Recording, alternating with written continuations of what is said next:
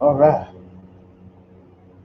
Sorry for the delay and doing some things. Appreciate you guys being here. Uh, again, again. Today, you might as well say today is the last day of the NBA.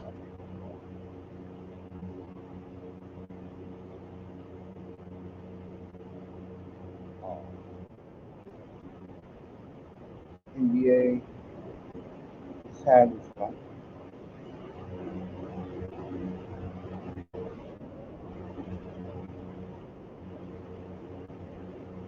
Let's be honest, it's been a boring off season. No one cares about Bronny James. You know, I see old boy ripped him yesterday. And I said it when they announced his knee was bad. I heard he was bad again the other night. Doesn't surprise me about young man.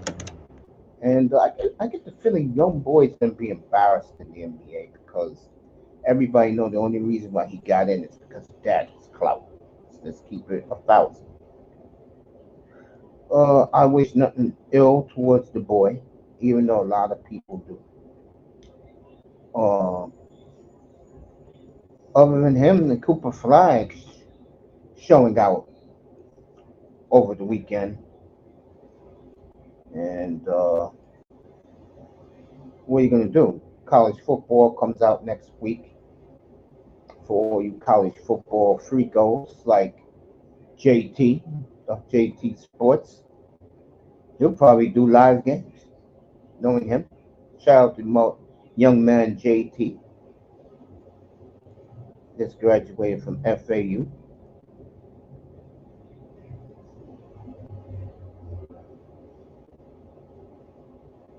Uh, College football is coming. I'm not doing it, but it's coming. It's coming, folks. College football. Oh man, college football, college football, college football. Oh boy, what are you gonna do, huh? College football Madden's out a couple of weeks in August. All the Madden heads out there can't get into those video games no more like I once did.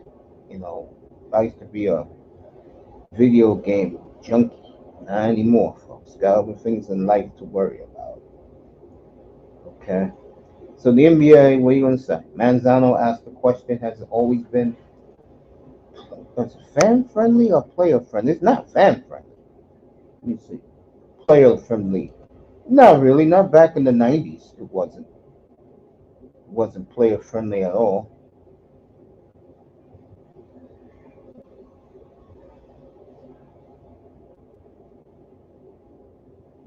Ravens talking about uh, PS5. How I've had mine for over a year and a half. Never opened it. Tells you where my mind and my priorities have been lately. You know what I'm saying?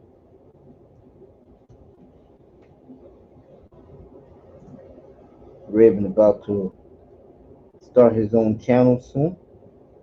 Late night. I'll be beginning late night, beginning except Friday the 13th, 11:30 Eastern time. Take you to about 4 in the morning. Talk uh, football, some light-hearted stuff. Should be good. Baseball pennant races. The night in baseball, the scoreboard. And you know why I'm so happy about doing this, folks? Is because football's here. It's finally here. You can feel it in the air. Um, a lot of stories this year. Uh, I have my targets. One of them is C.J. Stroud, of course. He'll be on my crosshairs. Mr. White Party himself, like he's a megastar. All he did was have one good year. We'll find out. And remember, he won his playoff game at home. He didn't win it on the road. Right? Let's call it like this. Uh, but back to the NBA. You're looking at these four guys in the thumbnail right here. All right.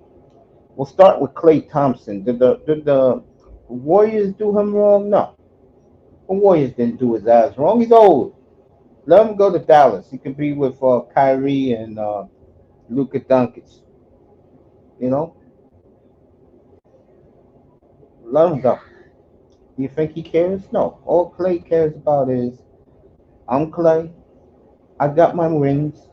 I got my money. I got my boats. I'll be fine. Uh, Miles Bridges, who cares? He went back to Charlotte. I guess he enjoys money and losing. DeMar DeRozan to Sacramento. Now I'm gonna say something about this. A lot of people think that this signing was just a money grab. I will say this: if Sacramento is the way they were back in 2023 and 25, they can pull a Dallas and come out of the West. They can do that. They can do something like that out West, Sacramento. If they are the team they were in 2023, they can be this year's Dallas out West. I'm going to troll all season long. Okay. Raven hates the NBA, hates that the Cowboys are good at best, not great, good. And then Paul George. I'm laughing here because if you fools really believe that Philadelphia is going to come out of the East, Cowboys are losers, Ravens killing the Cowboys. If you think Philadelphia is coming out of the NBA East, I don't know what to tell you. I knew Boston was coming out of the East. The question was, could they win the title? They shut me up. They did. Good for them. Good for the Celtics. Okay, they are the supreme team in the NBA. Not that team in Hollywood. It's the Boston Celtics. The Boston Celtics, Boston Garden, now TD Garden. That's the real Garden of Champions, not MSG. Last I saw, MSG had to bleach the two Nick championships. Okay, compared to 18.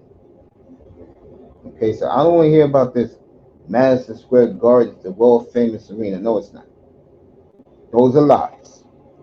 The world famous arena, the world famous garden is in Boston. 18 banners for the Boston Celtics.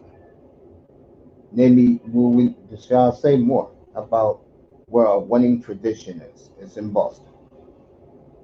Okay. Celtics, Patriots, Red Sox, and Bruins. It's in Beantown, not New York City. Okay. Mace, it's so bad about them around here in Dallas when Cowboys are mentioned. Folks get sick to this. I mean, they should. One team, there's two teams. Matter of fact, make it three teams. You won't hear me talk about up here this year. Miami, we know their story. Win a playoff game, it's all good. You lose, it's blown up. We know their story. Buffalo, gutless as always.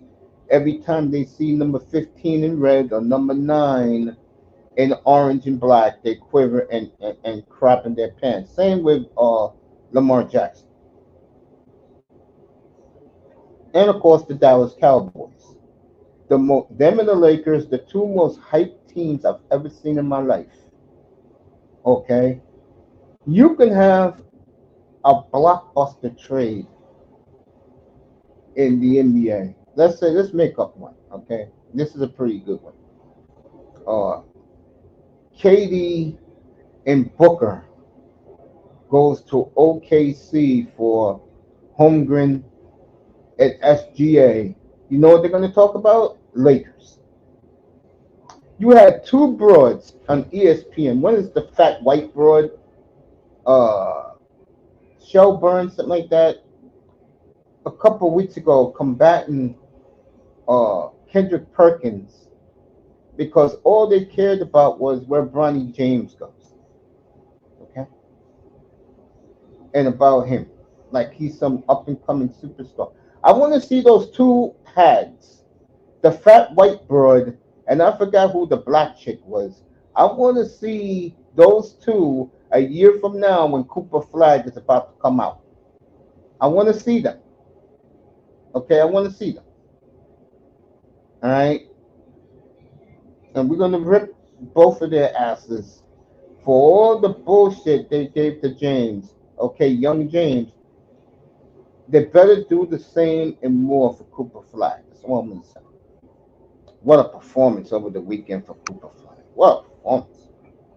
You talk about every team that, let's just call it like it is, has a lily white fan base in the NBA ain't tanking. Portland already told their fans they're tanking. Boy, I tell you, he goes out there. Uh, that will be interesting.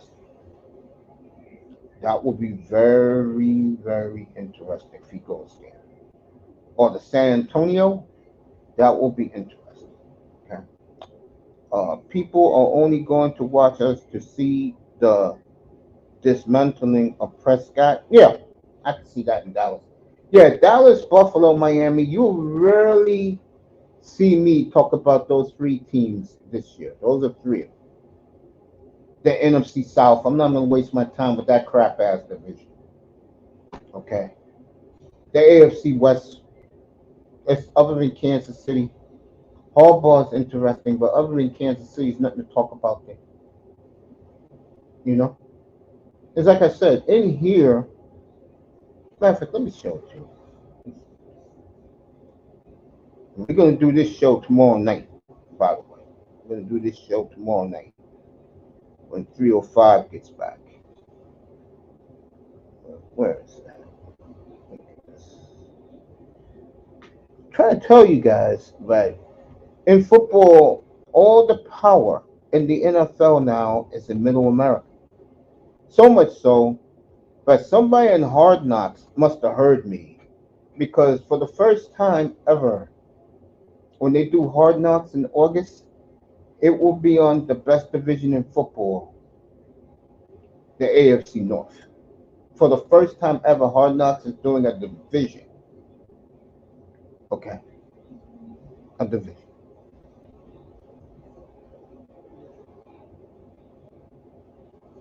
Let me get this right here.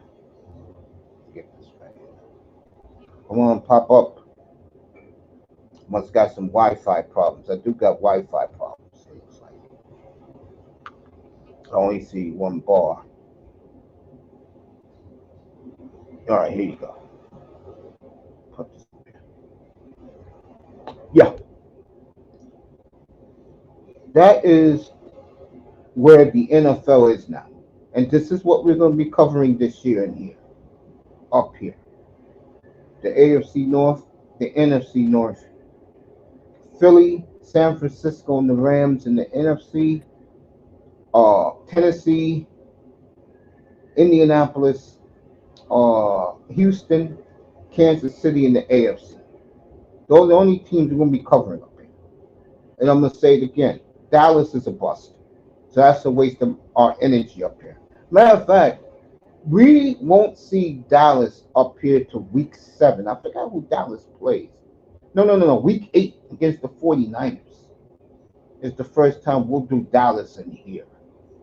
And then they got the Eagles. See, the thing about me, and I'm lucky that I get the NFL Sunday ticket. In New York this year, believe it or not, both Cowboy and Eagle games will not be shown because the Jets, the first one is the Giants are in Seattle. Okay. The second one, the Jets are playing somebody real good that day at 4:25. So both Cowboy Eagle games I will do up here because here locally it's not going to be shown. So, but yeah, there you go. The leader of the new NFL power, of course. Hey, Bandit, salute to you, man. Bandit Nation in here. saluting of myself. For every Jordan Love sack, I'm paying out $20 to my channel members.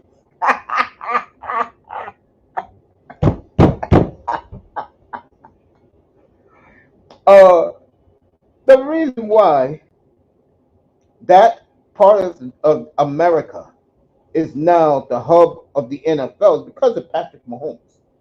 Don't get it twisted.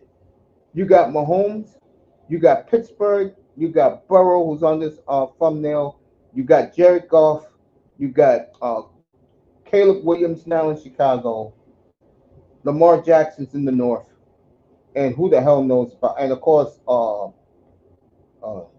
Deshaun Watson, who's looking phenomenal in Cleveland camp. This kills me. Okay. Yo, you back? Welcome back, bro. James Kills in the building, my boy.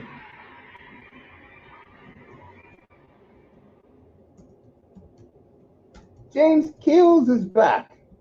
Yo, salute. Yeah, that's Kills. Yeah, it's James Kills. Hold on. Let me get him up here for a few minutes. Let me finish this. Then I'm gonna bring Kills up here for a couple of minutes. It's good to see James Kills, bro. You talk about a man that disappeared from the face of the earth. I know the reason. I'm not getting into it. I hope everything's good with him. One of my favorites. One of the guys I ride and die with in the black YouTube spaces. I'm gonna bring him up. But let me finish this, and then we're gonna continue this. Because the NBA is dead right now.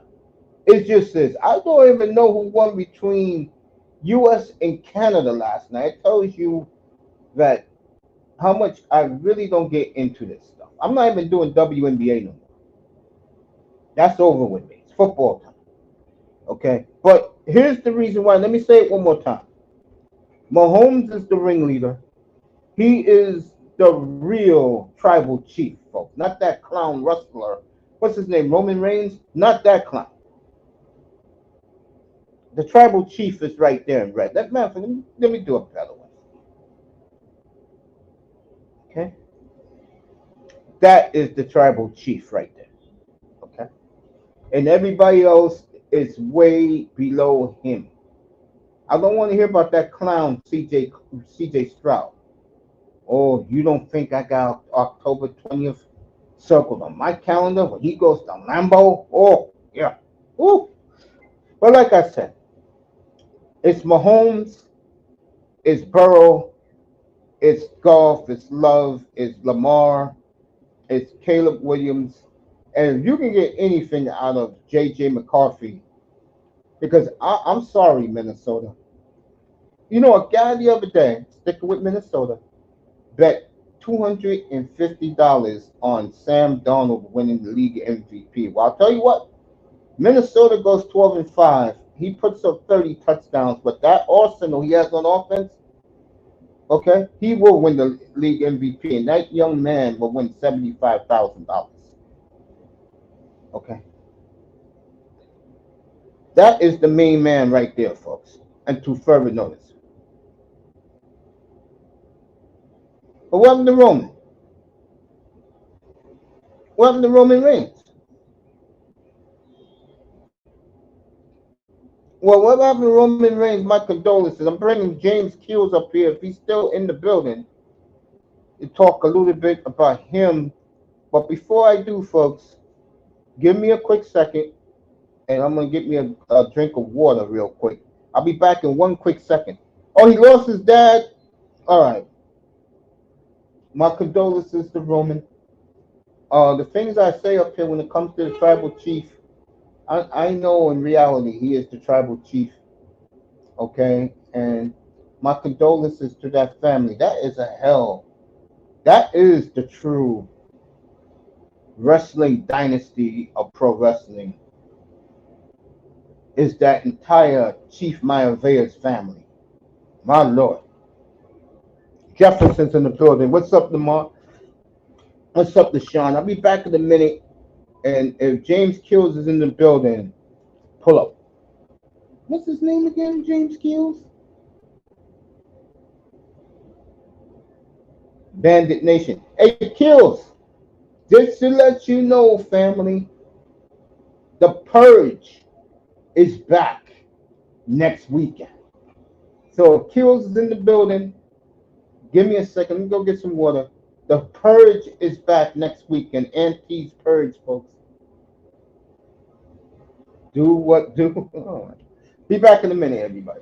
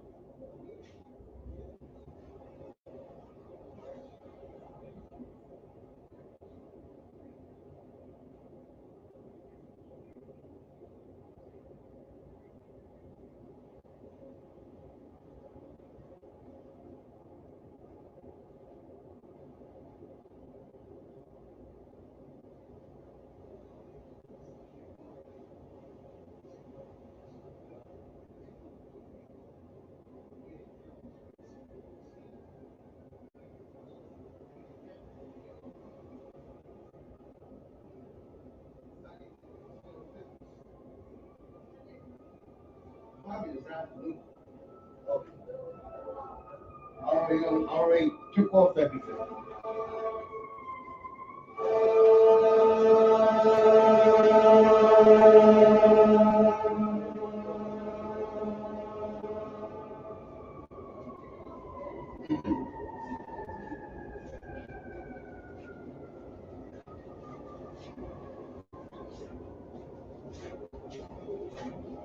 I'm back.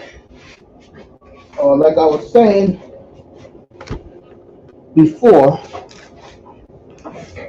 power of the NFL. And again, my condolences to Roman Reigns and his fam. The power of the NFL is right here, folks. And again, Mahomes is the head chief of the Kansas City, dead smack middle America. Green Bay, the Bears now with Caleb Williams, Jared Goff, Lamar, Burrow, Deshaun Watson. And then, like I said, the other contenders, in my opinion, are Philly, Frisco, and the Rams. Well, I love the Rams.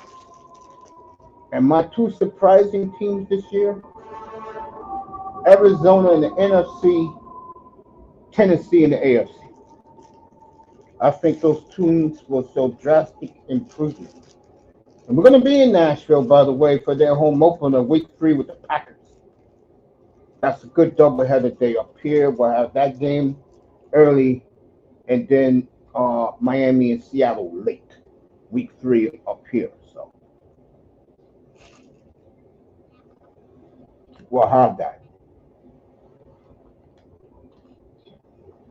So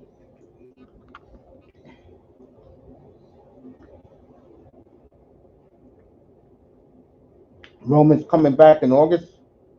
Okay, I'm still on damn y'all sport teams, and I don't care. No, now I look at it a pan hit. Let's see what else.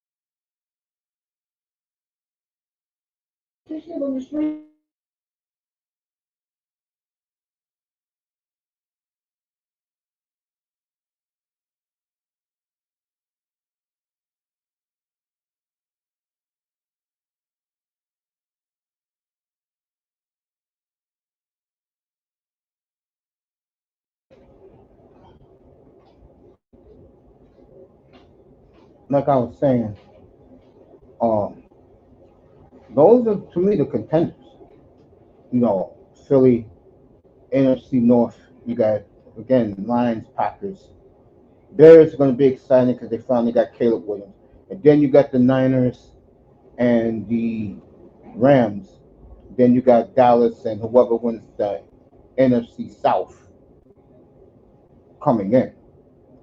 We're gonna have training camp. What's today's date? The 11th.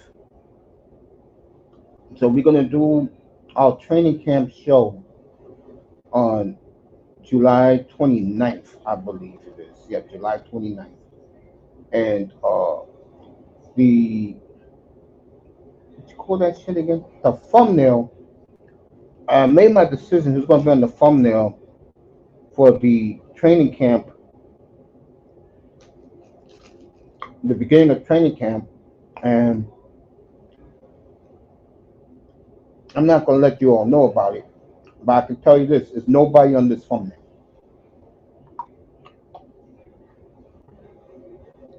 The league thinks so highly of this player that 7 of their first 11 games are on national TV. And I'll unveil it on that day. Monday, July 29th is NFL training camp. We'll cover it up here. Um, Dallas, again, and to me, Cowboys are very irrelevant. So is Buffalo. Those teams ain't going anywhere. You know, Miami, again, it's so bad in Miami that the head coach, Mike McDaniel, is synchronizing practices and meetings all on 24 after the hour. Why is he doing that? They haven't won a playoff game in 24 years. So to me, unless they win a playoff game, that's the only thing you could talk about in reality with the Dolphins this year. Can they win a playoff game, and can they beat some good teams along the way? That's their story. Nothing else. I mean, nobody wants to hear Super Bowl. Nobody wants their AFC Championship. No one cares. Win a playoff game, and then you can take it from there. Don't, then, hey, like Mike McDaniel said in his press conference back in March, if we don't win a playoff game this year, none of us will be here next year. He ain't lying about that. Um, I'll talk about Tua and Jordan Love's contract situation next week. It's not the time to talk about it, only because it's still early. It's not training camp. I know Love. I can tell you this right now.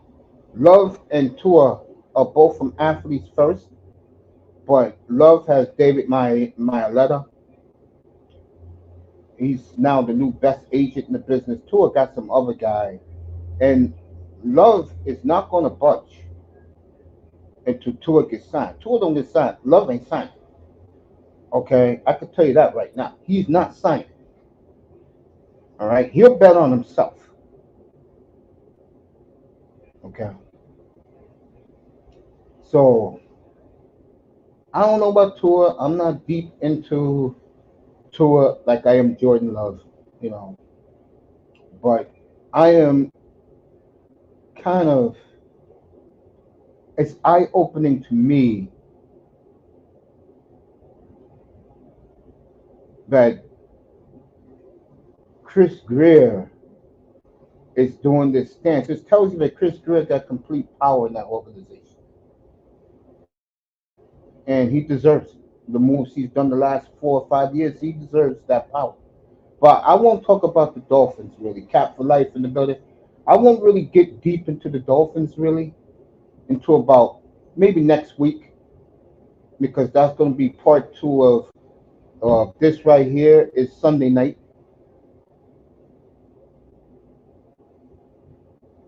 Yeah, see, this is where this is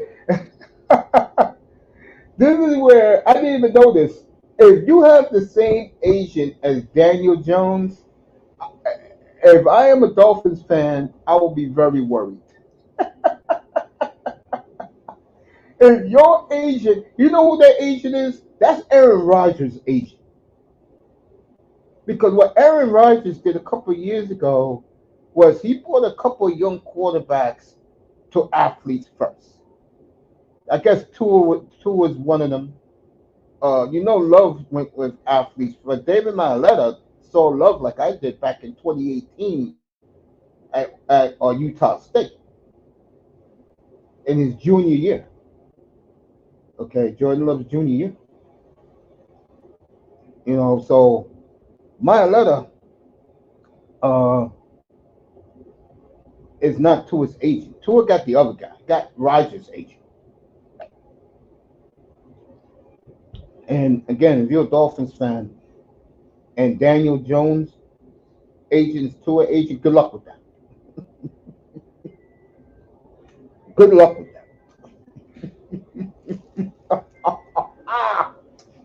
Seriously, good luck with that.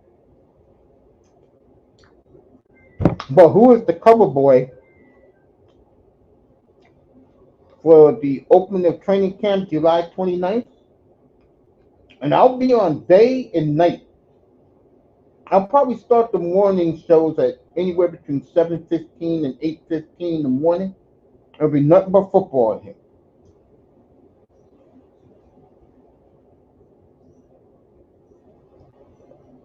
You're right about that, LaShawn. By the way, I'm not going to be doing much Dolphins this year, but I will say it now. They will win the AFCs. They'll finally get a home game, and we'll see what they do there. They'll win the division.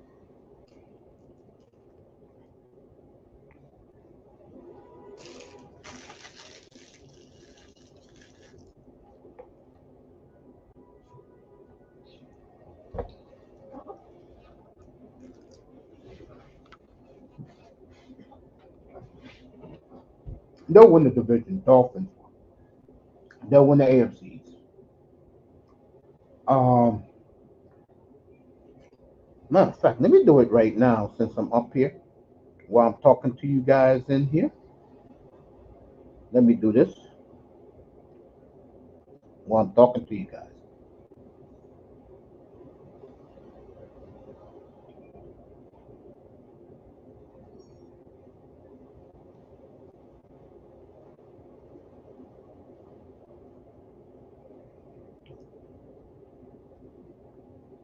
Um,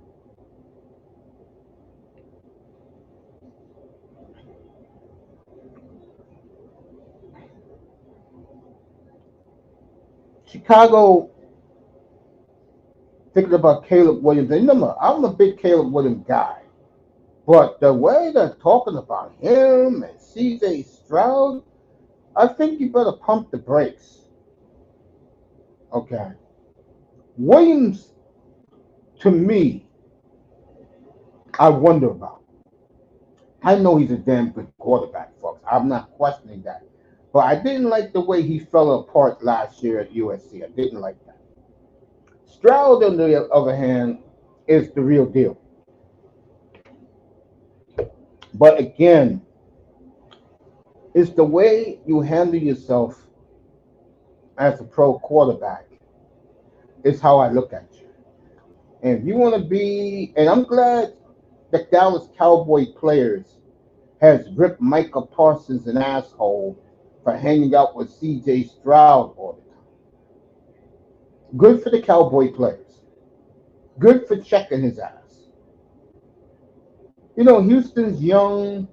You know, they don't care. They like getting their due to a degree. But Dallas, this is DEFCON 9 for the Cowboys. Forget DEFCON 5. This is DEFCON 9. This is World War 6 for them. Now, unfortunately, I think they'll blow up, and then Dallas will, I guess, start over again. It's the only thing you can do. Same if the Dolphins don't win a playoff game, you know they're starting over again. Because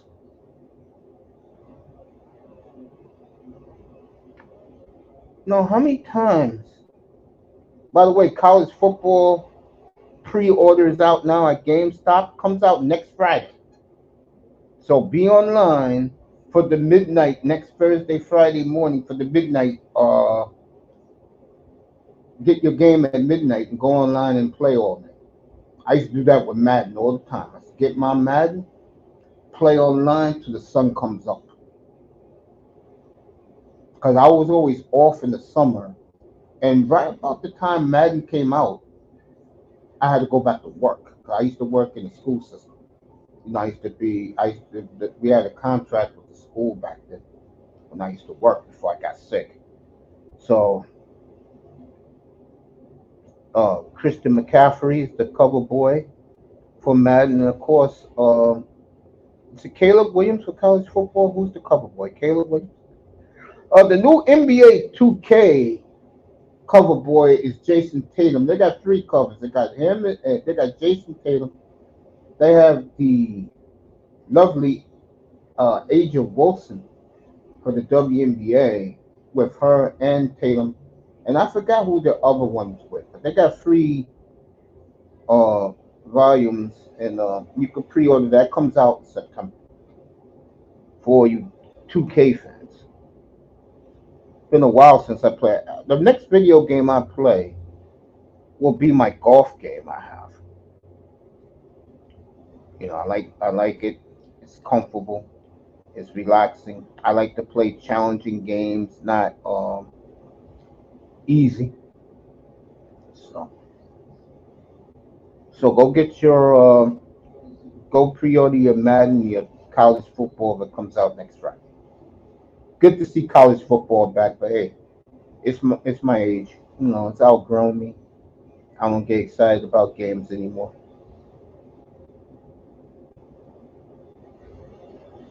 Back to sports though. I'm gonna switch it up to some baseball. I was talking about this last time I was on. Phillies, from right after the All-Star break, they go to They got easy. I forgot who they play, but then they go to Minnesota, and from July 20, let's see, from Monday, July 22nd on to August 31st, they got the toughest schedule in all of baseball.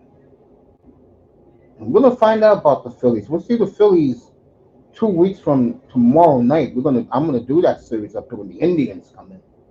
You know them now as the Guardians. I always call them the Indians.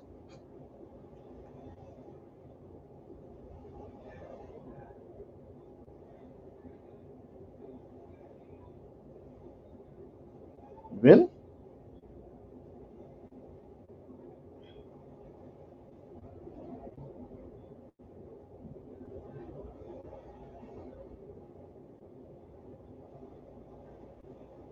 All right, they're gonna be streaming.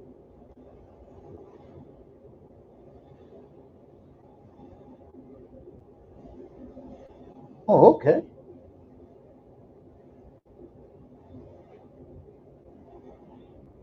You see this NBA League Pass is giving 50% off if you register right now. Let me take a look at this because they're doing that. I'll get my NBA League Pass right now. Shit. Take a look at this.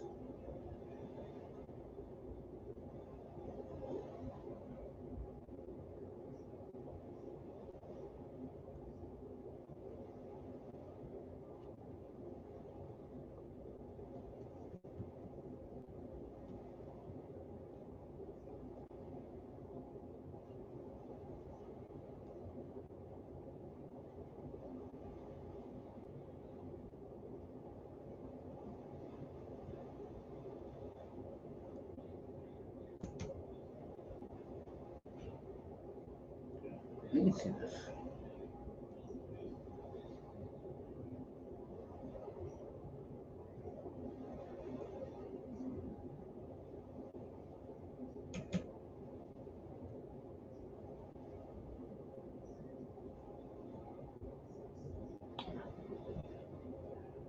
Let me see what this bullshit is right here while I'm talking to you guys.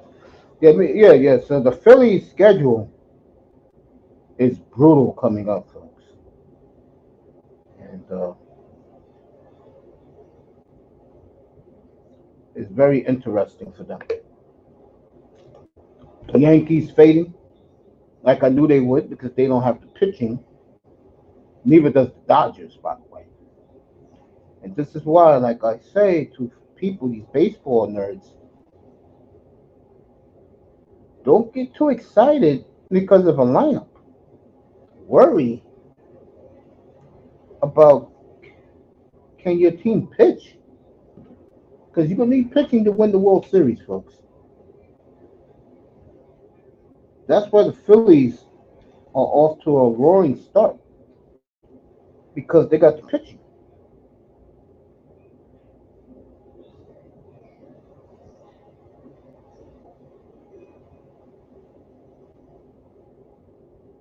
So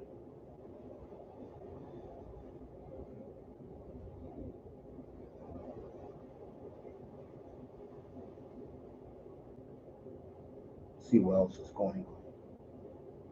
Miss Melina in the building.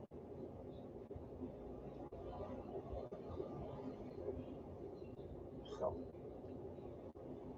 back to the NFL. Like I was saying, it's going to be interesting in football this year, folks.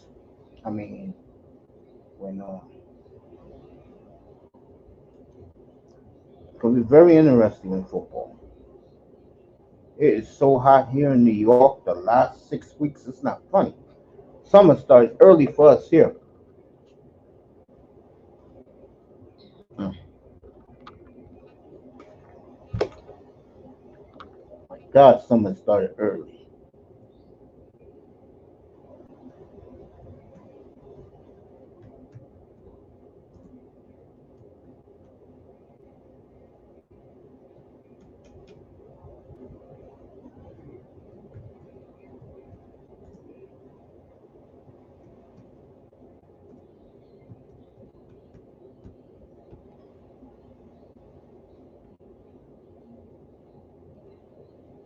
Good morning to Miss Melina. Good morning to everybody again. But back to the football. Hey, look, it's so obvious that who are the contenders and who are the pretenders. Okay, Buffalo is a pretender. Dallas is a pretender. Okay, but the team we will highlight in just a couple of weeks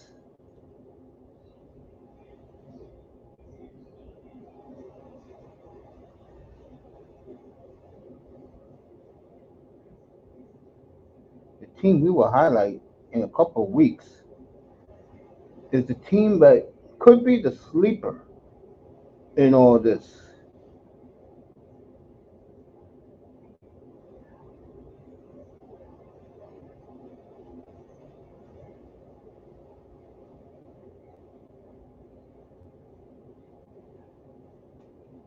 Could be the sleeper in all this.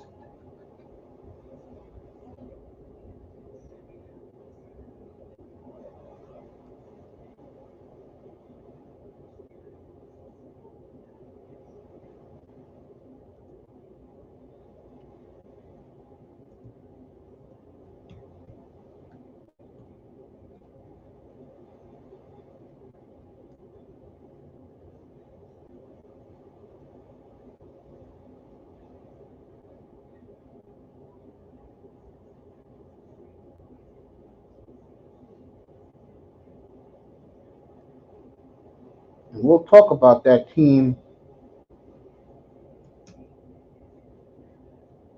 in exactly 2 weeks. When's the 29th? In 3 weeks? We'll talk about that team in 3 weeks.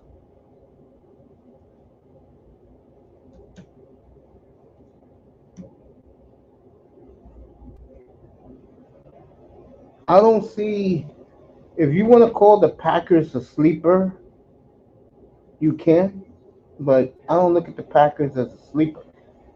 I look at the Packers as a contender, but I don't think they're ready yet. So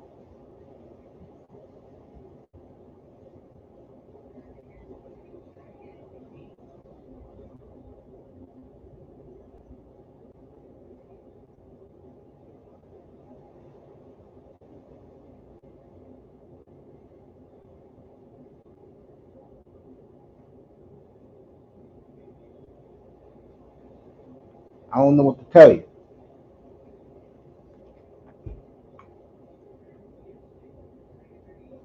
I think in cities like Buffalo and Dallas, it's going to be painful disappointments. And I'll say it again for Buffalo. I forgot the young man name from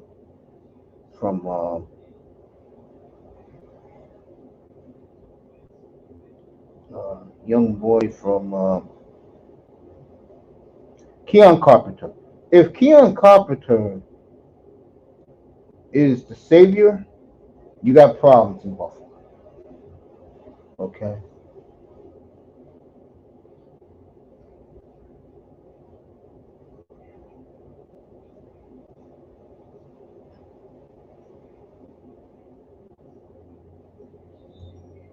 NBA prospect hype, bro.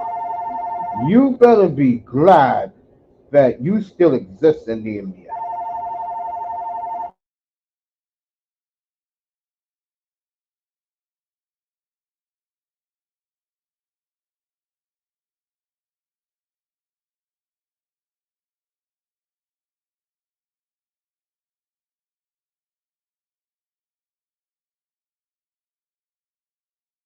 You better be glad that you people still exist.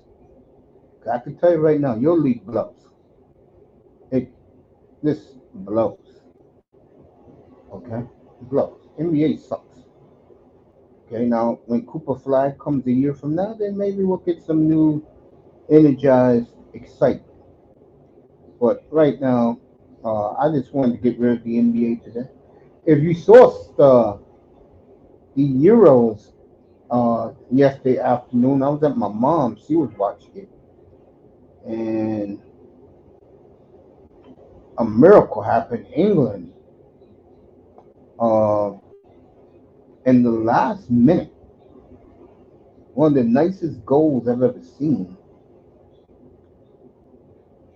Beat the Netherlands yesterday. And you know the Netherlands, it was so funny.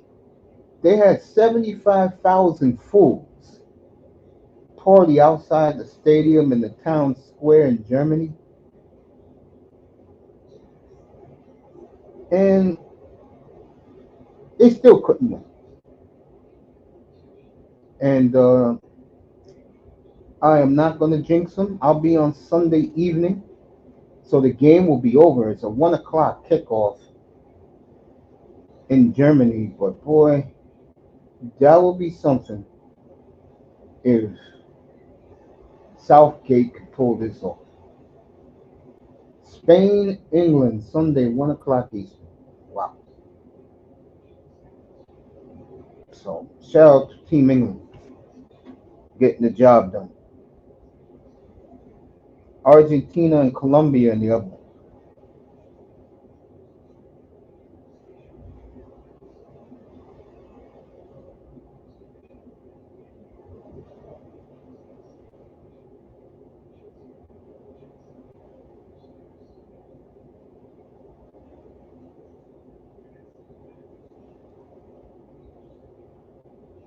So very interesting.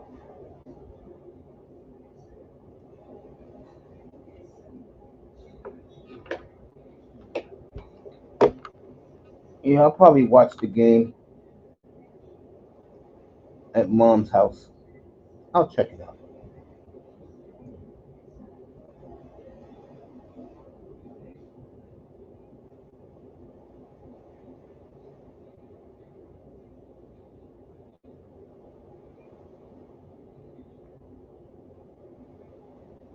Definitely check the game out.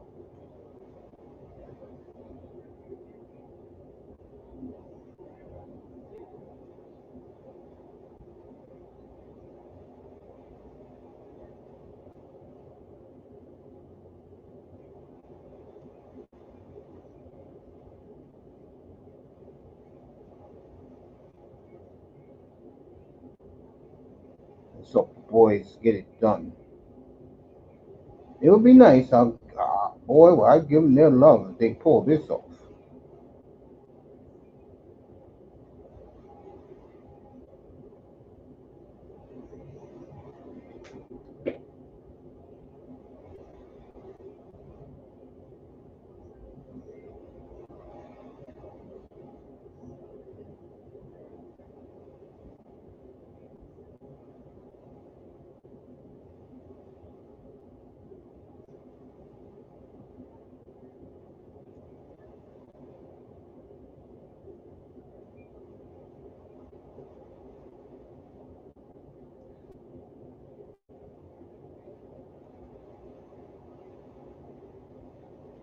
Oh man. So we got the NFL this morning. We're doing that. Get ready for next week.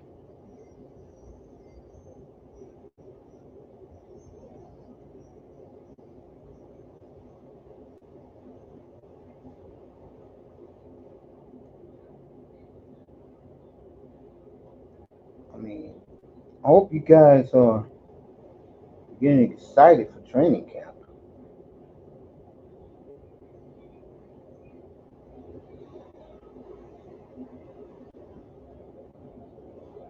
Because I am. I'm very excited for training camp.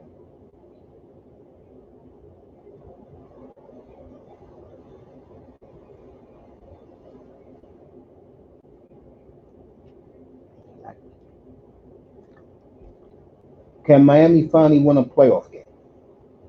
Buffalo. Can they beat Mahomes? Can they beat Joe Burrow? Is it too late for them? I think it's too late for them. I do. You didn't get it done before. You're not going to get it done now. You didn't do it before. You're not going to do it now, man.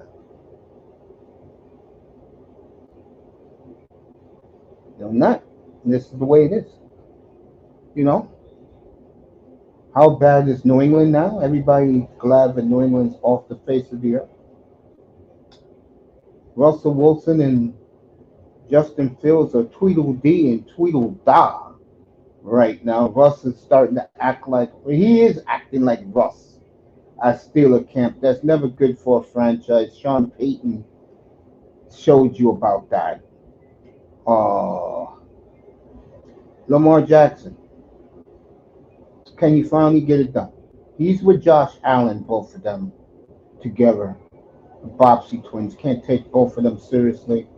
Is Joe Burrow finally healthy? Is he back? If he is, Bengals are right behind the Chiefs for Super Bowl contention. And is Deshaun Watson ready to play a whole season of football? Is he ready? I'm picking them to go to the Super Bowl. Is he ready? I know the defense is ready. Huh? Then in the South, you got Anthony Richardson, the unknown. All these people hyping him up. He's this, he's that. I'll see him opening day against Houston. Where are the Jaguars right now? Nobody knows. Are they the team from 2 years ago that won the division and was down 27-0 and they beat the Chargers in OT, or they who they were the last couple of years? Of course, Houston is, can the Texans take the next step? They're going to be the bandwagon team, even though lately, if you've been watching ESPN, it's been the Packers all of a sudden. I can understand why. Uh, Mike Tannenbaum a month ago said that if there is any other player in the NFL he would take besides Patrick Mahomes, it would be Jordan Love. That caused a big stare. The CJ Stroud look. I would rather have my quarterback take care of his responsibilities to take the next step to be great than a quarterback that the media is kissing his ass everywhere he goes, and he's going to Michael Rubin's white parties out in the Hamptons. Okay, I'll take my quarterback that's focused and has a main goal. Okay.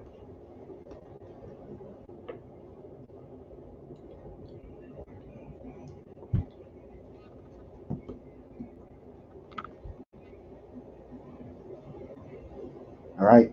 I'll take my man, the phenomenal one in Green Bay. That's all. Okay. Speaking of Green Bay, let me do them real quick. Then I'm gonna go back to Tennessee. Green Bay, can they accomplish what they want to accomplish? I say no, but who knows? We'll talk about that more Sunday night. I'm just giving you guys a prelude to Sunday night. And of course, the question is, and I'll put it in the question, is Middle America top dog in the NFL? My answer is hell yes. And I'll tell you right now, don't look now, but if Richardson and Will Levis perform AFC South, you got to put them right behind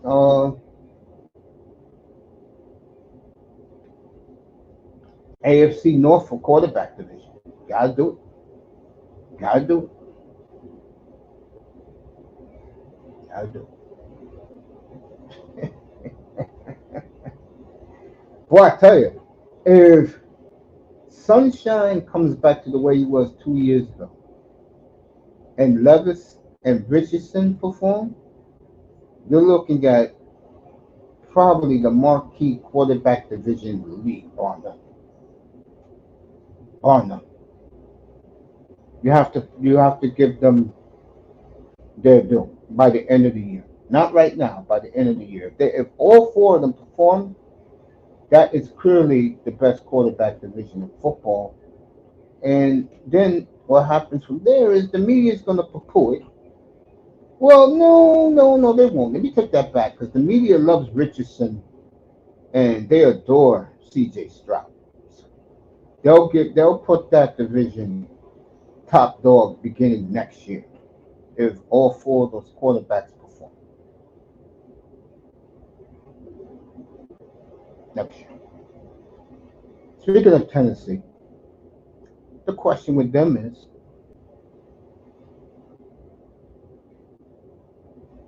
um,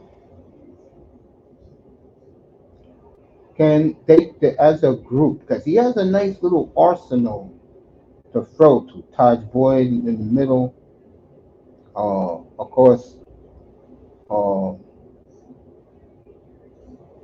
my two guys. Uh, he got kids to throw to.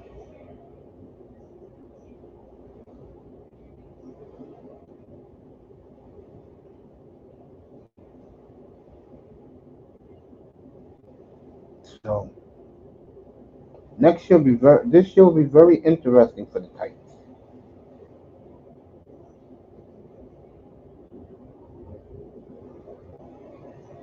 Hopkins looked good out there.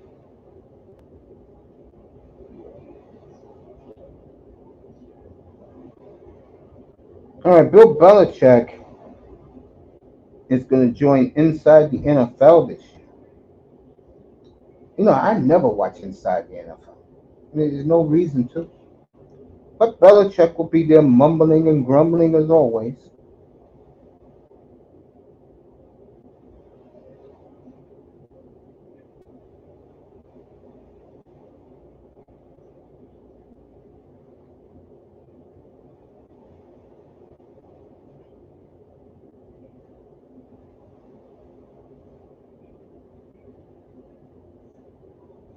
Hmm.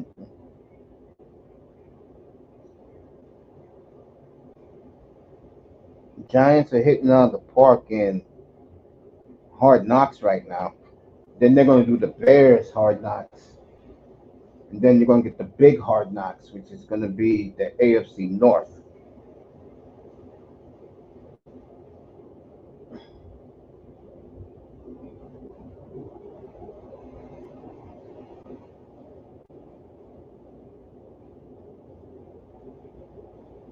Let me see if this question is while I'm up here.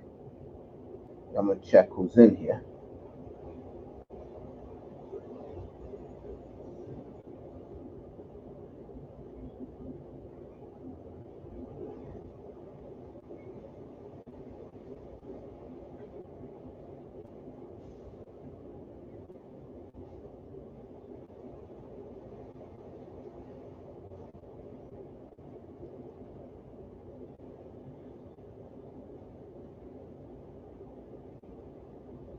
College football is a month away.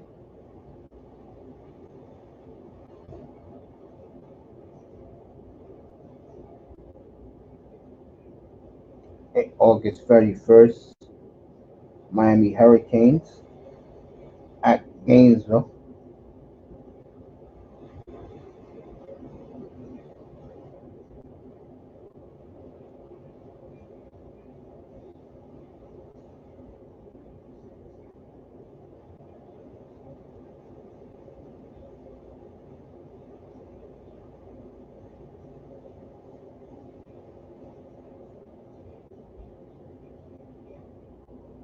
I'm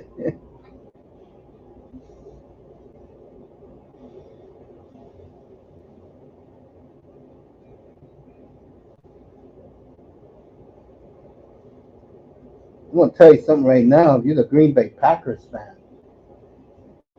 you better hope Tua gets a deal. Because if Tonga don't get a deal, Love ain't signing. And I can tell you right now, Love is gonna bet on himself. Your worst nightmare for Green Bay Packer fans if Love gets it done this year. If he takes you to the bowl, you are not going to afford his price. His price is going to be at 70 million. And I don't see the Packers. I can see the Raiders paying. Get Devontae Adams will bang on the table for that. Devontae.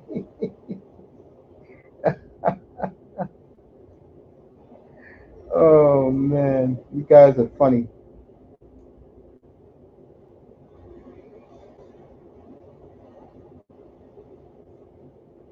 Well, the Titans keep on keeping on. Just signed Jamal Adams yesterday.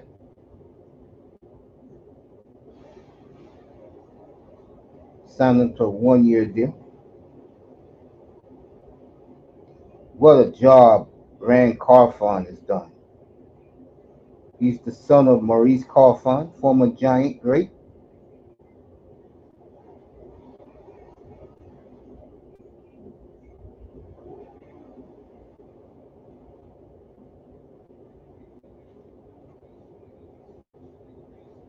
Maurice Carfon and Jamal Adams' father were roommates with the Giants.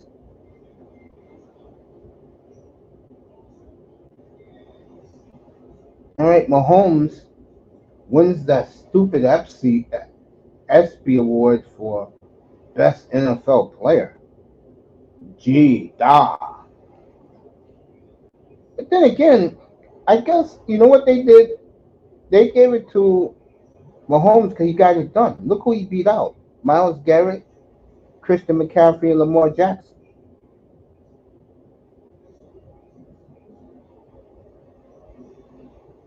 So Jamal Adams to the loading up Tennessee Titans, folks. That is going to be some team. We'll see them in Nashville week 3 against the Packers.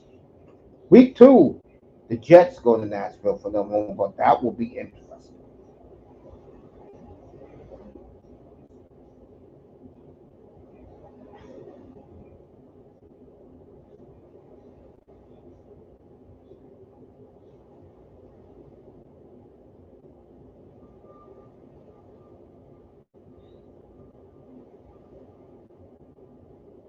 All right, Indianapolis be wearing the Indiana Knights uniforms week 12 against the Lions with the black helmet. Looks nice, looks sharp for the Colts. That buddy that's a diehard Colts fan.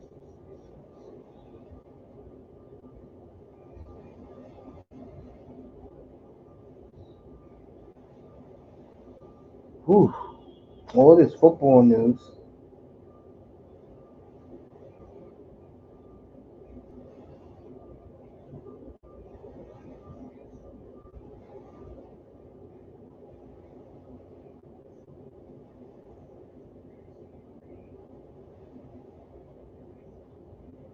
The new Netflix Peyton Manning series is on receivers. Devontae Adams, Justin Jefferson, George Kittle, and Amon-Ra St. Brown.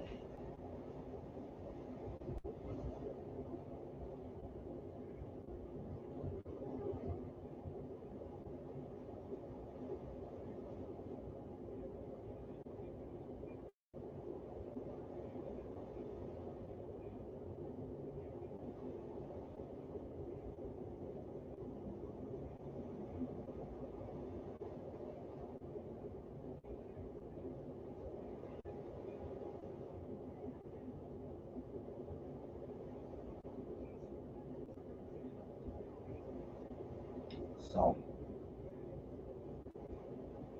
got me looking at the football. All-Star break coming in baseball.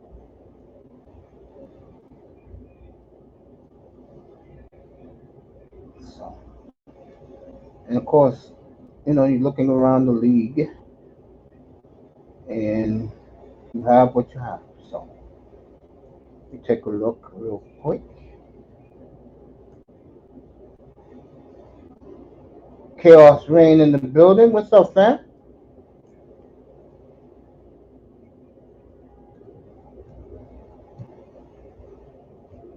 There you go. Good to see Chaos Rain.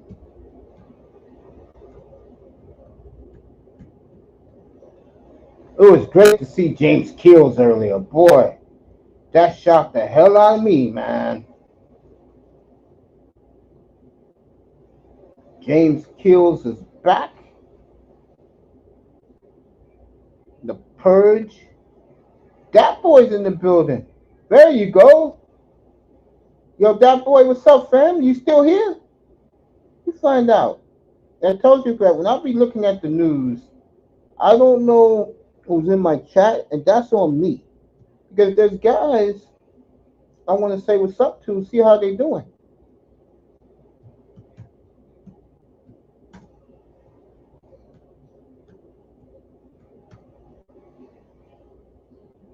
Dat Boy in the building. Yeah, pull up. I'm gonna drop the link. Pull up. I'm gonna drop the link right now.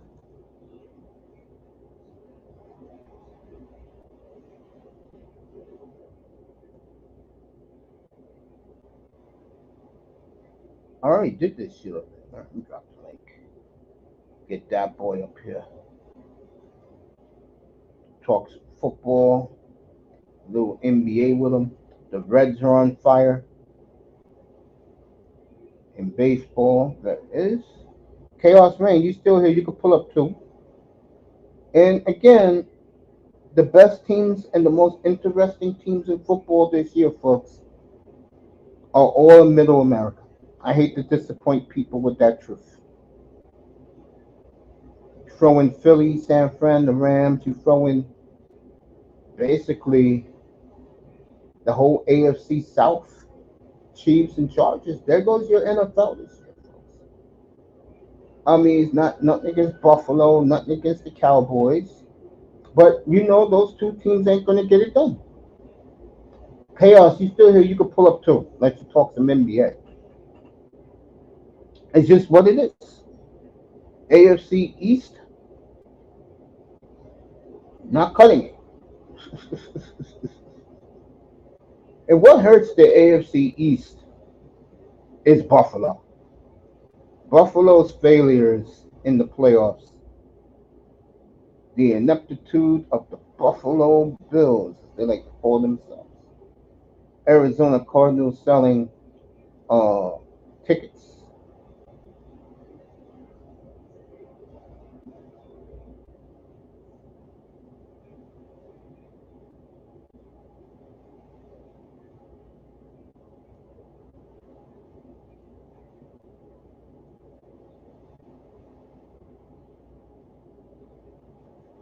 So, you look over there, it's not cutting it, folks. That's the fault of the franchise. Dallas isn't up because they're not going to win big in the playoffs. And the sad thing about Dallas is you buy into all that hype, and it's the same bullshit.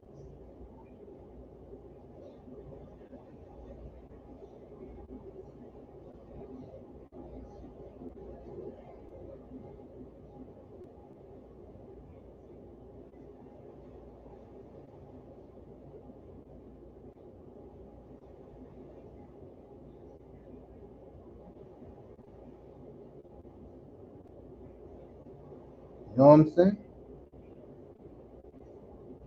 You get tired of hearing the hype, folks.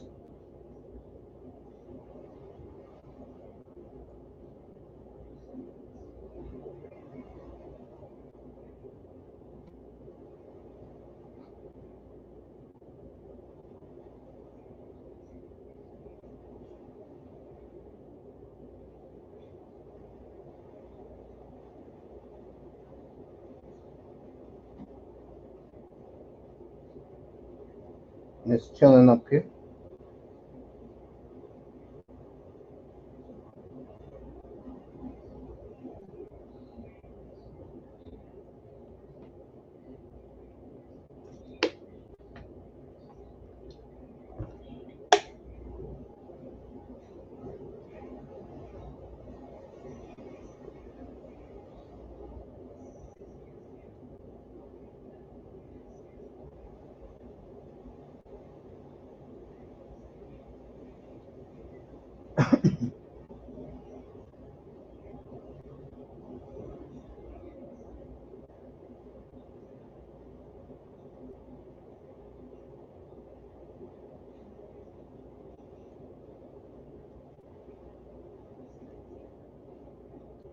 So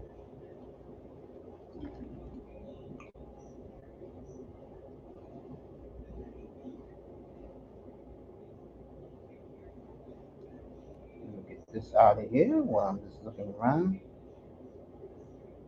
You know,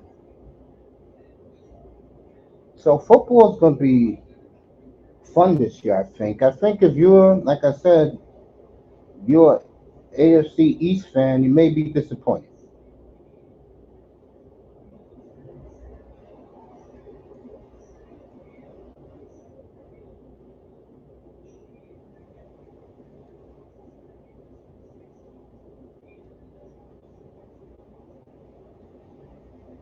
And it's all these football teams, and rightly so, are doing return of football.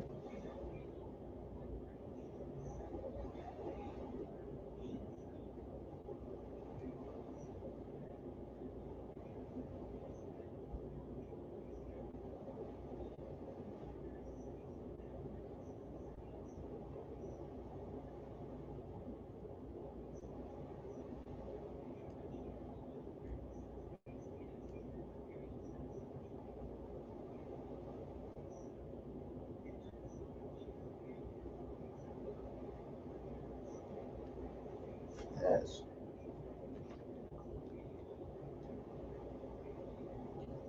I'm just sweltering in the hot heat in here. See if anybody pulled up.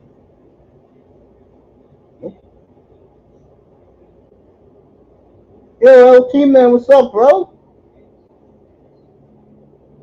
I'm burning up here in New York, man.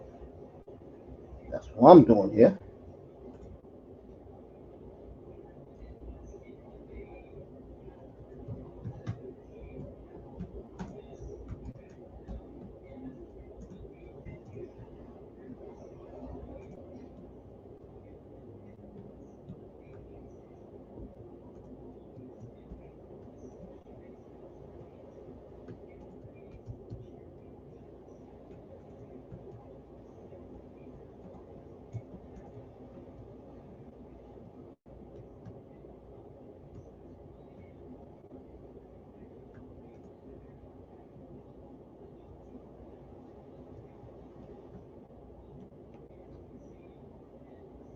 Say what's up to LT, man.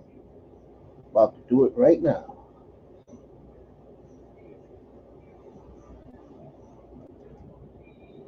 LT, man, in the building.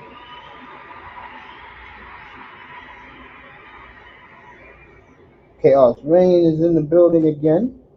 And she has popped up here. Yo, LT, do me a favor. Drop the ad that you want me to do. What's up, Chaos? I know what you want to talk about. Go ahead, bro. What's good, hear me? I hear you crystal clear. Thank you. The right picture.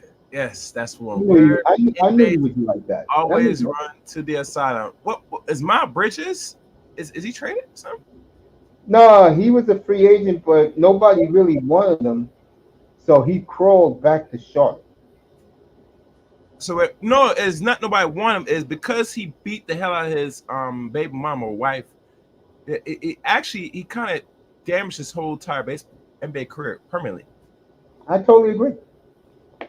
But you see, a lot of young dudes don't understand that we live in an age where women are running things in a way.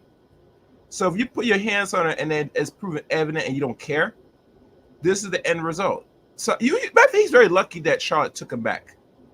I totally agree. I'm not sure if and mind you, he was going to sign a very good lucrative contract. He was on a contract when he was beat his baby mama. I say, you fool! You should at least played it off a little bit, right, until you get the contract. Then, if it came out, it came out. But you up at the point where you were about to get the actual extension. You told us to go ahead. Are you out your fucking mind? I feel you. But now I gotta look at what he's making now. I doubt he was gonna make the money he was supposed to make now. And after Shaw is done with him, that's it. He's going to probably play overseas. Because we try to test the free market, I guarantee nobody was going to touch him. You're right. I'm not arguing with you. You're absolutely correct. Yeah, but moving on to better things. I'm kind of happy that DeMar DeRozan went back home in Cali to play for the Kings. I think the Kings got a very decent pickup.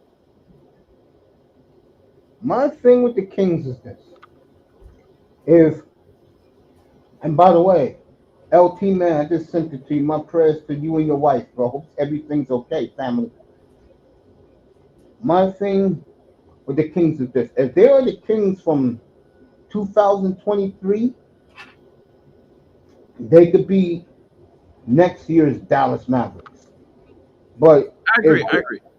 but if they're the same, I'm gonna read it after this. Don't worry, I got you, fam. I'm gonna read it right after this.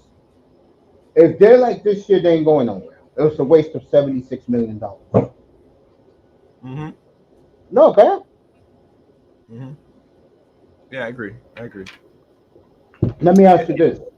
Yeah. After this, I'll read the ad, LP man. Don't worry about it. My prayers are with you, bro, and your family. How did you like the move for Mikal Bridges? I got Aunt T's version. I want to hear yours. Mikal Bridges. I gotta see how he plays, but this is a very much a good pickup. Cause now they got a two-way guard forward that he could play either position, and he could defend very well. When he was playing Brooklyn, he gave him some good numbers. But my thing with the Knicks move forward is you need someone that's gonna at least play both ends properly. I think Mikal does it good enough. You get me?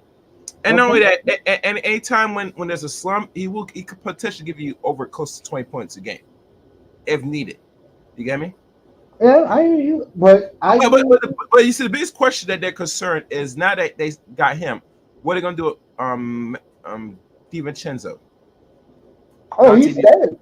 no. They're Oh, thinking he comes simple. off the bench. Well, Him and Josh Hart come off the bench. a lot of those so-called basketball analysts, the ones that's New York where you're at, the other top YouTubers said that they think he might not be comfortable playing back on the bench after the playoff run. Nah, I think the Knicks are deep now, deeper than before. But this is my question to you. Yeah. I'm gonna read LT Man's ad. 5 number 1s and a second for Mikal Bridges, bro. Oh, I think we covered this already when I told you about this. Whatever the Brooklyn Nets want, you got to give them to get this player. And let's be honest, Brooklyn and New York are not known, or once New Jersey Nets are not known for doing trades with each other. They have not traded in over 4 generations. I mean 4 decades. So for them to take the offer the Knicks gave them, um, they're going to take it because let's be honest, Brooklyn's not going to be anywhere near in competition in the next 5 years. So right now, and here's this, Mace, they're stuck with Ben Simmons. They're going to play his contract out, bro. Yeah, it's last year. The Nets are gonna have so much cap space next year. They're gonna have nearly $100 million in cap space. Yeah, but it Bro, doesn't matter if they have 100 million if no one's not really attracted to play over there. Now no, they could probably get Donovan Mitchell to play back in New York. no. He just re-signed with. He signed the max with the Cavaliers 2 weeks ago, Well, which shocked the hell out of me. that tells me he has no options because I know he didn't want to play over there. But there's no other team, and I see why Donovan Mitchell did that because one time his opportunity he wanted to play for a really competing team, and he know Cavaliers nowhere going to get close to that. So he had no option to sign because it's either that or you go take a risk in Brooklyn Nets, or you go back out west, or you go out in the east. And really, be honest with you, I think he could have got more money, either playing for the Heats or some other team. But because he looked at where his options land, he said maybe if I sign this extension here, maybe they're gonna get tired and I play a certain way, they're gonna probably trade me to a competing team. That's his thinking why he did that. And I'm telling you right now, don't beg on that. If you sign his max, He anytime, did, yeah. and I'm not sure if you put a trade clause or no trade clause, I'm not sure how it is structured. You're stuck there until they're tired of you. Well, let me I ask mean, you a question. Hold yeah, on. Wouldn't you take 300 mil to play in Cleveland? they gave 300 million. Yeah, would you do that? Depending on what his age. How old is he? It's about 28. All right, and then that's the most money he's ever going to get. So it better off you take it.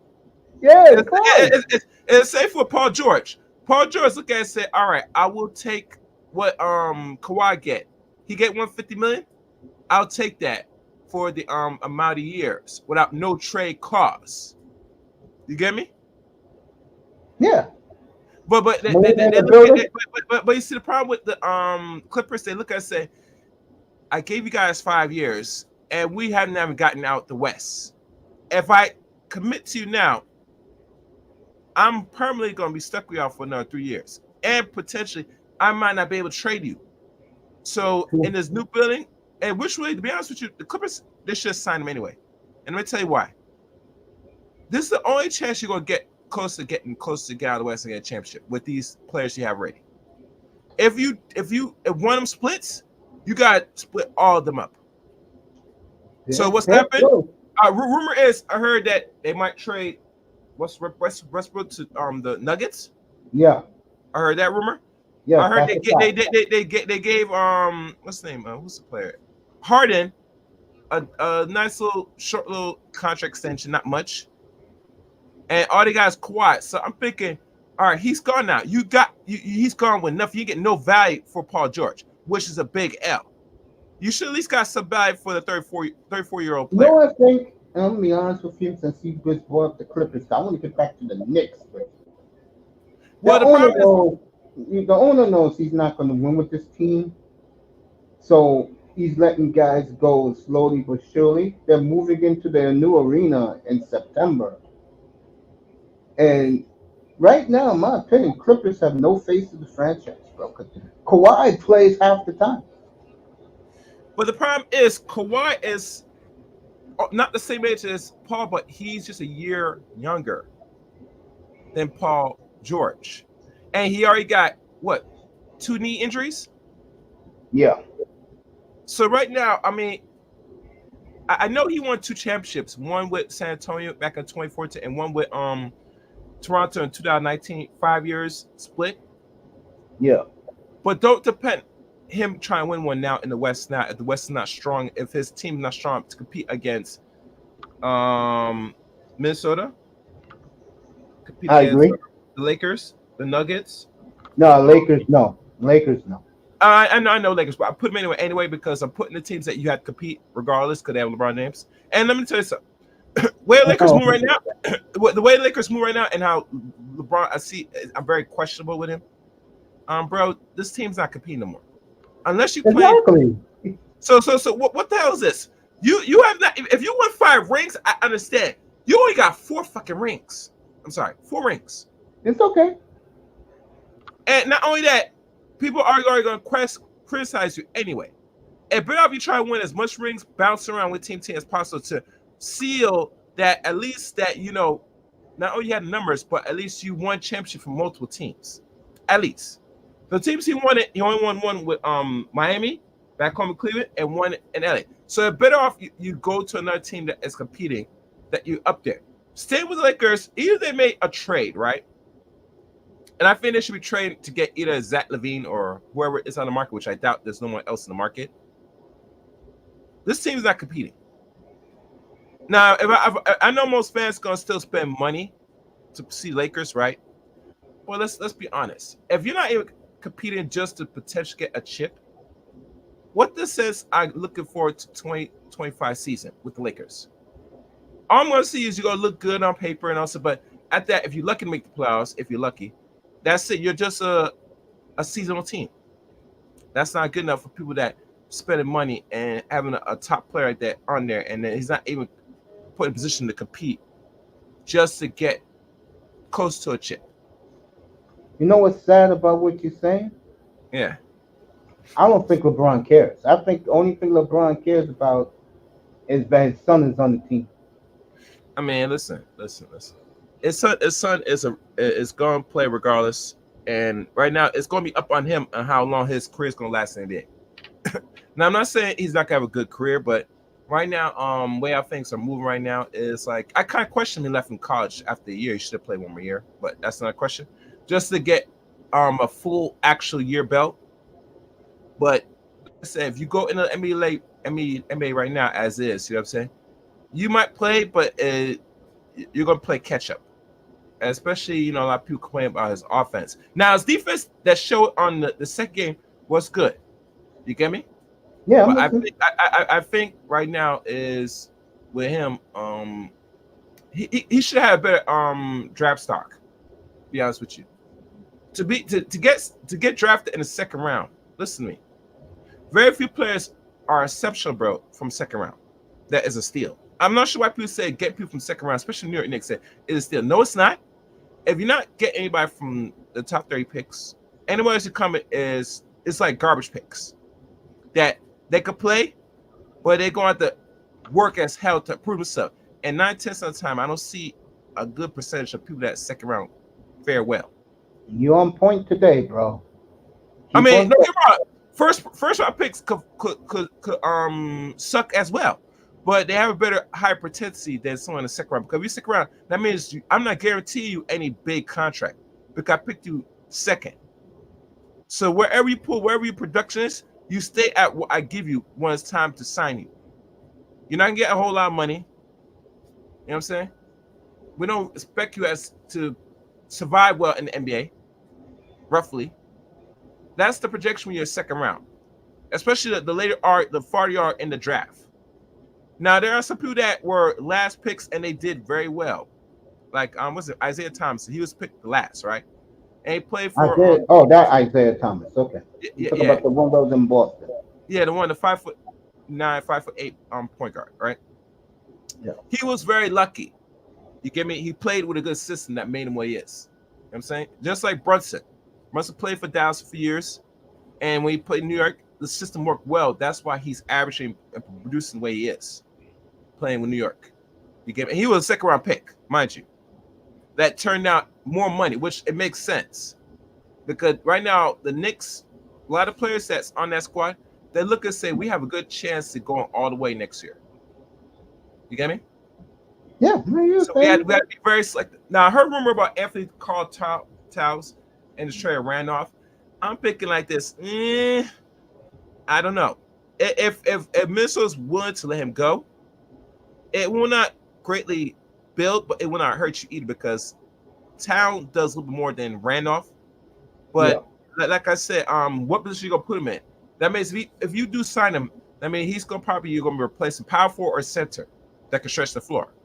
So you need someone that's gonna be one of those bigs that's gonna defend enough. That's gonna go back to Mitchell Robinson.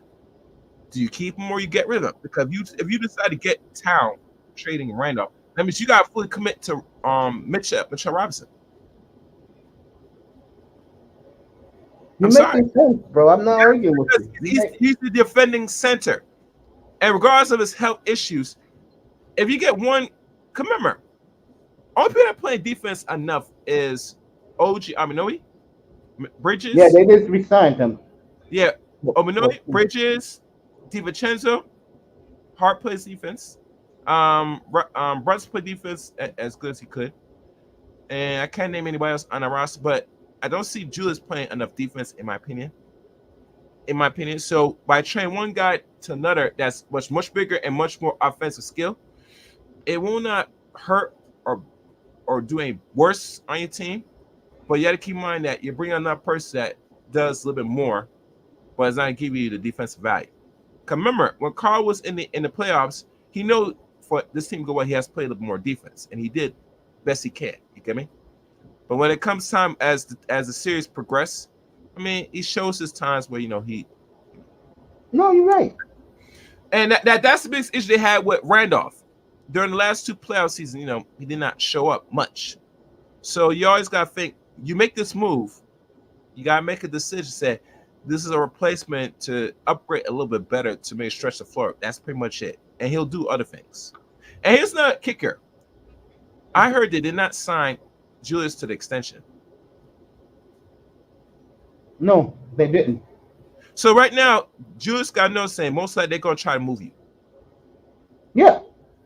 They want to get another center. No. They're gonna move you by the season. I guarantee they're going because listen, they're not gonna do what the Clippers did with Paul George. They're not gonna play it because if you play it out, he could easily walk, and now you got nothing in return. And trust me, the manager that's running that, he's not letting no player fucking walk. The Knicks said, by the way, just to let you know, they said they're done with their moves.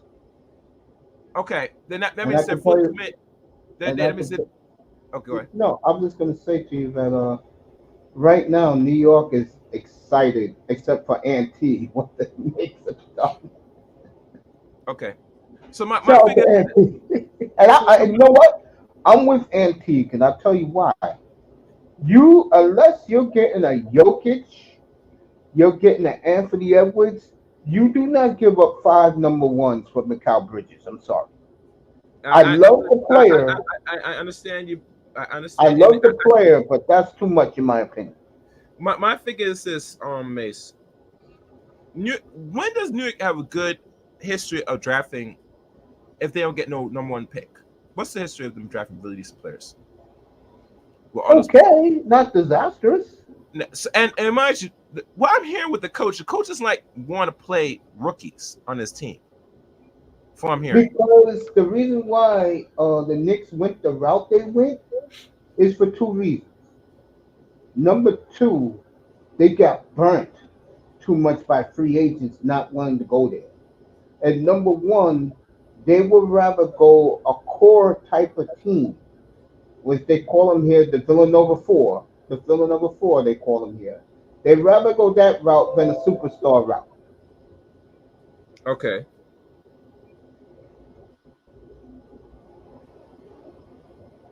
I do agree with that, by the way. yeah. But again, I wouldn't have gave up 5 number 1s for Mikal Bridges. Wouldn't have done that. I mean, at the end of the day, they made moves because they see something much greater down the line with the squad they have. So, Yeah, but know what they no, no, see?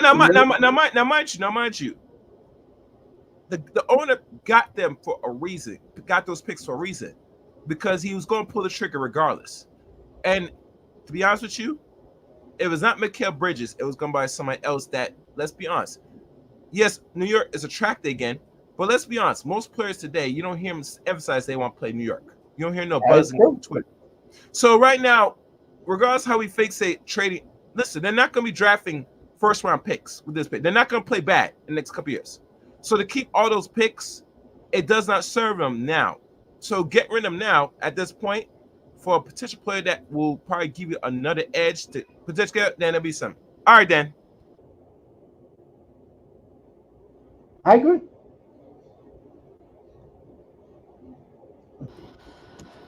All right, so that's my basketball news. Anything else? No, I want to say one more thing. As that boy's up here, I want to say one more thing to this. Yo, pull up. I want to say one more thing to this. Oh, he left. All right. What's up? What's up, nephew? How you doing, man? That boy is on mute. I'm good. I'm good. What's going on? I'm good, man. How your summer going? We haven't seen you in a while. Yeah. I just been busy, man. Been busy. I hear you, man. I hear you. Let me ask you this, because I know you're a big Lakers fan. Are you disappointed that again nobody wants to play with LeBron? I mean, I'm not disappointed. I already expected that. It just them getting Bronny. That's just the icing on to the BS cake. Like it's just, I don't know. I don't know where the Lakers go from here.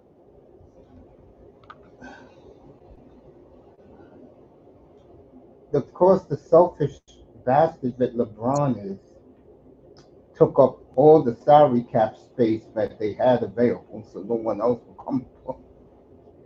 You Yeah. can't fuck this shit up, folks. Let me get to football. And guys, you want to pull up? I dropped the link. Bargoff and Relentless. Pull up if you want. Let me see where it is. All right, that's for Sunday night. There we go. Remember a couple months ago, I said right here about the NFL now, the power of the league is in Middle America. And I'm looking at the NFL right now, and There's a reason why, folks, those four guys are underfunded. From everything you hear in your neck of the woods, how's Joe Burrow looking? He's looking good actually. Like I just, I know training camp ain't started yet. I haven't really seen too much of OTAs. Uh, but they said, man, he's healthy, so he should be ready to go for training camp going into the season. There you go. A Super Bowl for you? Anything less is a disappointment? Uh, yeah, I guess you could say that. No, I don't blame you. I don't blame you. I really don't blame you, bro. I mean, it's like I've been saying about Josh Allen. If you can't beat number 15 in red and you can't beat number 9 in orange and black, in my opinion, you're irrelevant. And the Bills gonna have a hard time without Stephon. So I agree with you. They're banking everything on who's the receiver from Notre Dame a couple years ago? He was on the Steelers. Then he went to the Bears.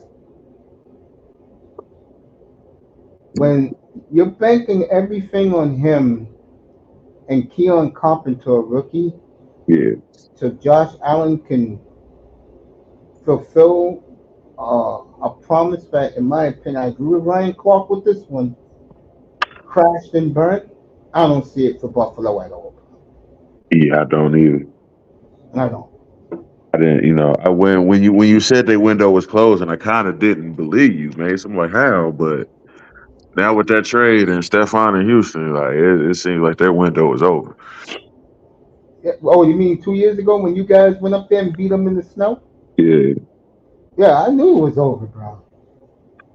It's sad because, in a lot of ways, these Bills, the last couple of years, are kind of very likable because I live here in New York, but they're all the way at the top of at the U.S. border going to Canada. You can respect the Bills, but bro, when you show us you lost to Mahomes 3 times yeah, and you lost to Joe Burrow, and don't forget he lost to Deshaun Watson too. And in that game, he had a 19-0 lead late in the third quarter, and I blame that on the coach. I think the problem in Buffalo, to me, is not Josh Allen, it's the coach. right. He plays too scared to lose. Yeah, I don't think McDermott is the guy either.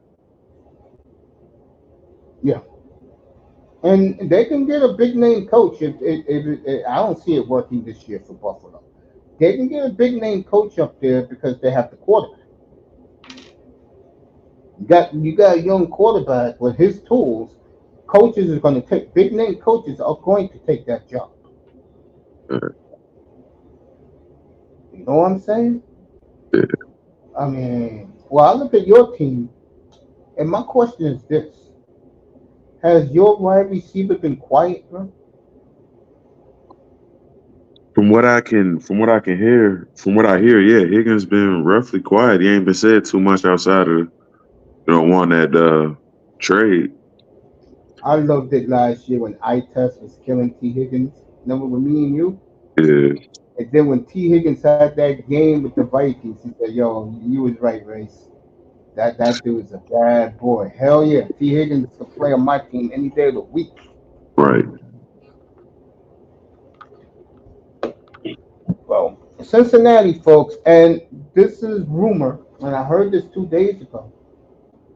I'm trying to think of his name, but folks, excuse me that my mind has not been there lately. Um, the Packer offensive lineman that they bought him out. Welcome to East America, really, Iman? Really? What? Uh, Philadelphia? That's all you got in the East, bro. Because it's definitely not the Giants, and it's damn sure ain't Dallas. Okay, who you got in the East? Shout out to Iman, bro. Iman's funny. By the way, folks, tomorrow night, Sunday night, all football. Okay, so pull up tomorrow night, 7:30 Eastern time. I'll be on the air. We'll talk nothing but the NFL tomorrow night. Oh, let me ask you this. I'm already hearing, if you haven't been hearing it, bad reports coming out of Pittsburgh about the two quarterbacks. Russ is being Russ. If you don't know what that means, folks, Russ is acting like he's better than everybody else, wearing the sunglasses, not talking to nobody, and Justin Fields, rumor is he's already on special teams. That's a disaster waiting to happen.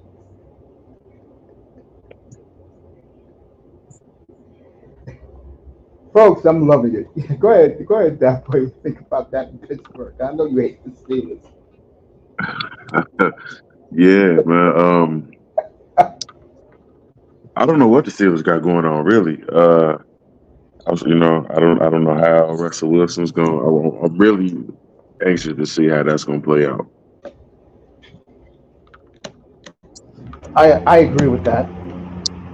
New York, what you talking about? Yeah. Uh, Look at Iman.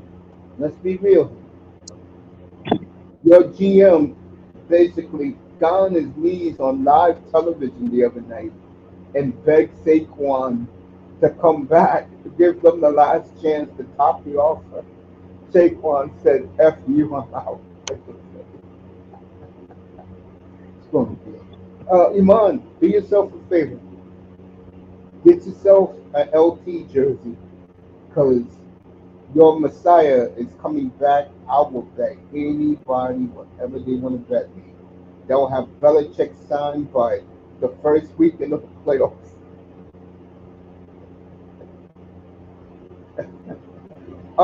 Melina, Relentless is going to come up here in a few minutes. Just to let you know, he said he's going to come up. Oh, what I was going to say, bro. I see your girl because I didn't know you were so crazy about this chick. I know our boy NBA fan is infatuated with this young lady. I hear Fly J Johnson has a pretty cool podcast. yeah. Yeah, you can do it on YouTube. Oh yeah, yeah, Oh Fly yeah. J. No doubt. Well, I'm about to look that up. Ah, if you don't know, fellas, Fly J Johnson to a lot of the brothers out here, in particular NBA fans, and this brother with me right now, kind of like Fly J Johnson. Got nice long perm hair now. I hope Chicago's smart enough to draft her. Man. Shout out to young Fly J Johnson. Got a yeah, has a Reese's Pieces deal. If you didn't know that, that boy's got Reese's Pieces No Hi, doubt. Uncle May. sponsorship, and she'll be in Reese's. Commercials. Hey, Melina, how you Hi, doing? Uncle May. Good morning to you. Oh, good afternoon to you. How Hope you you're doing? well. Hope everybody's having a good day so far. What's going on, Melanie? Hey, hope you're well. I'm looking forward to England winning this damn Euros. Let's bring it home. Yeah, did you catch something else? That boy's a busy. I caught that yesterday at my mom's house. My mom was watching the game, so I might as well stay and watch that. So Southgate got the boys one away from at least accomplishing something big. Hey, Melina, let me ask you a question because I was looking at you and CK yesterday. Was that guy offside when he kicked that beautiful pass to Saka who scored and he took it away? Yeah, that was offside, Uncle May. Damn, That was such that a was good one of goal, the though. hell yeah. The pass was terrific. Moss was so upset because his Holland got knocked out. Moss couldn't handle it. He was saying, "Oh, that's not a penalty." Kane was diving, this, that. Uh, I heard him. England paid the refs. Moss was giving me everything. Vargol saying that it was a boring single foul. It was a great game. Yeah, Bargav couldn't handle it. Bargav don't want England winning nothing. Speaking Mitch, of did that, you watch the game yesterday? Canada basketball with let me America. put everybody up here now. Let's go all get together. And brother, how did Team USA do? Team USA beat Canada in basketball. We lost in the By how much? regulation game, 72-86. Team USA. Oh, they blew them out. Yeah, they sent Canada a little back. Yeah, we But got sent packing. but LeBron, again, LeBron was in the held the team huddles with Steph, AD, Halliburton, and Embiid. Steph got 12 points. Um, and Anthony Edwards had a game high 13 points in the first 19 minutes off the bench yesterday. there you go. How about hold off again, bro? You, Manzano. What happened to Team USA in this tournament? Oh my God, I forgot who said it yesterday, but Oh, they're they fired Greg. What's his name? Greg, that guy, the U.S. national team coach, yeah, yeah, this is like the Laker fan. Berhalter. Yeah, this is like LeBron. When things don't go well, fire the coach. That's But Team USA. Berhalter, Uncle Mace Berhalter, he don't know what the hell he's doing with Oh the my U.S. God, they hear Colin Cowherd. Oh, this team is so talented that they got to get together for the World Cup in 26. Let me tell you something now. America, if you're banking on this team to win the World Cup in the United States, I'm sorry to tell you, they're going to be a flop. They looking for a new coach right now. I forgot who they're going after right now. I You forgot. know who they wanted? They wanted the former Liverpool coach Jurgen Klopp, but he said I want a break from football, so he rejected you guys. He said no to the job. He don't want no U.S. men's national team job. But right now, you guys got to prepare for the Olympics and the upcoming World Cup qualifiers. If U.S. men's national team can't get it together with a good coach, y'all not gonna make it far. And I think you guys have a good team with in terms of the players. Hey, I'm But not a USA fan, honey. I could care less about Team USA. Uncle Mace, I think they do have some quality in terms of the players, and I'm not a USA fan, but I'm just being objective here. I do think they have some good players. I know Bargav raves about this team all the time. But if the coach can't get if the new upcoming coach can't get this team clicking, ain't nobody gonna be able to do so. I agree with you. I agree with The you. Olympics in 2 weeks. Then we got college football preseason too. I don't know if you're covering that, Uncle Mace. Yeah, unfortunately, we're gonna have a show with that and a gambling show Oh, on yeah, Saturday mornings. some good picks. But no, my thing. Let's be real here. As relentless as here, my thing is college football. I mean NFL. Right, right. That boy. Right. That's right. NFL Yeah, up here. waiting for the Dolphins season, you No, all. no Dolphins for me, honey. Let me Right. before I introduce Bargov. I mean, relentless. I'm sorry, Nephew. Here's the teams we'll be covering this year. Those teams right there, plus about 12 more. Okay? Why? Because those teams are serious contenders. Okay? You guys, So, Dolphins chat rooms are way too toxic for me. no, I don't fool around in those rooms.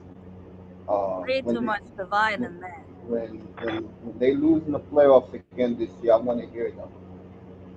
What's But up, it's the relentless? same excuse every time. Can y'all hear me? I Hear you crystal relentless. clear. You You got said that, man, you wanted to kill the Laker fans. Go right ahead. you said what? You wanted to kill the Laker fans. Go right ahead. Oh yeah, man. That franchise, man. Fuck, man. Like before I get into my little rant, man. Shout out to me. It's been a minute, but I've been watching. I've been in the clouds, man. I'm You know, glad. I I appreciate was you. watching, man. And shout out to Mel, man. How you doing, bro? Congrats on your graduation, bro.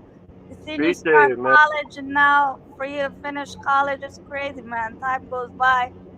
Yeah, man. I've been a little MIA, man. You know, it's good to be a Oh, back seeing to you grow channel, up man. makes me realize how old I'm getting, bro. Bro. You Nah, just, you young good. man, you just finished college? Yeah, I just finished up my last year, man. Appreciate it, man. Hey, man, but Without Very proud congratulations, of you, man. man. Congratulations, young man. yeah, man. That's why Congratulations. I've been so busy, man. But anytime I see you live, and when I'm not busy, you know, I'm gonna come on, man. Yeah, appreciate that, man. Bro, what happened to your Spain, bro? They're in the final. Let's see what's gonna happen. Hey, bro, man. Man, I'm with Bargav, man. I didn't want England to win, but I'm with Bargav, bro. That's what I don't get. England has Arsenal players on it, but No, I think it's the anti-South game.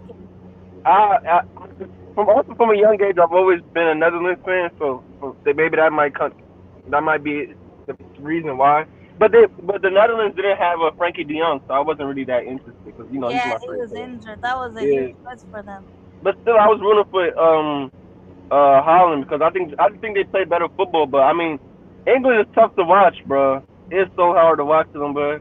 I think England's gonna win the whole thing. I hope. I mean, now at this point, I don't really care, but I think it'll be I think Spain will. I think Spain will see it out. I think Spain see it out. I think Spain they will. got some injuries though. I don't know what. I think I don't know. I hope it's not another penalty shootout.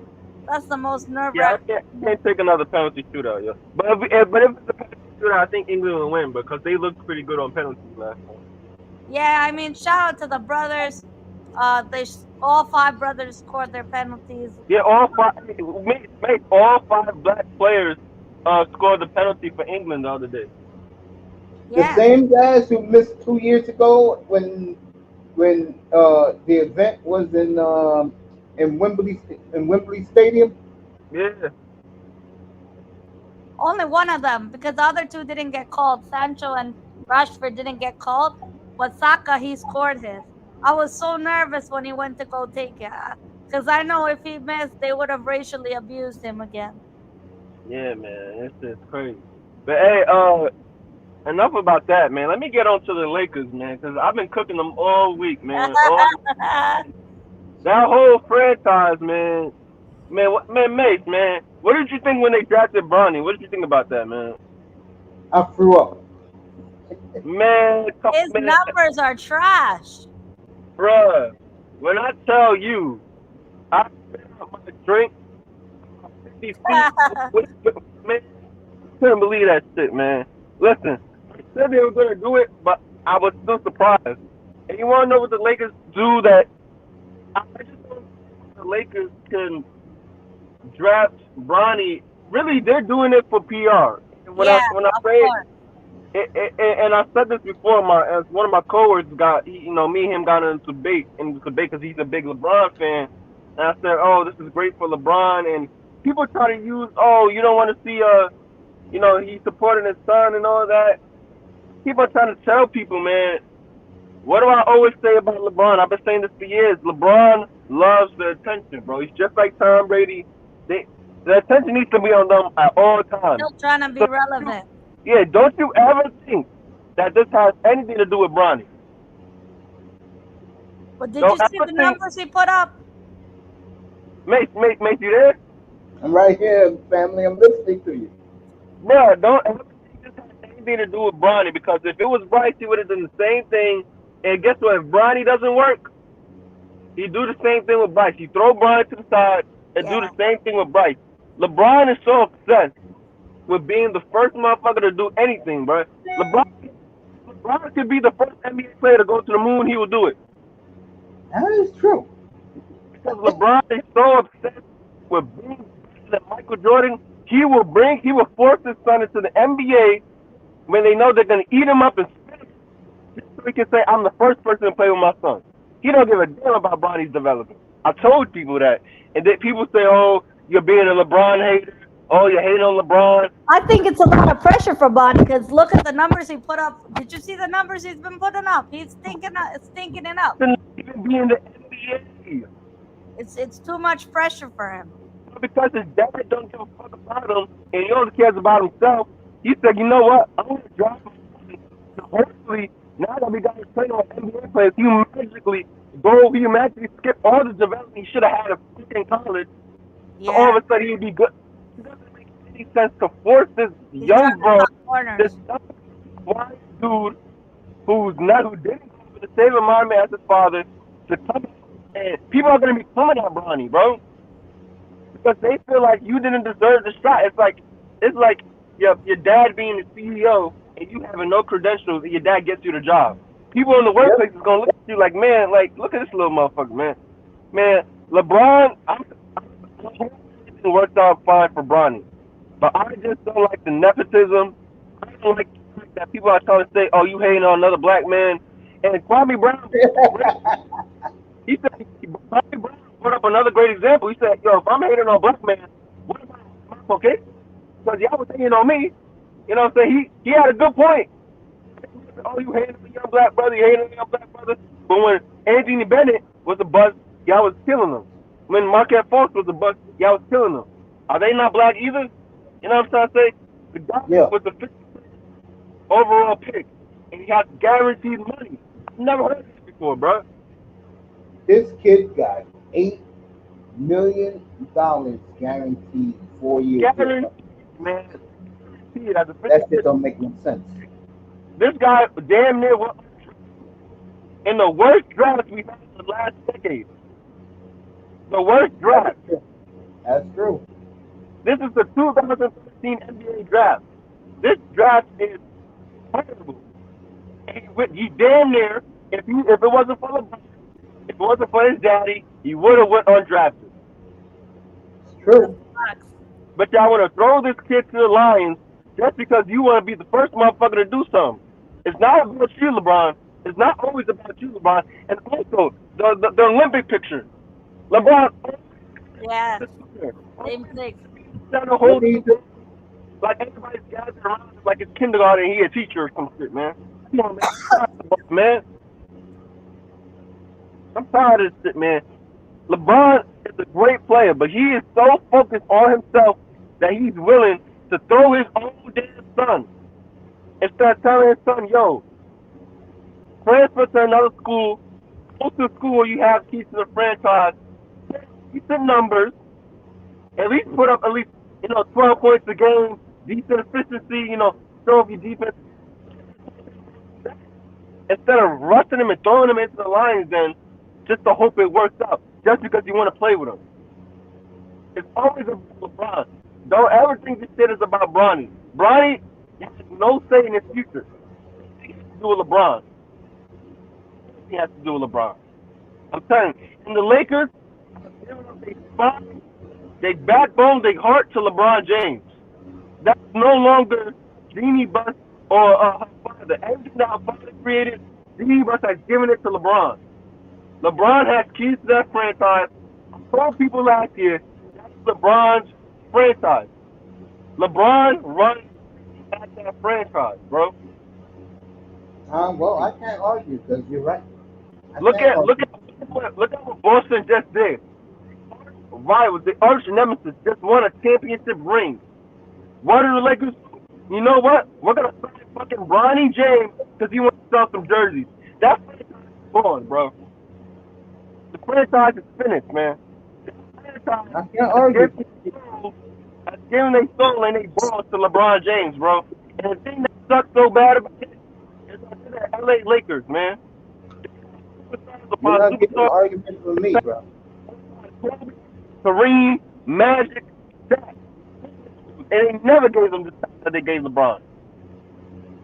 It's true. Man, I shouldn't have displaced, man. I couldn't believe when I saw that shit, man. I'm sorry, man. I had to go on my little rant because I'm a basketball fan first before anything, man. Before I'm a Knicks fan or anything. I'm a basketball fan of sport first. When I see some bullshit, I'm calling it out, man, because they giving that whole franchise to LeBron James for a bubble ring, man, for a Disney Mickey Mouse ring. They gave him the whole keys to the franchise. and they ain't done nothing since. Crazy. I don't even count that bubble as a true chip anyway. Nobody does but LeBron. Lakers, the LA Lakers are so focused on LeBron. I think this is just gonna push them back even further. I mean, it is. I mean, LeBron is giving his son an allowance in front of the whole world Yeah. Yep. by $8 way of the million. LA Lakers. It's absurd. It's fucking crazy. And speaking of the Lakers, They couldn't even. They got spelled wrong on a Kobe Bryant trophy, man. How the hell you one of your greatest players, if not your greatest player ever? How you messing up his trophy, man? Because y'all so focused on LeBron, man. It's a goddamn disgrace, man. speaking of the Lakers, this just came across the wire. That just put a Kool-Aid smile on my face. Lakers and Blazers reopening trade talks. It will be Jeremy Grant going to the Lakers for rookie Dalton Connect and a 1. Hurry up, Portland, and make that trade happen, according to Bleacher Report. So, Hey, Relentless, what'd you think of RJ and Quigley signing extensions? Man, I'm happy for them, man. I'm happy for it. You know, those are Nick boys, man. Those are my boys, man. Yeah. You know what I'm saying? And Shout out Scotty to them, Barnes. man.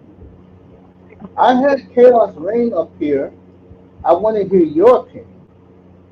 What do you think of the Mikal Bridges trade? That's another PR move, man. But it's a better PR move than Brooklyn. He gave up 5 first rounds for them. I don't like that shit, bro. But I totally agree with you. So but the me thing, and he agree with that. You gave up too much. you want to know what it is? There's no problem with them getting Bridges, right? What I do have a problem with is them not offloading Robinson and keeping Hartenstein. That's not a problem with. Because Hartenstein, so now we lost Hartenstein. We re-signed OG Anunoby, which I have no problem with. I wanted them to re-sign them anyway. It would have been nice to have a starting lineup of Brunson, Bridges, Dante,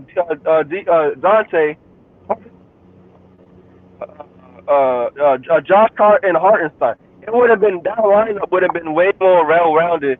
So, Julius Randle would have been more well-rounded all around than us losing out on a guy who was our best big man last season, man.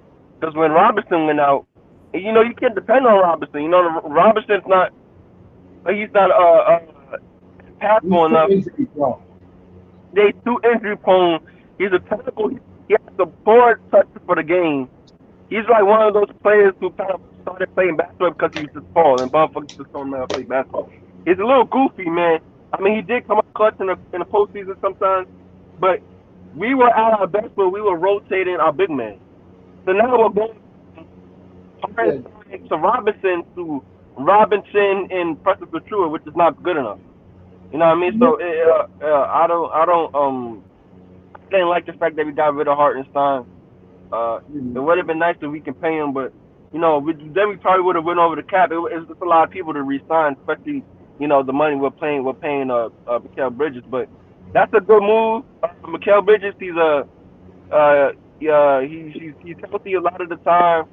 He's a great defender, and he can basically do what Dante can do, but even better. You know what I'm saying? So I ain't got no problem with it. Especially that now we moved Dante to the bench. And Josh Hart went to the Nets. No, Josh Hart's with the Knicks. Okay. He signed a 5-year extension last summer. Okay. You look at the Knicks now. They got a starting lineup of Brunson, Bridges in the backcourt, Anunoby and Randle and Robinson up front. That, I know people are going to think I'm crazy, but that is good enough to win the Eastern Conference. That's a very good team. If you put that team up against the Indiana Pacers, that team beats the Indiana Pacers, a fully healthy team. They almost did it this year, man. Just everybody got hurt, like the last series. So I will say this right now, though. I mean, we want a better big man than Robinson, man. We can do better than Robinson. And I like Robinson. We can do better than Robinson. That's all I'm saying. But I know this. When you look at the East right now, you know you can't depend on Milwaukee. You know Phoenix. I mean, you know Philadelphia is going to blow. Miami, who knows? Man, ain't nobody with Philly, man. Cleveland, I think it's going to be pretty good. do you agree it all depends on where Paul George go, Mace? He went to Philly. He went to Philly. He went to Philly. He did. Fine Okay. with Philly, yeah. Wow. Yeah. No, and people people are bragging about. I give them credit. But I can't stand Boston fans where they completely ignore the fact that half of the teams were injured during the whole run. Half of the teams were injured. No one was healthy. Like I give them credit for winning the championship, but you can't gloss over the fact that half of your opponents were injured. Relentless, you agree?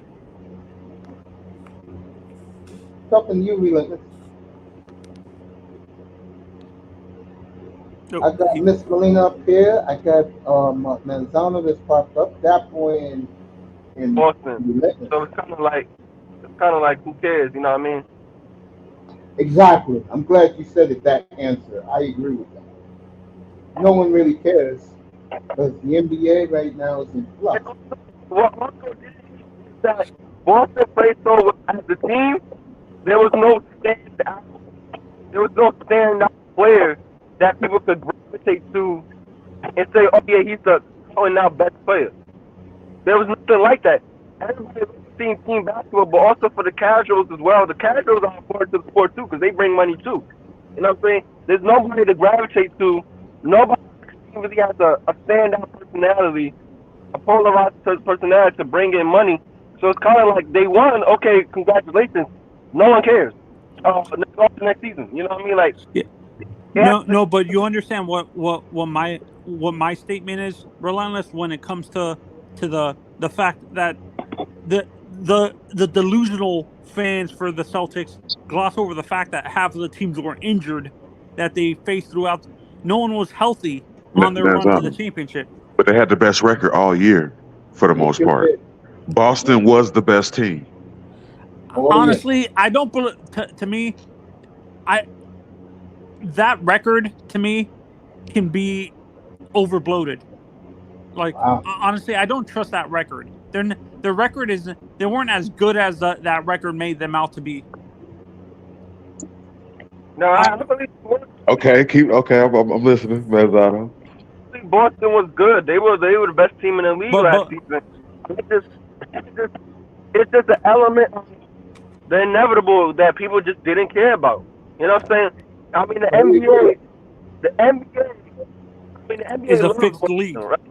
It's just nobody cared because nobody was an outstanding performer. Nobody cared. They was like, you know what? Nobody want to see all this team balls. People want to see people dropping 50 points a game, pulling up Giannis numbers. Nobody was doing that. Edwards was. Jalen Brown was 117 and he fucking averaged like, what, 21 points a game? Nobody cares, bro. And even me as a basketball fan, it was tough to be engaged for all 5 games. Because I was like, I think he's going to blow down. He's going to do anything I've never seen before. Nobody's going to put up that Giannis number that he did in the game 6. Nobody's going to do anything crazy. It's just going to be who can shoot the most threes, who can make the most threes, and who can defense, and who can lock up Luka. That was all the series is. It was boring, man. It was boring. I'll be honest, it was boring, man. Bro, Luka couldn't do it by himself. That team. I'm glad Molina's sick. I want to ask you a question. Me and Moss was talking about this tonight. So, Molina, my question is to you. Do you buy what your GM said the other day, if you missed it, that Masai Ujiri vows another championship in Toronto I saw that. within the next 2 or 3 years? Are you buying that? I don't know how he's going to do that. Mm-hmm. I believe in it. I bought into it. I There believe. you go. She bought into it. I'm not a Masai fan. I've always been critical of him, but the way for him to tie down these players and for these players to stay, getting the Nick boys, I think it's possible. I don't see why it's not possible. But the Raptors, we have a lot of work to do, and it's not just front office. It's these players need to step up when it matters. As long as the East is the way it is, and that franchise won one already, Toronto has a chance to really put it back together. Oh, And we're Yeah, rebuilding. the Raptors are gonna be okay. The thing They're is, gonna be good. we're rebuilding. We basically Let me- tanked the team, and see, it's a you know matter what? of us coming back up all over again. I don't think we're as bad as the tank that the Detroit Pistons have to do. I We're not- totally we're agree not- with that. We are not in that state. Got a And I lot don't of draft picks think next we year. You have more talent in Toronto. What did you say? No talent or more talent? More talent. More talent. Oh, Then- The Raptors are a playoff team for Yeah, sure. No, and that boy, what I meant by overbloated, to me, I would have play-in given. team. I don't think they're a playoff team. Not yet. I think they're a play-in team. We're a play-in team. Yeah. See, agree when with I'm that, talking but- about the record being overbloated for Boston, I would have given them more credit if they did that record beating. If they were in the West and they had that record, but they were in the East, and the East is a weak conference, so that's why I kind of felt the record Okay. wasn't. But They weren't as great as the record made them out to be. You just got done saying that all of the Eastern Conference teams were injured. Guess who wore them down? It was Boston. No, but what I'm saying, the majority. You can't blame The- Boston for the Eastern Conference teams having bad GMs. I mean, you can't blame them. No, for I'm not that. blaming that for the incompetence. What I'm saying is there's more rebuilding teams in the East than there is in the West. No Yeah. question. Relentless. That's what I'm trying to say. Because the East has GMs, all the GMs, they're not. If every GM in the league was Sam Presti, we would have a damn league. We have a super league, bro. I mean, it will be balling. You know what I mean? So, Yeah, I mean, no, and that's why I'm saying I would have given more credit to Boston if they did that record in the West against teams like Denver, Oklahoma City, the top five. The West is deeper, and you bring up a good point. The GMs are more competent in the West. Do you agree, Mace? Not even close. West is still the best. I don't care if Boston won. Western Conference is still the best. Lena, you still there, honey? And I like that move that I'm did. still here. I like the Dallas move. I agree. of I bringing think the Clay. West is a lot more stronger than the East. Let me ask you this. How important it was for you as a Raptors fan that they locked up Scotty Barnes long term? Yeah, that was a big thing. We had to. That was a must do. See, that guy you do, He's rookie of the year last year. And he's the leader. This team is what we tried to do it with Siakam and it didn't work. Bless Siakam. Now We could have held on to Siakam, though, man. With Barnes and RJ, man. yeah. Well, when I look at Scotty, he reminds me a little bit of Paul Pierce, kind of how he plays. He's the highest paid Raptor in history now, Scotty Barnes. Over. I thought Vince had a big contract. he reminds me of a young Kawhi Leonard, bro. Like his Yeah. offense. His His offense offense. is just like him. Gonzalo, Vince didn't play in the era with this type of money, bro. Not even close. Well, wait, sorry, I didn't hear you until you cut off. Vince Carter did not play in an era where the money is this crazy. Not even close. Okay, no, that's why I was asking if he when he was in Toronto, if he had a huge contract. That's what I was. Like those days, We yeah, tried but to build compared the to team today, around no. Siakam and we failed. That's exactly what we're trying to do now with Scotty Barnes, RJ. That was big for And that franchise. That was big for that franchise.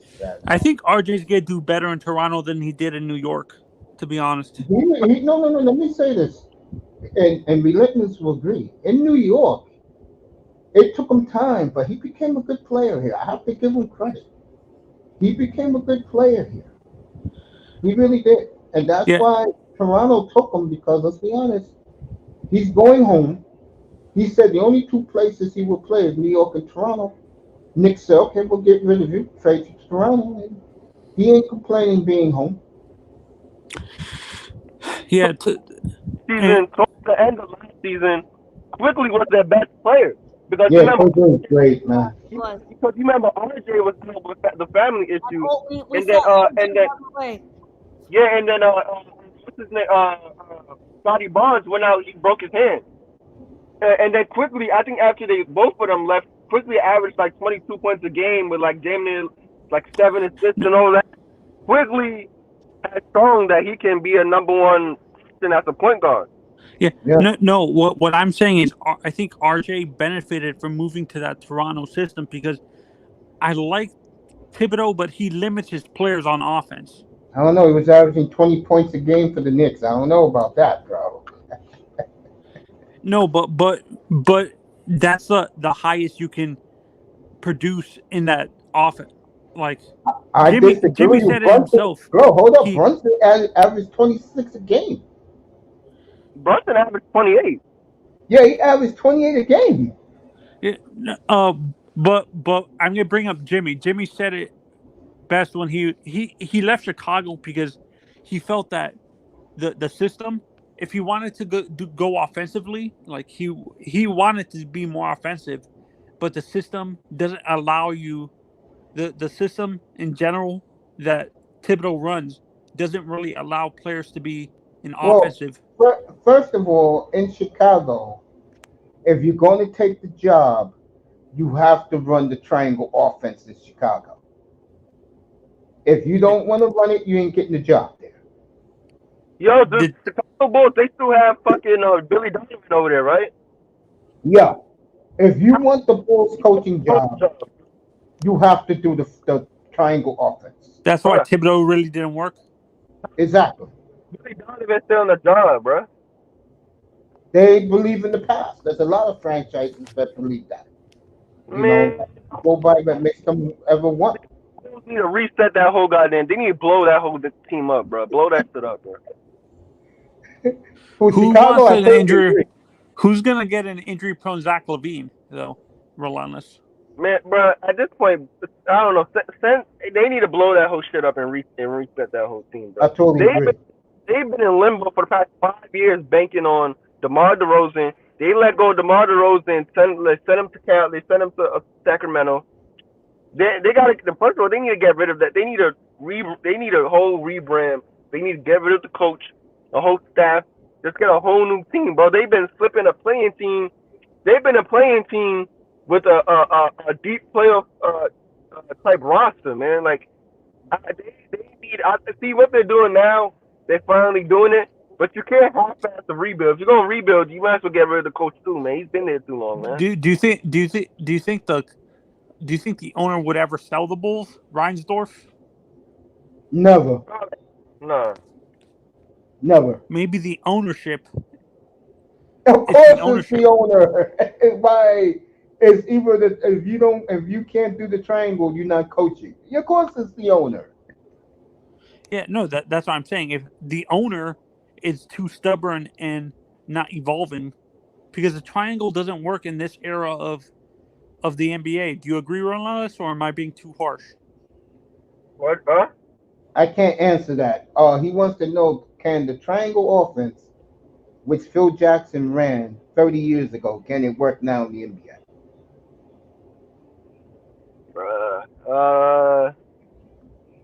Say yes and no. I say yes and no. It really has to go. It really depends on the coach and making tweaks to the. If you're running an original triangle offense, I don't know. But if you're able to take it, the triangle offense, and add your own little, things to it, it could work. But I just feel like the NBA is just way too Athletic. It's just the NBA has changed a lot. Like the NBA has turned into a 3-point contest. A lot of stuff is changing in the game. So to run something that was ran even a decade ago, 5 years ago, it's not even effective anymore. Yeah, no, that's what I'm saying. The traditional, how Phil ran it in in Chicago and LA. Can that work into the original? Hell no. If you try that, you get your ass whooped. You'll be down by 30 points in at least the first 3 minutes, bro.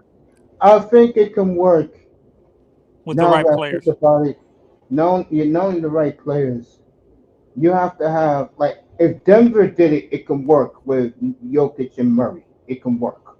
Can it work with Dallas? No. With Kyrie, Luka? No. You need a big man for that. Yeah. Not big man. You need, like with the Bulls, you had Harper, Pippen, Jordan, Rodman to get rebounds. It worked. Hey, Uncle Mace, are you live later tonight? Nah, baby. But I'm gonna end it with this. They gave the Raptors an A for their draft. Tony Manzano. Yeah. Anybody on the panel? Anybody in here watch Boston? Sorry, you cut off. You're cutting off a little bit, Relentless. You're going in and out. Yeah, anybody? Can you hear me? We hear you, but before you continue, we have a Boston Celtics fan in the chat throwing it at us, but they went 23-7 against the West.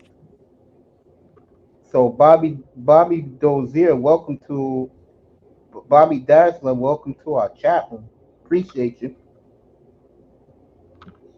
Yeah, anybody on the panel watch boxing? Not really. I ain't seen a fight in a minute, bro. Damn, man. Your boy Cam, Mace, your boy Cam and Mace, man. They just flipping. They were roasting one of the boxers, man. I don't know if you've seen it. Oh yeah, for saying the N word. No. Oh, Garcia. Yeah. Yeah, but there was another one. They were roasting because he put on a boring fight. Oh, Shakur. Yeah, man. Shakur, man. Cam was like, "Yo, I want to see you box, so I can." He's like, "I want to box you in Newark, so I can punch your head to Irvington or something like that." Man, that shit was hilarious as hell, man. You couldn't. I'll say this: Tyson's fight's coming up next week, right? No, they canceled it. Damn. Yeah, because Mike Tyson got hurt. Damn. Yeah, honestly, I think Mike Tyson knocks out Jake Paul. I totally agree with that. Damn. Within the first 2 rounds. Would you let Tyson knock you out for a couple mil? Hell no. Hell yeah. No. I would. I would. I would. No, I'm gonna tell you why. In this guy's case, the guy he's supposed to be fighting, they make this guy out to be the great white hope. Again. Yeah, but it's Tyson. Tyson at 70 would knock Paul out, man. No, that's what I'm saying. I no matter, you better be paying me $1 billion to get knocked out by Mike Tyson. Damn right. I'll do it for $1 billion. Not for the amount of money that. You got me at 2-3 million. Yup, I'm doing it. For $1 billion, I'll go 5 rounds and be the punching bag. I would stick out my chin to just get knocked out for $1 billion. I'll go 5 rounds for $1 billion. Go ahead, Mike. Just punch me. I'm not even gonna lay down, man. Just keep hitting me, boy. I got like 2, maybe 3 rounds in me. After that. Oh yeah. You're a pro fighter, so yeah, you could do it. I can't remember who said it best. I just got back into it, man. I'm trying to do this tournament and all that, man. I can't remember who said. Emmanuel Stewart said it best. Prolonged punishment in boxing is worse than getting one-punch knockout. Do you agree with that, Mace? Crawford's fighting some guy named Madrimov. Madrimov. Yeah. Madrimov, yeah. August 3rd, man. And why are these women on the fight card? This is another reason why I don't take this shit seriously. Why are there 3 women fights here? Hey, the women, hey, one thing I say about the women, they smoke. Women's fights sometimes are more entertaining than the men's, to be honest. The only thing with the women's fight is that they don't generate enough power to knock each other out. So really, you're not getting a whole lot of knockouts in women's boxing like that. They don't really knock each other out like that. Oh, hey, Rolanus, what's your opinion on this young Spanish kid? By the way, the one that the kid who scored the winning goal against France. Your mom, man, Yeah. your mom. Listen. Let me tell you something about Spain soccer. I don't know if Mel's here, but maybe she might co-sign this. Hey, let me tell you something about Spain, bro. The way they learn how to play football over there, you can be 15, 14 years old, and you'll be technically better than a 35-year-old that's been playing for 20-something years. Listen, bro. The way they teach them how to play over there, it doesn't matter. If you're old enough, if you're good enough, you're old enough, man. That dude is 16 years old and sent his country to the final, man. Man, your mom, if he continues to work hard, man, I think he can be the best player in the world, bro. I'm telling you, man. To me, what shocked me is he's young. They said Messi and Ronaldo didn't debut for their national teams till they were 18. Like, that's what shocked me. This kid is younger than Yamal. Yamal is younger than Ronaldo and Messi when they debuted for their national teams. Yamal, listen, Yamal, man, he's that dude, bro. He's that dude, man, and he got a good support system around him, man. For people who the Spanish national team knows how to develop technically good players on both sides of the ball. Yeah, where's Molina after this? Where's Molina after this? We have Greece in the Olympics, and Greece have a good team. Basketball. Yeah. They're talking soccer now, so sweet. They want to know. They want to know about the French development team, how they develop. Oh, you know Which one is more prestigious, Molina? The Olympics or the World Cup? Oh, World Cup. The World Cup. Okay, all right. I never knew. I didn't know. I know. That boy. I know. That kid for Spain, Yamal, 16 years old, busting up already. Crazy. At 16 years old, this kid is so talented. They're saying he's gonna be the replacement. He's gonna be the next Busquets, like the next face of Spanish soccer. He's so quick paced. He's agile. His pass accuracy and that curved shot he had for that goal. That was a world-class strike. Is he a striker or a midfielder? I can't remember. He's a winger. Yeah. Okay. Oh, so he's like a Carlos Puyol kind of. He's so good. No, Carlos Puyol, he's a defender, bro. Puyol? No, I thought. No, Puyol. I thought he played all three positions when he. No. Puyol, he's a center back. He's a defender, bro. Yeah. Okay.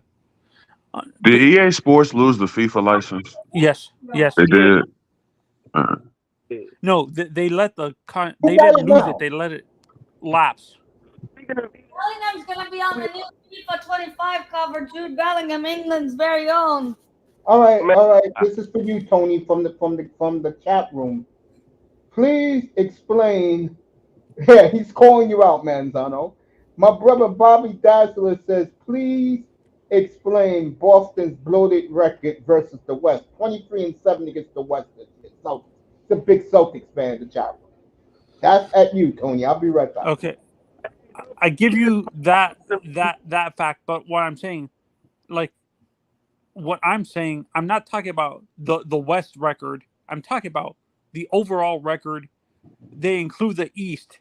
I give you credit for being good against the West, but I'm saying the overall record was overbloated because of the fact that the East is too top heavy. They're not really that deep. Bobby, that's what I'm saying.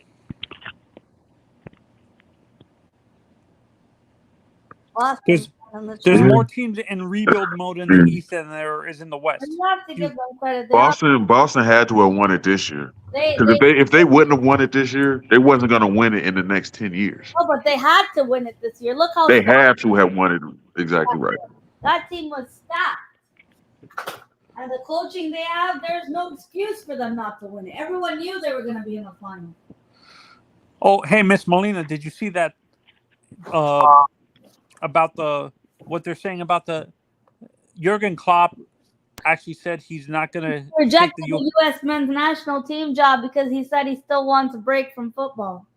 Yeah, we're looking at Wilfred Nancy, and the guy Pochettino, Maurice Pochettino. Oh my God, he's not the guy for the U.S. men's national team. Pochettino. He is terrible. He couldn't even do it at Chelsea. Is it like Fired his ass. do you think teams, if they hire a new coach, they need to fire all the youth coaches because the head coach sometimes runs a completely different system? No, that's not true. But for the U.S. men's national team, you guys got to get it together for the World Cup qualifiers. And right now, we're already automatically qualified because we're hosting. no, I know you guys are automatically qualified, but to get through and win the tournament, you're not going to win the tournament just because you qualified. No, I know that. If you guys want any luck at going further in the tournament, you need a good coach. You have some quality in that team. And apparently they're targeting Southgate too, because if apparently the England fire Southgate before the World Cup. It's true. Yeah, I can see that would happen. that be a good hire? You think? Southgate, hell no. For the United States, football. He's pragmatic football. He's anti-attacking football. He's more of a defensive guy. Terrible. It's like Simeone. Simeone, people. It's no tiki-taka football. It's just one style. You're so easily figured out by your opponent. But Southgate's terrible at game management for the most part. And adjustments. Mace knows what we're talking about. He's an English fan. Yeah, that boy's an England fan. I'm an England fan. We've seen it firsthand. Southgate's terrible.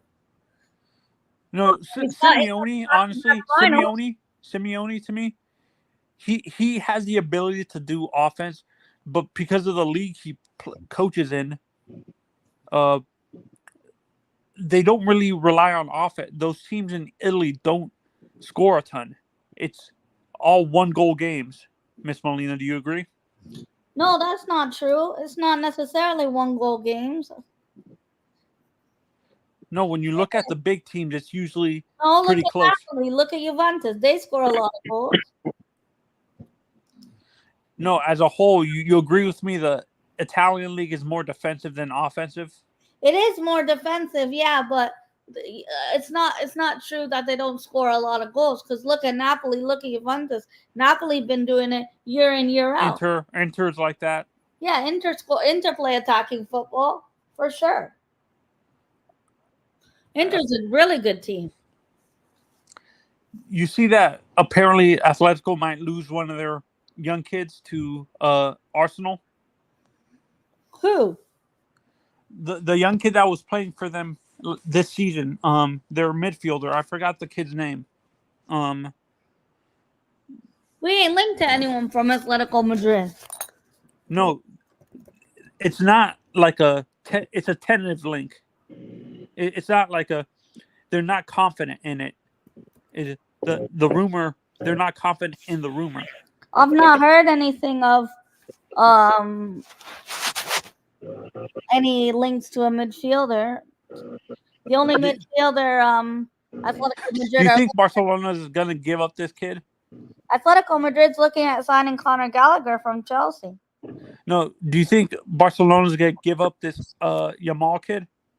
Oh, no. Well, I don't know. He might go Real Madrid. Real Madrid might come knock him down.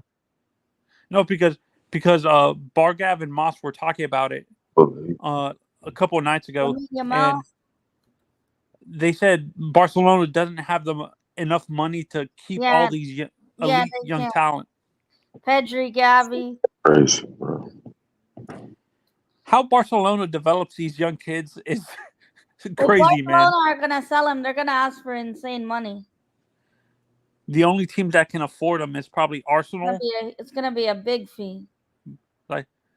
But he's just 16 and he's so good. Is Pedri linked to anybody? Pedri's injured. Nope, he's not linked to nobody at the moment. He's so injured. You guys need defenders. That's what Arsenal needs, a lot of defending. To be honest, Pedri's a midfielder. That's what I'm saying. Do you think you guys can afford Yamal? Oh, there's no way that would happen this window. Hell no. Every team would come hijacking that deal. if they have the money, like big teams. I mean, like a Man City or something like that. Chelsea have money. Chelsea are a good selling club, even though they're not necessarily doing too well. They're a good selling club. They can sell their rubbish for 25, 30 mil. I don't know. See, I don't know with how bad Arsenal have Chelsea's always been. been poor at selling. Yo, Bobby, did Manzano answer your question? Yeah, he did earlier. Manzano. Yeah, no, Yeah, go ahead, Tony, keep talking. yeah, no. I see what Bobby's saying, but what I'm not. I was talking about the overall record was overbloated and overhyped. Like it was I understand. I like, understand. and to be honest, I give credit to Boston for winning that championship. But again, like I said, if these teams were healthy, I don't think Boston would have ran through the East. Yeah, I would have picked the Knicks fan, so you guys know what team I like. Speaking of that, I think the Heat would have beat them in the first round. To be honest, I was about to say that to you. How do you feel that Andy Ellisberg did it again? This kid from Indiana, the center, has been killing it. yeah, I like Khalil Ware. That was a steal. That was a steal. I didn't expect us to get him.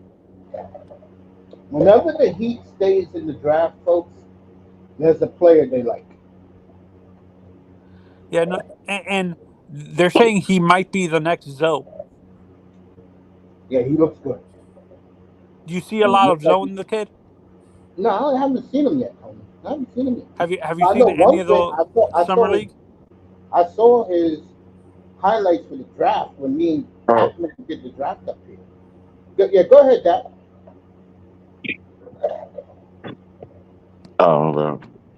I was actually forgot what I was about to say. Was it about the kid from Indiana? Yeah. Hey, that boy.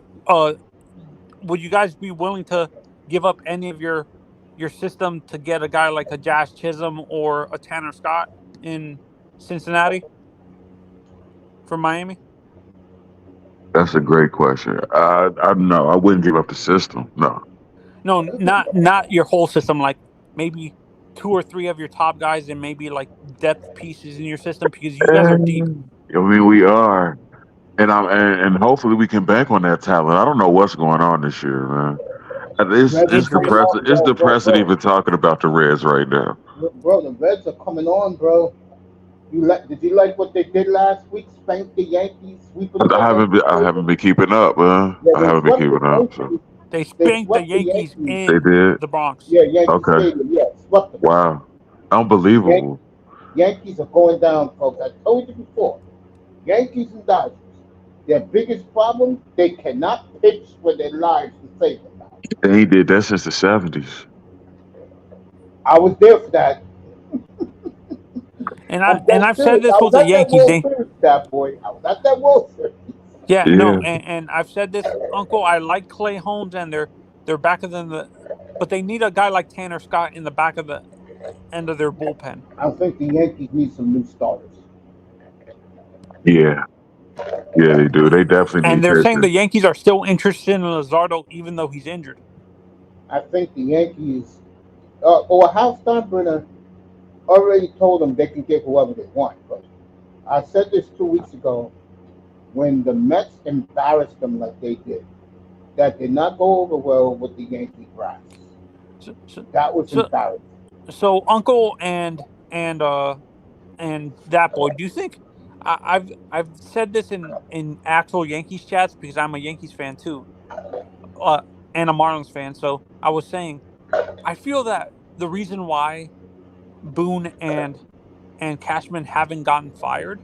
It's because they're yes men to Steinbrenner. They don't stand up to Steinbrenner a lot. Like, they're too scared to stand up to him. You really think Aaron Boone? Well, Aaron Boone did hit the game-winning home run in Game 7. Yeah, I mean, he gets and as much as I don't like the bastard, Cash has done a great job as the GM. Cash rebuilt that team with 2 trades. One with the Indians, one with the Cubs. You gotta give Cash a lot of credit because I give when Cash a lot of credit. Like, you look and at the I've Yankees, said this. I think if he gets if they relieve Boone of his, if they miss the playoffs and they fire Boone, do you think a guy like Schumacher can work in with the Yankees? The guy from the who Marlins. I heard he's going back to St. Louis. You think he goes back to St. Louis? Yeah, I don't yeah. think they get Cora because I don't think Boston is ever going to allow Cora to interview for the Yankees job. No, they're not. And Cora, if he does leave, he wants to go to the National League. To a rebuilding team, you think? Or Yeah, no? he would like the Marlins job. That's going to be available. You think Cora would leave Boston for a team like Miami? Yeah. Because he can get the power he wants, like to rebuild the team how he No, wants? no, because it's an easier job for him. He's in South Florida. He speaks the language. People down there like that he can speak Espanol. It's an easygoing job, no pressure on you. And if you win, you get all the love. Look what happened to Jim Leland and my boy, the late Jack McKeon. They got all the love. Trader Jack. Yeah. You win down there, you're going to get the love you deserve. If Molina's still here, I want to ask about the Blue Jays. That fire sale in Toronto is about to start, folks. Get ready for that. But yo, Fire that, sale. yeah, Blue Jays, yeah. Wow. Disaster, bro. That team Wow. is good right now. You mean Vladdy going somewhere else? I believe so. Wow. And so is Dante Bichette. You talk about Unbelievable. you talk about disappointment, bro. Seriously, you talk about disappointment. That team into this year was a World Series team to a lot of people. And the Blue Jays have fallen into oblivion, folks. And I'll say it again. They should have fired that manager and hired Ron Washington. And the Angels should have got Buck Showalter. But let's get back to football now. Just me and you up here. Everybody loves it. Let me put this back up there. Oh, no, that's for Sunday night. Mr. Miami will be back for Sunday night, folks. And that's tomorrow night. But since me and Dad is up here, we'll both talk about it. Bobby likes the football. Okay, you got it, man. Bobby, by the way, this room is all NFL, man. So you love the NFL, you stay here. Let's go back to the topic I was me and you were talking about. I'm going to go back to your Bengals. Okay. You know you could beat the Chiefs. Yes. Yeah, I'm super confident. Yeah. Any team you play, any team in the rest of the AFC, you could beat the Chiefs, you could beat the Bills. You've proven it. Right. Is there a threat to you? I'm talking about if there's a threat out there in the AFC to you, or you think all you guys have to do is stay Yes. healthy to win? No, there's a threat. There's actually a couple threats in the AFC, particularly being out of Baltimore. We're gonna have to see them twice for them. Baltimore, especially with the addition of Henry. That's going both of them games is gonna be reckless. Yeah, Derrick Henry looks real good, folks, in the Baltimore uniform. Both of them games are gonna be reckless.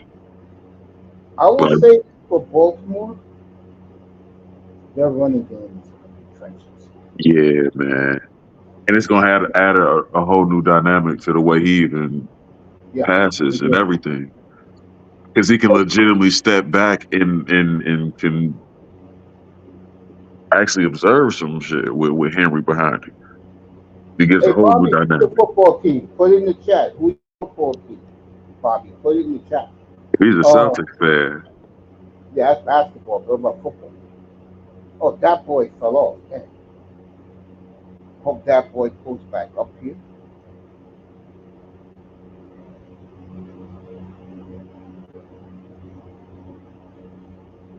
There he is.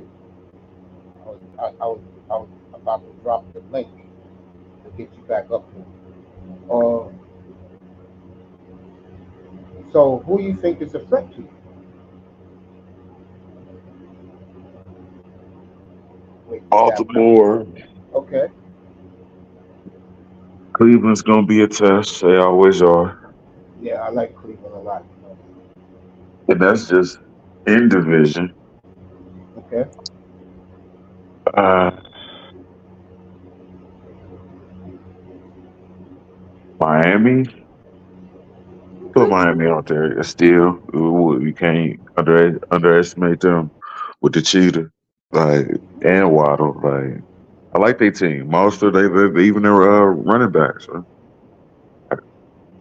Miami's always out there floating. You never know what Aaron Rodgers is gonna do. Like the Jets is the big question mark of the whole conference, I believe. And then outside of Kansas City, Jim Harbaugh, and he's gonna get something popping, man. Superchargers.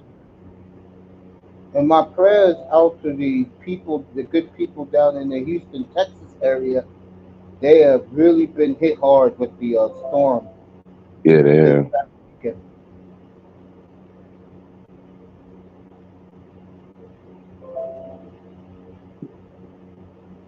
Yeah.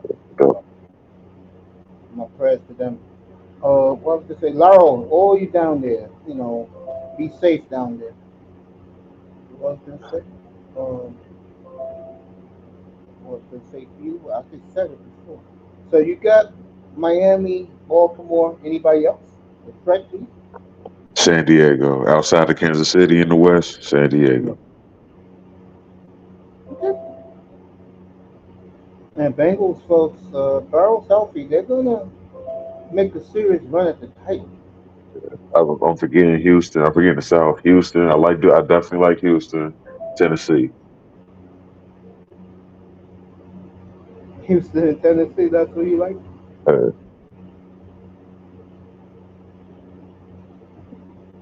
Okay. I like Tennessee too, by the way.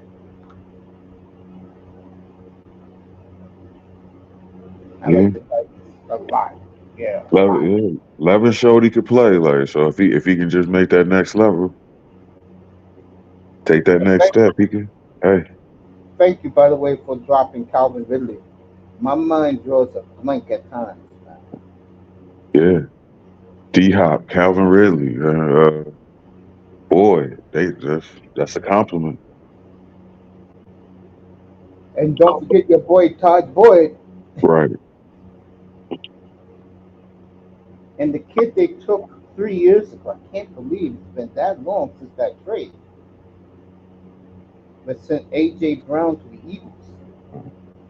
Which is actually good GMing for real. Like I gotta give Blackwell her credit on that. We rather give them Boyd than Higgins. That's all. Man. Who you rather have in Higgins? Like that whole could be man. Tennessee was plotting our whole. They was trying to take our whole offense for real.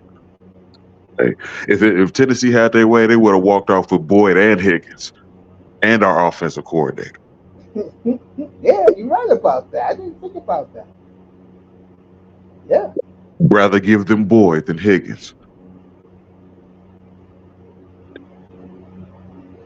yeah, you're right about that. Yeah, Higgins is my guy, bro. I like Todd Boyd too. I do I like too. But I like Todd Boyd a lot. right. And Tennessee made us choose. So I think that team will be very interesting. I do think that Tennessee is going to be very interesting. No more running game for Tennessee, yeah, but I think it's good for Tennessee, by the way.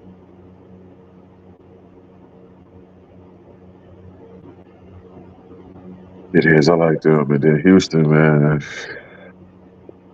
Yeah, I got a bone to pick with you, man, about Houston. I've been thinking about this for a while. Okay. Why do you think C.J. Stroud has arm talent?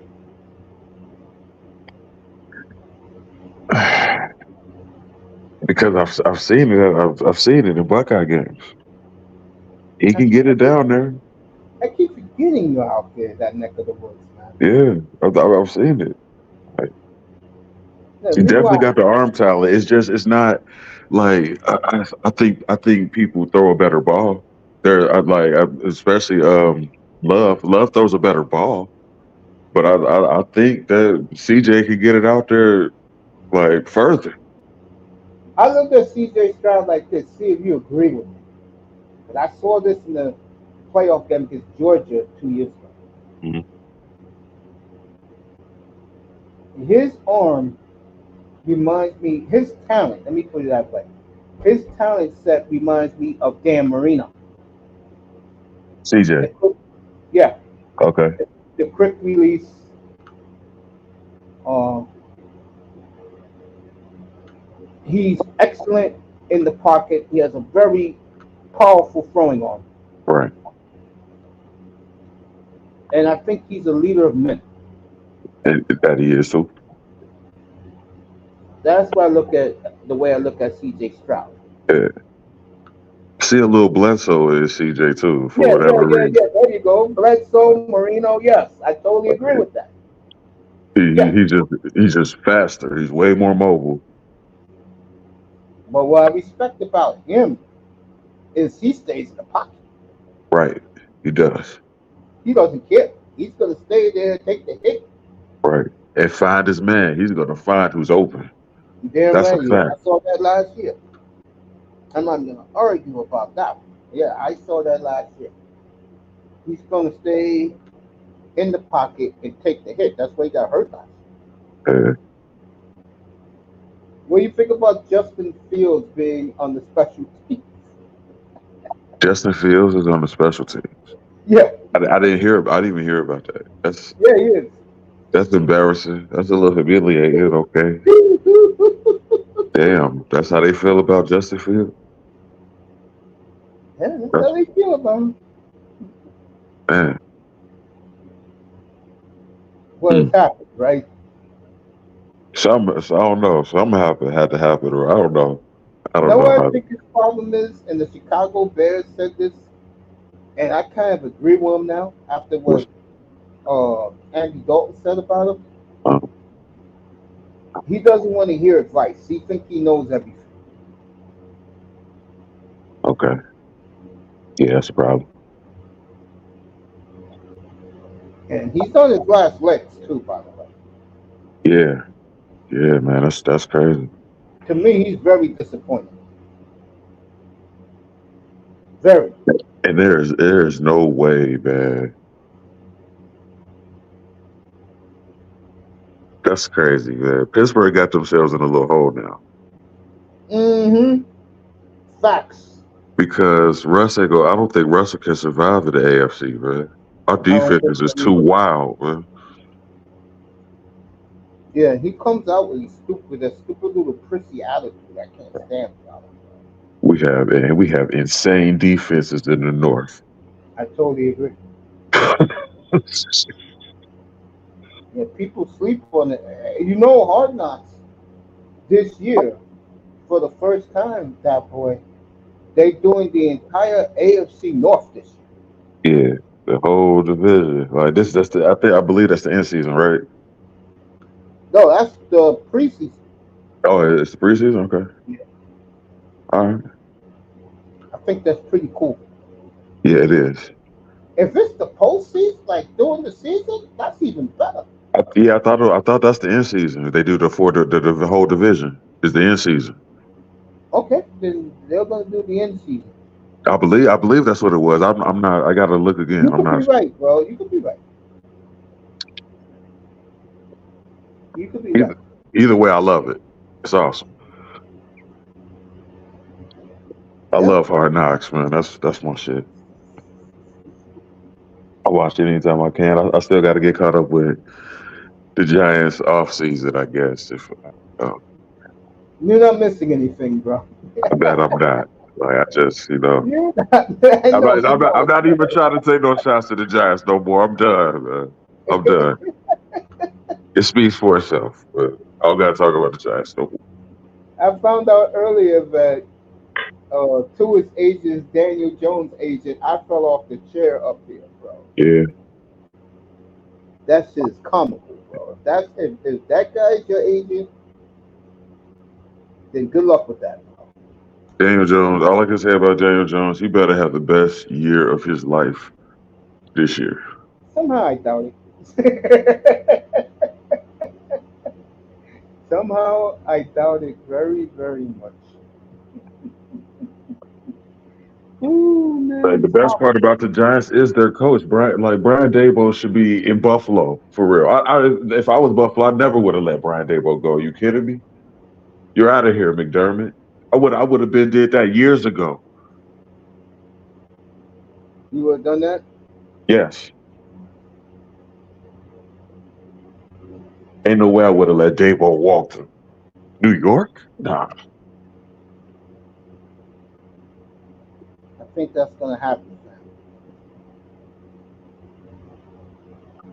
Mm-mm. I think that's gonna.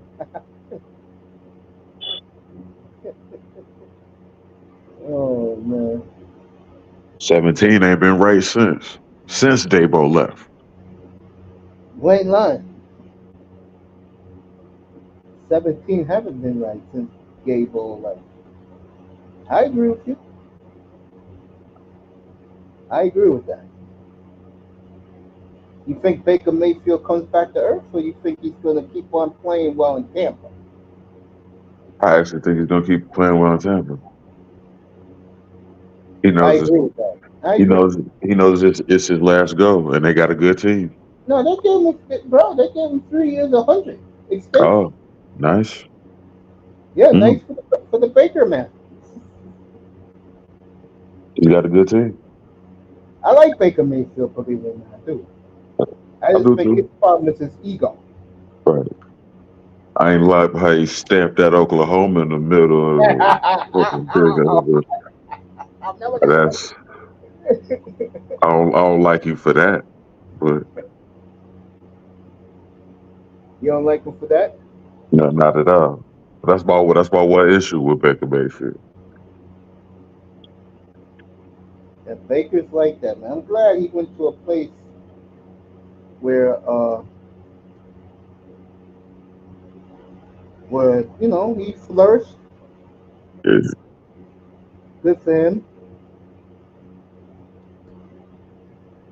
You know, and I think Tampa should win that division. I know everybody's in love with Atlanta, but then again, when they drafted kid from Washington, Mhm. that's why Atlanta is Atlanta. You took the kid with the 8th pick, really? Oh, Just in case Cousins getting, we forgetting Cousins getting old too. He could twist another knee. Then what? you're right about that. You're right about that. I can't argue with you. I can't argue with you with that. You're right about that. He's he can't. No, I mean his arm is incredible though. If he could just stand up. Those St. Louis Cardinals are showing some life. Bobby says that's in baseball. Yeah, they are, ain't they? St. Louis Cardinals making a run. Cincinnati Reds making a run at the Bruins. And the National League Central Cubs are out of it. They're trying to have a fire sale. And Pittsburgh's in it. Pittsburgh and Angels talking a big trade coming up before the deadline. We'll see about that. All-Star games next week, ain't it? In Texas,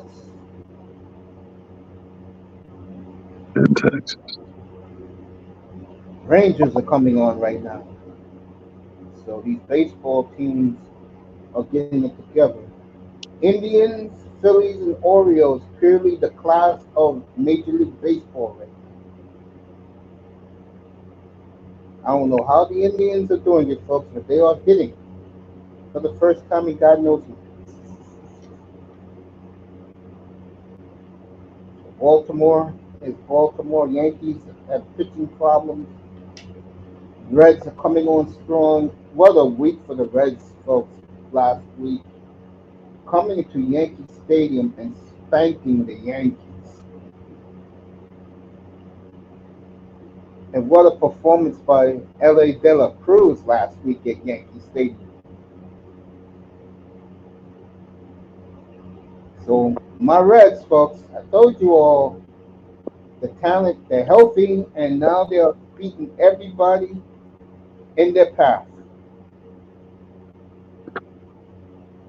Let me do the latest standings. These are up-to-date standings. Let's see what this clown did. All right, so many people tune in to watch another dismal performance by Bronny James last night.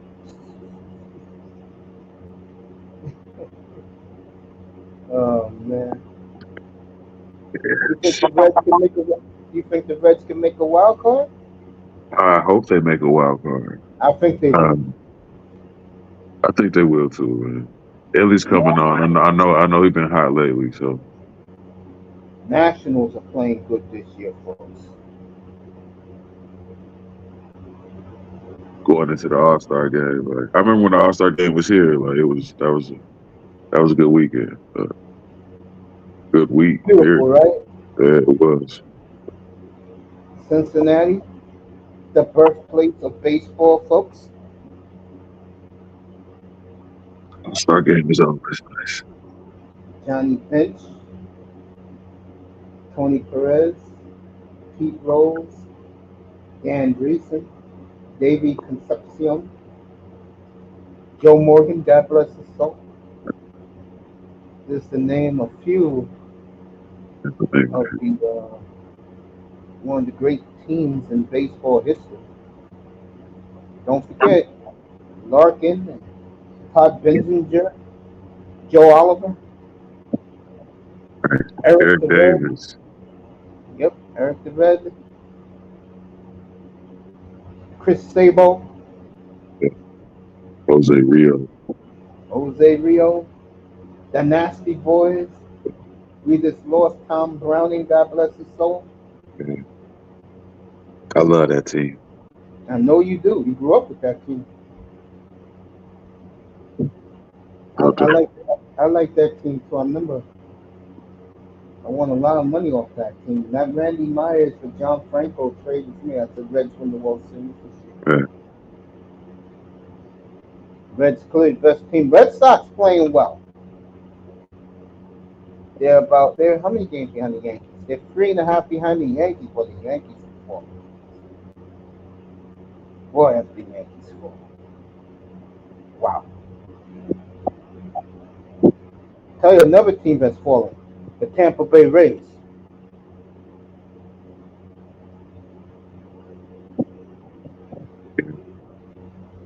Folks, listen to this.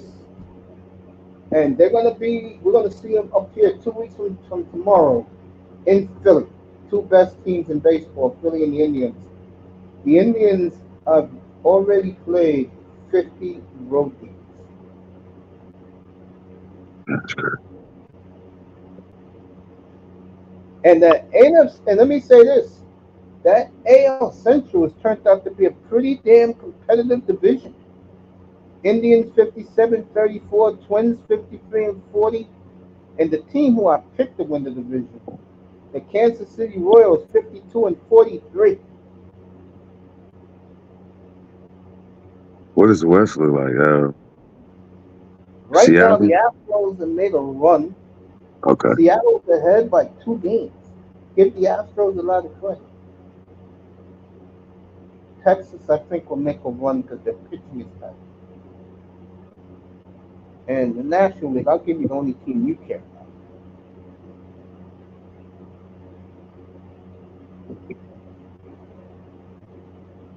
about. Not the only. Reds tied for 3rd place in the National League with the Pirates and the Cubs. And the Cubs are making a little run. St. Louis is only 4 games ahead of all 3 of those teams. Uh, I thought the Brewers was leading the division. They are. Brewers got a 5.5 game lead Jesus. on the Cardinals. 9.5 with the other teams. But remember, you're all playing for the wild card. And the Yeah. West, the Dodgers are hanging in there, even though they just got swept. So the Dodgers got swept by the Phillies. And folks, the Phillies are just running away. 28 games over 500. Just running away with the National League right now.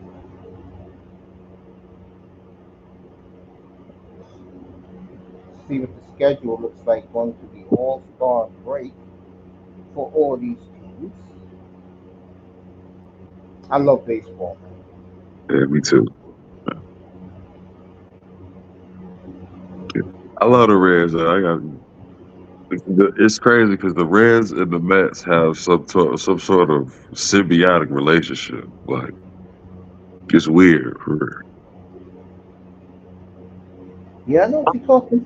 It's weird. A rarity, everybody's playing baseball on a Thursday. Usually some teams are traveling. Everybody's playing today. Yeah, Dodgers, yeah. Dodgers and Philly at 6 o'clock. I'll watch that. Uh, Reds up 4-1 on the Colorado right now.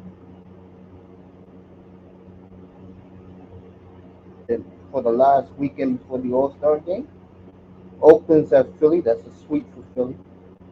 Dodgers at the Tigers. Dodgers should win at least 2 of them. Indians are in Toronto. We'll see. That game is on Apple. God. Cubs and Cardinals on Apple. Marlins go to Cincinnati tomorrow for the weekend. Is Shohei still pitching? No more. He's just the DH. For the last time this year, folks. Wow, they finished their series right before the All-Star break. Orioles and the Yankees tomorrow night. I'm going to have to watch that series this weekend. Mariners and Angels. Blue Jays, no one cares about that. Braves at the Padres, that's a big series. Both of them competing for the wild card. I just love baseball. I cannot wait. By the way, MLB draft on Sunday evening. They like to do it around the All-Star game. Yankees and Orioles on Fox Sports 1 tomorrow. I'll watch that. Then on Fox, you got the Braves and the Padres, Twins and the Giants. I don't know. I'm not into Fox baseball. Been whack last few years. You notice that?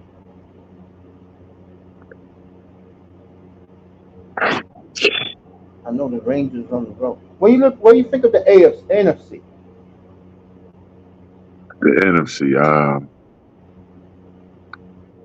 I think that's gonna. I actually think the NFC is gonna be a tighter contest.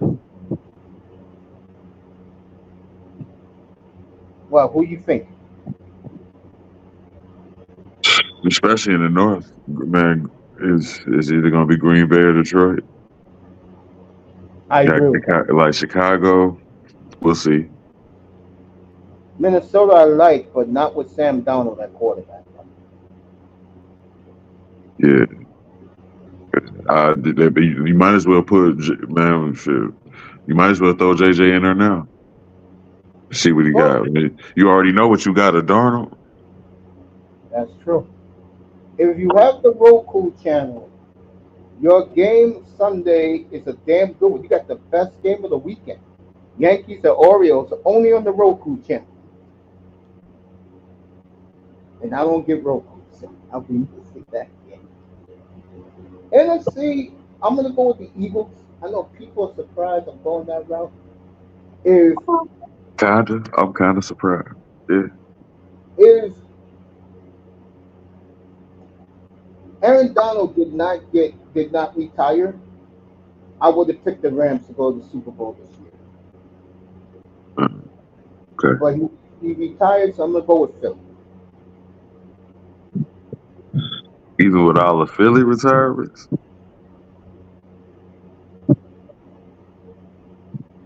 Pedro Bourbon. Boy, Bobby Dazzle, you old, man. Pedro Bourbon, Champ Summers. Wow, he's bringing up some old red players from the 80s. Yeah. Pedro Bourbon was the 70s. There you go, Bobby. Yeah. Good looking.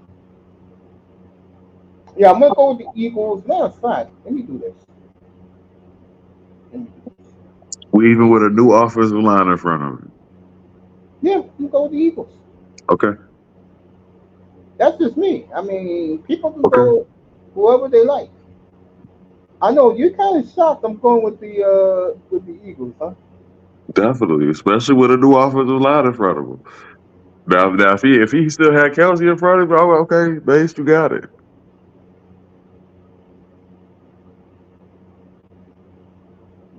Okay. Eagles, yes, sir. I don't know who I got in the East actually. That's the see. I don't feel confident. I don't even feel confident about the Cowboys. I have I no don't know who. confidence. I have no confidence in the Cowboys. I don't even know who I got in the East. I can't even say that right now. My problem with the Cowboys is they made no changes. They're running it back. They're cap strapped, and their three Mhm. best players, they're all can walk after this year. And they brought back Zeke. Like what? What was the point? He's in great shape, and New England hardly used him. In other words, he's missed 2 years of football. They're banking on that he has some gas still left in the tire. All right, the Ravens on opening day, that point spread has gone down. They opened at 5.5 Chiefs. Now it's 4.5 Kansas City. A lot of people put money on the Ravens. You I know don't. me. No, go ahead. No, I was saying I don't disagree. I don't disagree, but Dak, your best Dak was with Zeke anyway. So Yeah, this is one of my locks of the weekend, week one. I love the Eagles over the Packers. Um, I'll take the 1.5 and take Philly to beat Green Bay in Sao Paulo, Brazil. okay, to beat Green Bay, Yeah, right? you seem shocked. A little, yeah. I'm a little shocked. Okay. Uh,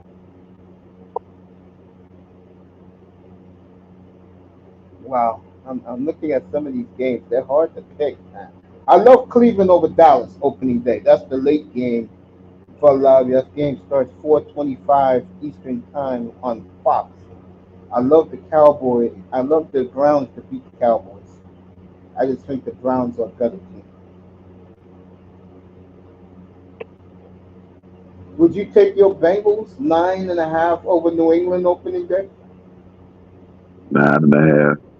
Yeah, I would. I'm thinking about it. Where's it at? Is that it's Cincinnati. oh yeah, no doubt. I'm taking it.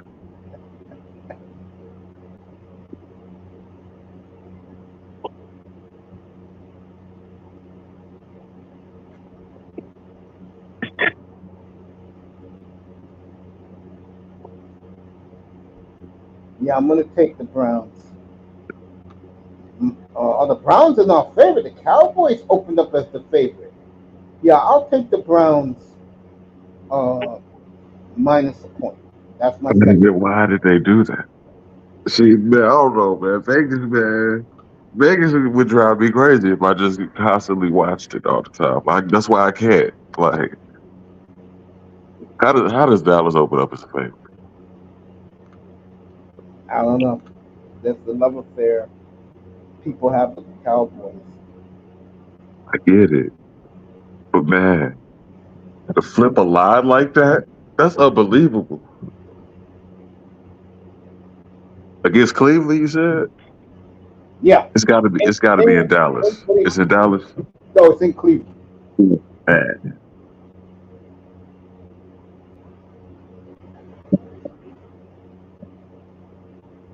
I don't even know what to say about that. My third game, I got a tough one. I got Vikings +1 against the Giants. If it was J.J. McCarthy, I would pull the trigger, but it's Sam Darnold. I got the. I'm not going to take it, but Steelers a 2.5 point underdog at Atlanta. You never know what the Falcons. But Cousins, Cousins performs in the regular season. Then Yeah, you he got does. then you got the Dolphins 3.5 against the Jaguars. And the Jaguars are the mystery team because nobody knows which Jaguar team is going to show up. Is it the team from 2 years ago, or is the team from last year? And when Urban Meyer went 2-4, 2-15.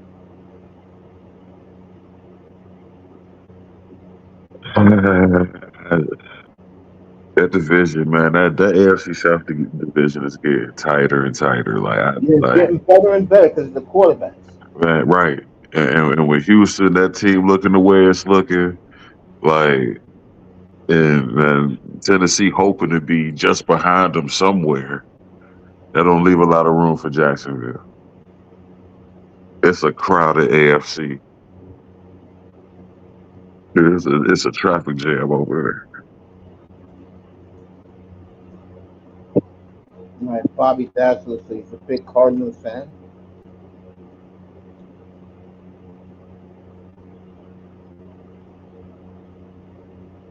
there. That's why I wish a realignment would happen. Like, please, like, send us to the NFC or somebody. Like, we just, oh my goodness.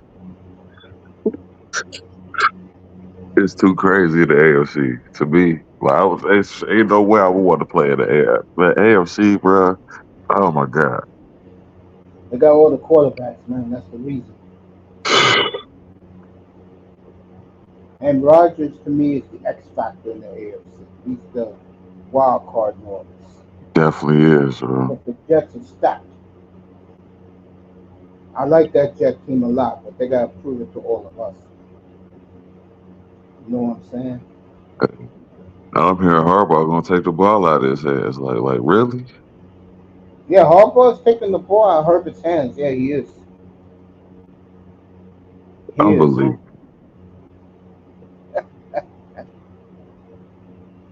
For the Panthers, That can't last long though. depends if they get off to a good start.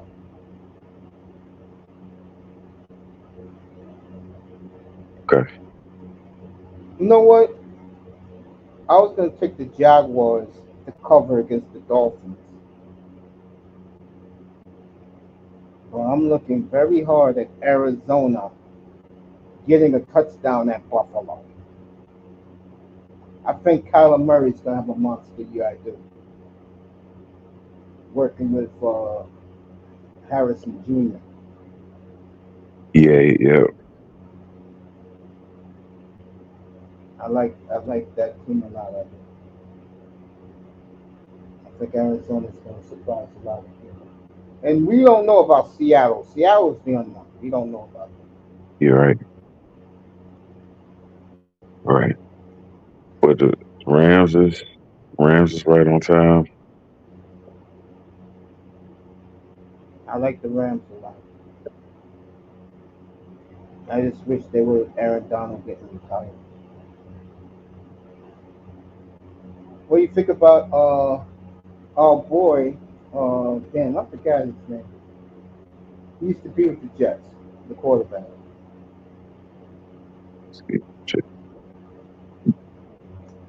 Zach Wilson is clearly beating out Bo Nix for the starter in Denver. In Denver? Yeah. Wow. I wouldn't believe that if somebody else told me, man. No. I was surprised Colin Cowherd was crying about it the other day. I gotta watch that. Shocking.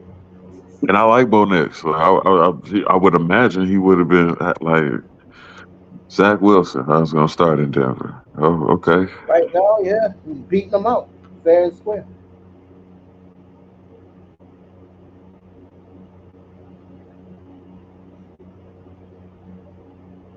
He's from out west anyway. He's closer to home out there, ain't he? Maybe Yeah, I don't Zach know. Wilson, yeah, Utah. Maybe he could feel more Bo comfortable Nix, in Denver. Bo Nix is from the South, but he played at Oregon. Uh, Remember, he flopped at Auburn. right. Definitely did. I, I remember last year I was telling Platinum he's going to be a first round pick. Platinum said, "Hey, you know." I feel like he's been in college forever for real. Yeah, Bo Nix. I liked him last year. I did. Yeah. Saturday mornings, we want to pull up. We're going to have the college football show. Me and Platt going to make the picks. And yo, you'll like this. Beginning Friday night, the 13th of September, I'm gonna be on late night, Okay. 11:30 Eastern. Hang out till about 4 a.m. No doubt. Nothing Guess but some of them. football. Indeed. Nothing but football, folks. Yeah, man. Get some of them for sure. Let me take a look at something. I'm curious, do they have it out yet? We're almost there, man. Yes, we are. Thank the Lord. Oh, they do have it out.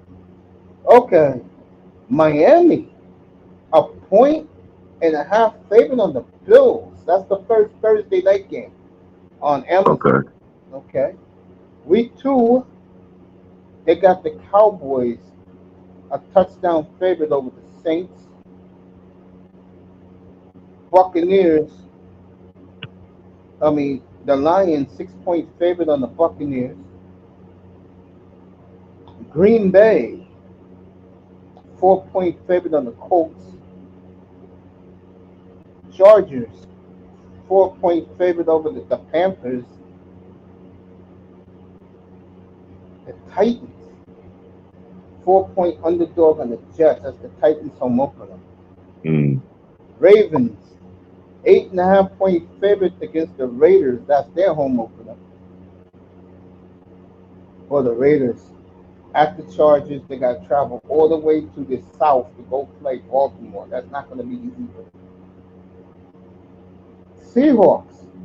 This game I may play 2.5-point favorite in New England. Patriots home opener. Seattle? Yeah, they go to New England week 2. I don't care about the Giants and what you call it? That's almost disrespectful. Jaguars and Browns. This may be one of my plays week 2. Niners 7-point favorite at Minnesota. Rams and Cardinals. Rams 2.5-point favorite. Rams, their first home game is week 3. Them, the Steelers, and who else is week 3? Somebody I just saw. Steelers and Rams, they don't play their home openers till week 3. So I'm doing this game, folks. The revenge match, Russell Wilson against Sean Payton. But the whole country will get that boy's favorite rivalry. Is the Bengals go to Kansas City. Kansas City 4-point favorite in Arrowhead over the Bengals. In Arrowhead. Yeah, in Arrowhead. Yeah. They don't want to see us in Cincinnati no more, man. They've been in Cincinnati since they lost. Like every other game has been there. It's wild. Right now, If I had to make a game pick, I would go Seahawks at New England. I'll take the Seahawks. I'm gonna take the Browns against the Jaguars week 2, and I'm definitely leaning towards Bengals. I may go over under that game when that comes out. I know they both gonna score points. Even though that boy, Yeah, Chiefs defense is a lot better since the last time we played. yeah, yeah. That's what surprised me. Chiefs defense did get better. I 'Cause love the honestly, rivalries. I don't know what you saying. I said I love the rivalries in the NFL. And Bobby's honestly, dad said he's gonna adopt the Dolphins because of me. Okay, I appreciate that. and I honestly believe they was gonna let Chris Jones walk. I really thought they were that stupid. Not me. Not me. And I'm gonna tell you why. It's only him, Mahomes, and Kelsey got all 3 rings. And in overtime, he was the reason why they won the game because when Brock Purdy had first and goal at the 5, he couldn't do anything because of him. 3 straight times that blew up the middle. Yeah, Harassed Purdy, bro. Yeah, it was Chris Jones who won him that Super Bowl. Real talk. And that's why Andy Reid gave him the money. And yeah. Bobby, I do agree with you. I like Missouri a lot in the big in the SEC. I do. I like Missouri a lot, Bobby. I do. I loved them last year, Missouri. They won me some money last year, boy. I tell you that. This is how it's going to work. That's why I want your opinion about this since you're a Big Ten fan. What I see happening in college football is this: 5 teams from the SEC, 5 teams from the Big Ten, or 6 and 4. Either way you want to do that. Whoever wins the ACC championship, depending, and whoever wins the Big 12. You agree with that? I agree with that. With the new 12-team playoff? Yeah, I agree with A that. lot of And I'm upset like, guys. We have a night, and I brought that up. cause the man, I just hate the way it happened, man. That they had to blow up the Pac-12 for all of this to happen. Like they couldn't have Nobody, waited a nobody was year. watching. Nobody was watching the Pac-12, man. That was the problem. No viewership. They was very elitist about to join them. You have to have medical schools, and the tournament said, "F you. We don't need you." Now USC and UCLA is a Big Ten school. Like that's man, the Big Ten is fucking huge. Like, bruh. It's not even the Midwest anymore. It's just I don't even know what to call it anymore. Like, it's just October 19th, folks. Circle your calendar. Ohio State at Oregon. And like I told Sean before the other day, this is a place where Ohio State has never been before. When that plane lands in in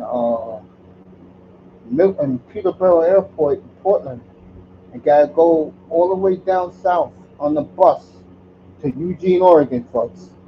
It is not going to be easy for Ohio State going to Eugene.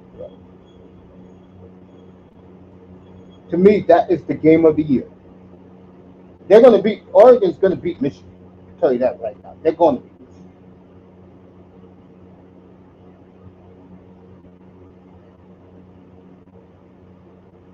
Ohio State, that is the game, folks, because whoever wins that game will be the top seed to easily go to the tournament. And the Big Ten has changed their format. Only the top 2 teams go to the tournament to their championship game now in the Big Ten. No more divisions. It's 1-18, and they're not even doing that. Top 2 teams in the Big Ten goes to play the championship game in Indianapolis. I got you, bro. Bobby, I appreciate you coming in. pull up tomorrow night? Oh, Auntie's here, so I'll stick around. I guess Auntie want to go back to the conversation we had earlier when I had the whole crew up here talking about the NBA. I wasn't able to listen. I've been real busy, It's but okay. I know you've been busy. nah, So bring me up. Bring me up to speed, big dog. well, we talked about this, and the Knicks was a big conversation. I had chaos reign up here, and he liked what the Knicks did. Me and you disagree with it, giving up all those picks for Mikal Bridges, and that boy said he doesn't like the Big Ten anymore. I don't blame him. What I was going to say, that we talked about a number of topics, but one thing we talked about the Knicks, and it looked like, except for me, you, and Young Relentless, everybody thinks the Knicks made a steal giving up those 5 number ones for Mikal Bridges. I totally disagree. Yeah, I mean, I felt like we should have cased those picks to get the big fish that we want, because we still have Randall in our back pocket as far as a big trade piece to make money work. And not only that, he's pretty much healthy after coming back, so I don't think he's a bad player. He's just not good for what we're trying to do. So He's not a team player. That's what it is. I mean, New York has a different effect on different people. He's just not the guy for that city. That's all it is. They got the right guys, right? That core. Unfortunately, we don't have Hartenstein anymore. I think he was an extremely underrated piece, that we had. But I mean, there's nothing you can do about it. Gone. So,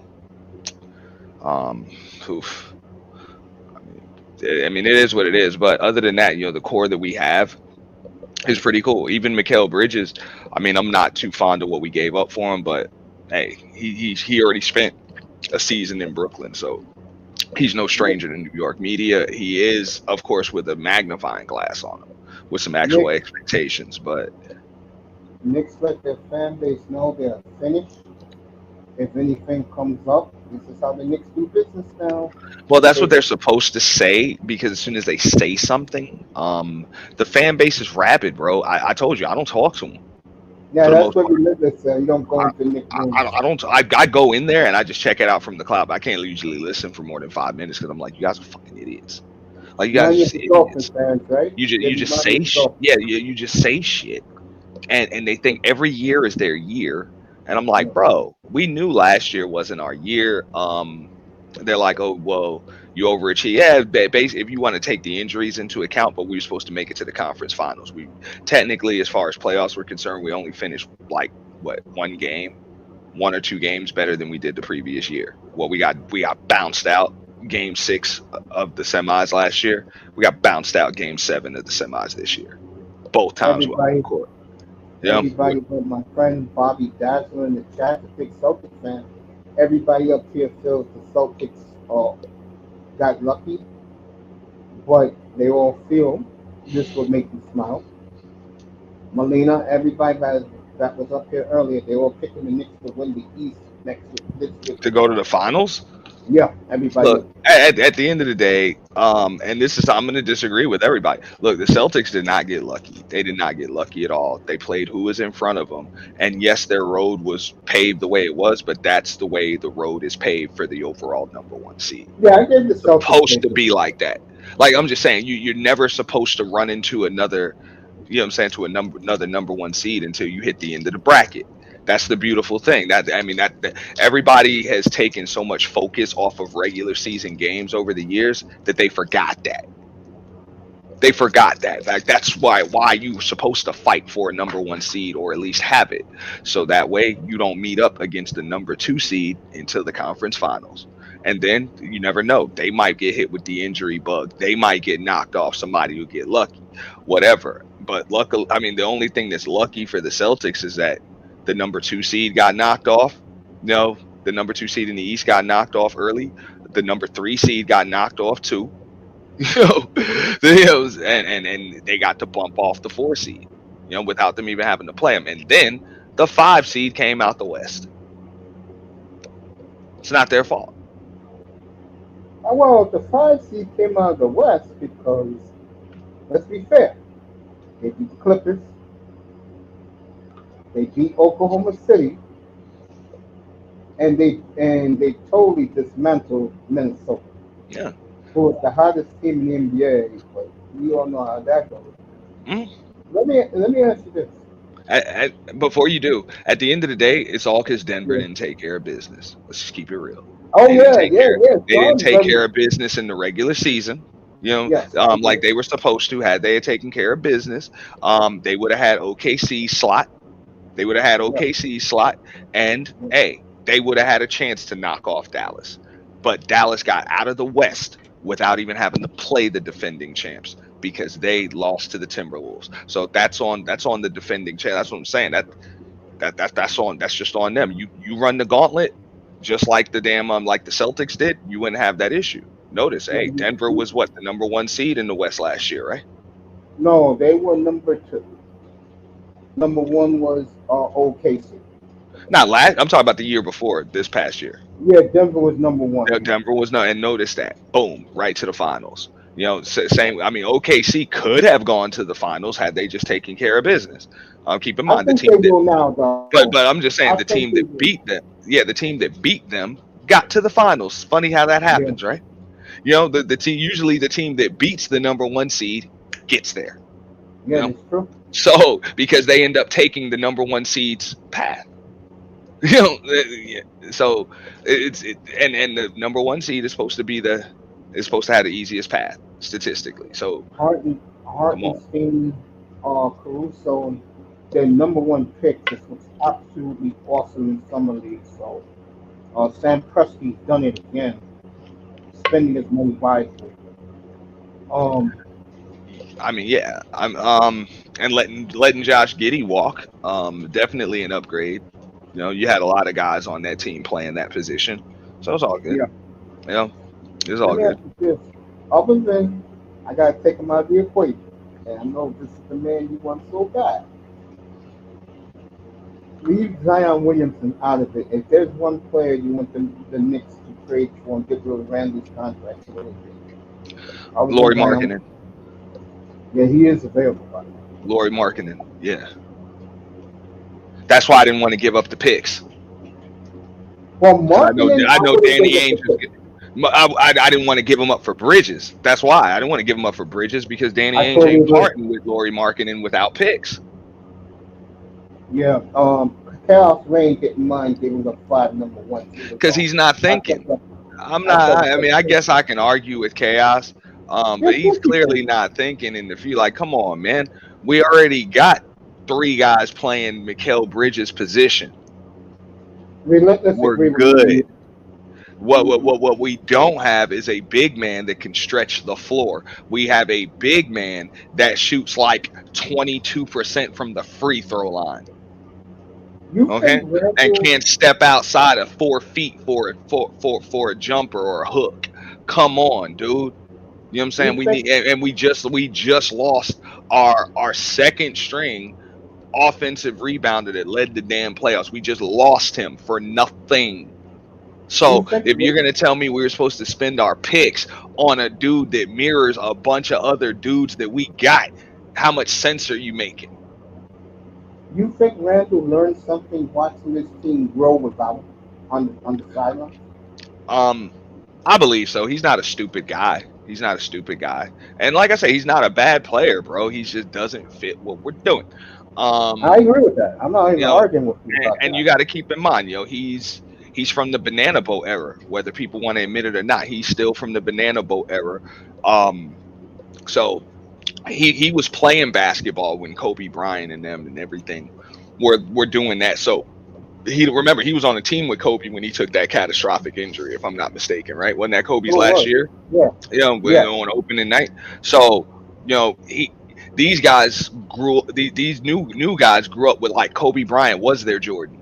So just understand that, like, yeah, it's nice to fill the stats, but you just understand, man, you win games and all them accolades will come. Win championships. Just win championships. And he still got that banana boat mentality. Well, as long as I can average a certain amount of points and make all NBA and a bunch of money, I'm good. Yeah, that's his I'm the attitude. star. And it's like, bro, and then you wonder why it doesn't translate in playoff time because all of your weaknesses are going to be exploited. So you just if you focus on winning games, focus on your strengths, your weaknesses will fade away. Like that. That's what you need to be focused on. What to do for the team to win. Damn your stat line. Damn your stat line. Damn the All NBA honors and stuff. You know, Clay. How many times Clay Thompson? I'm just seeing the screen right there, bro. How much stuff did he give up? You know what I'm saying? Just for the sake of winning 4 championships. And he got screwed, bro. He got screwed from top 75. You know, he got screwed out of 50 million, dog, when they went out there and got Kevin Durant. You know, he got screwed on a supermax extension. You know what I'm saying? I think he's getting screwed now. I think that's the Warriors' biggest mistake. It's over. It's over for him. You know, I've been saying that without for him. years. I'm just saying that's really over now. There is no more competing for championships without the Splash Brothers. You know, I think this is Chaos true. Yeah. made a good point. I want to hear your opinion. He's one of those that was upset the Lakers ain't getting no players other than Junior. Let's just call him one year, Junior. And he's having a hard time feeling that, and I've been saying this for a while, gang, up here, how irrelevant the Lakers are. They are irrelevant. Okay? Well, the Lakers are never going to be irrelevant because they're the Lakers. But at the same time, as far as like winning games, I'm not saying winning games, attracting free agents. They can't. You got to keep in mind these. Yes, it's still purple and gold. Yes, it's still the city of LA. Yes, it's still the Bus family, but there is no more Jerry Bus there. There is no more Jerry West at the helm. Okay, there is no more Jerry West at the helm. There is, yeah. I mean, you don't have, you just don't have like Kobe Bryant. You don't have Shaquille O'Neal. You don't have Magic Johnson. You have a guy that guys don't want to play with because they get all of the blame when they lose and none of the credit if they win. It makes no sense. Okay? It makes no sense. And this guy is also on the last leg. So they understand within 2 years, 2 to 3 years tops, that team is going through a rebuild. So the only way you go there is if you're in win now mode. And they're already way over the cap. So nobody can really get paid without the team getting worse than it is. And it's not even that good right now. It makes no sense for a DeRozan, for a Clay. Well, it might have made sense for Clay, but he went to the right spot. No state tax in Texas. Pretty simple. He was getting the same money no matter where he went. So, no state tax in Texas. Makes sense. But a DeRozan, a Clay, a Paul George, okay? All of that. There's nothing. Like, it makes no sense for them to go there. You know, even if they wanted to make a move and get Lauri Markkanen or something, they can't do it without giving up AD. I tried to tell people that. So then that's why I was saying, bro. And I thought about this. I didn't know where the Knicks were drafting, but I knew they had a decent amount of draft picks. Bro, I would have took Bronny with a 2nd round pick. I would have took him earlier than 55th, just to hold a piece on the Lakers. That would have been the move I would have made as a GM, just to be an a-hole, because I know damn well my 2nd round pick ain't playing any damn way. You know, so I'll take that kid. And I know Rich Paul was talking, we're sending them to Australia. Then send them to Australia then. Give a fuck. I was just saying just like that. Then send them. But I know we own the bird rights, what you want to do. That's why I said the Knicks should have did that shit. Just took them. You know? And as soon as the Lakers say, we want him, hey, what's he worth to you? What's he worth to you? Because I heard LeBron opted out. What's he worth to you? You know? What's he worth to you? Because here's the deal. Here's the deal. We'll work Danny Ainge in. You know what I'm saying? We'll work Danny Ainge in. Okay? Y'all give up damn AD. We'll take AD. You know? We'll take AD. All right? Y'all can take Markkanen and Bronny. Okay? And Ainge over there can have Randall and a couple of them damn picks. From us. What's up? How about that? Yeah, how about that? Well, right now, I said, well, I tell you, I had a stacked family. Because I that would have, and that's the leverage I would have held over their damn heads. And I did the math; the money would have worked on that too. I said this an hour and a half I ago. mean, unless we would have had to sign Bronny to 4 years and like guaranteed 3 or 4 years, which is fucking nuts. But Yeah, whatever. 4 years, 8 million, folks, for Bronny James, the It's 55th bullshit. pick in the draft, guaranteed. And That's then bullshit. then you get this ass clown LeBron saying it's legacy, legacy my ass. That's fucking bullshit. That's bullshit. Okay. I announced according to Bleacher Report, Blazers. And you know I don't like telling billionaires how to spend their money, but that's bullshit, bro. For that boy after coming off a fucking cardiac fucking episode, bro, to get 3 years guaranteed after averaging 4 points in college at 6 feet tall, a 55th pick. Yeah. Like this is not some heavily touted. This is not Manu Ginobili in the second round. Okay. I wonder if his father. That's all I'm saying. This is not Manu Ginobili. I agree with this. I got a good question for you. Yeah. I wonder if his father will manipulate him getting on the or I'm sorry, or Nikola Jokic or something like that. You're not getting some guy that nobody knows about that you're willing to actually pay that because some European team is willing to give him a shit ton of money. You know what I'm saying? Just to get him over there. Nah, that's the only reason why you do some shit like that with a second round pick.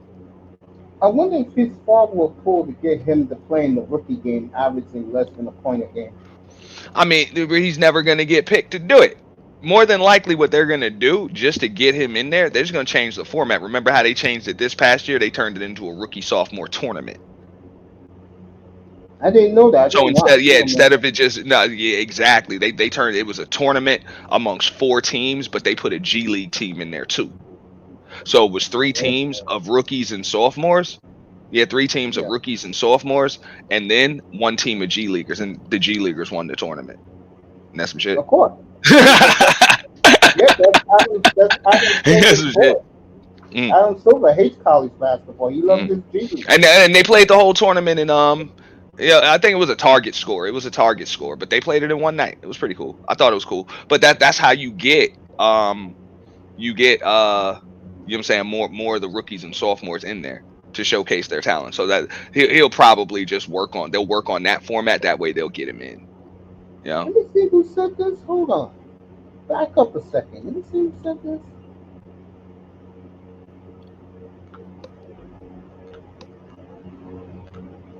All right.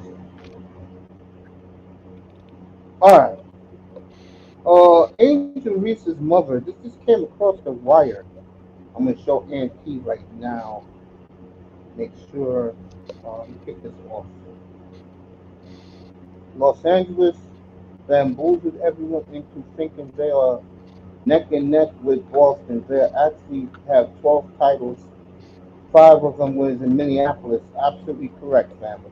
No, that's correct. But I mean, in that case, I mean, are you going to credit the Oklahoma City Thunder with the title? Interesting. You know, because technically they have one. Yeah, Seattle. That's what I'm saying. Technically they have one. You know? As do I think the Hawks. Yeah. You know, when they were in St. Louis. Fort Wayne, yeah.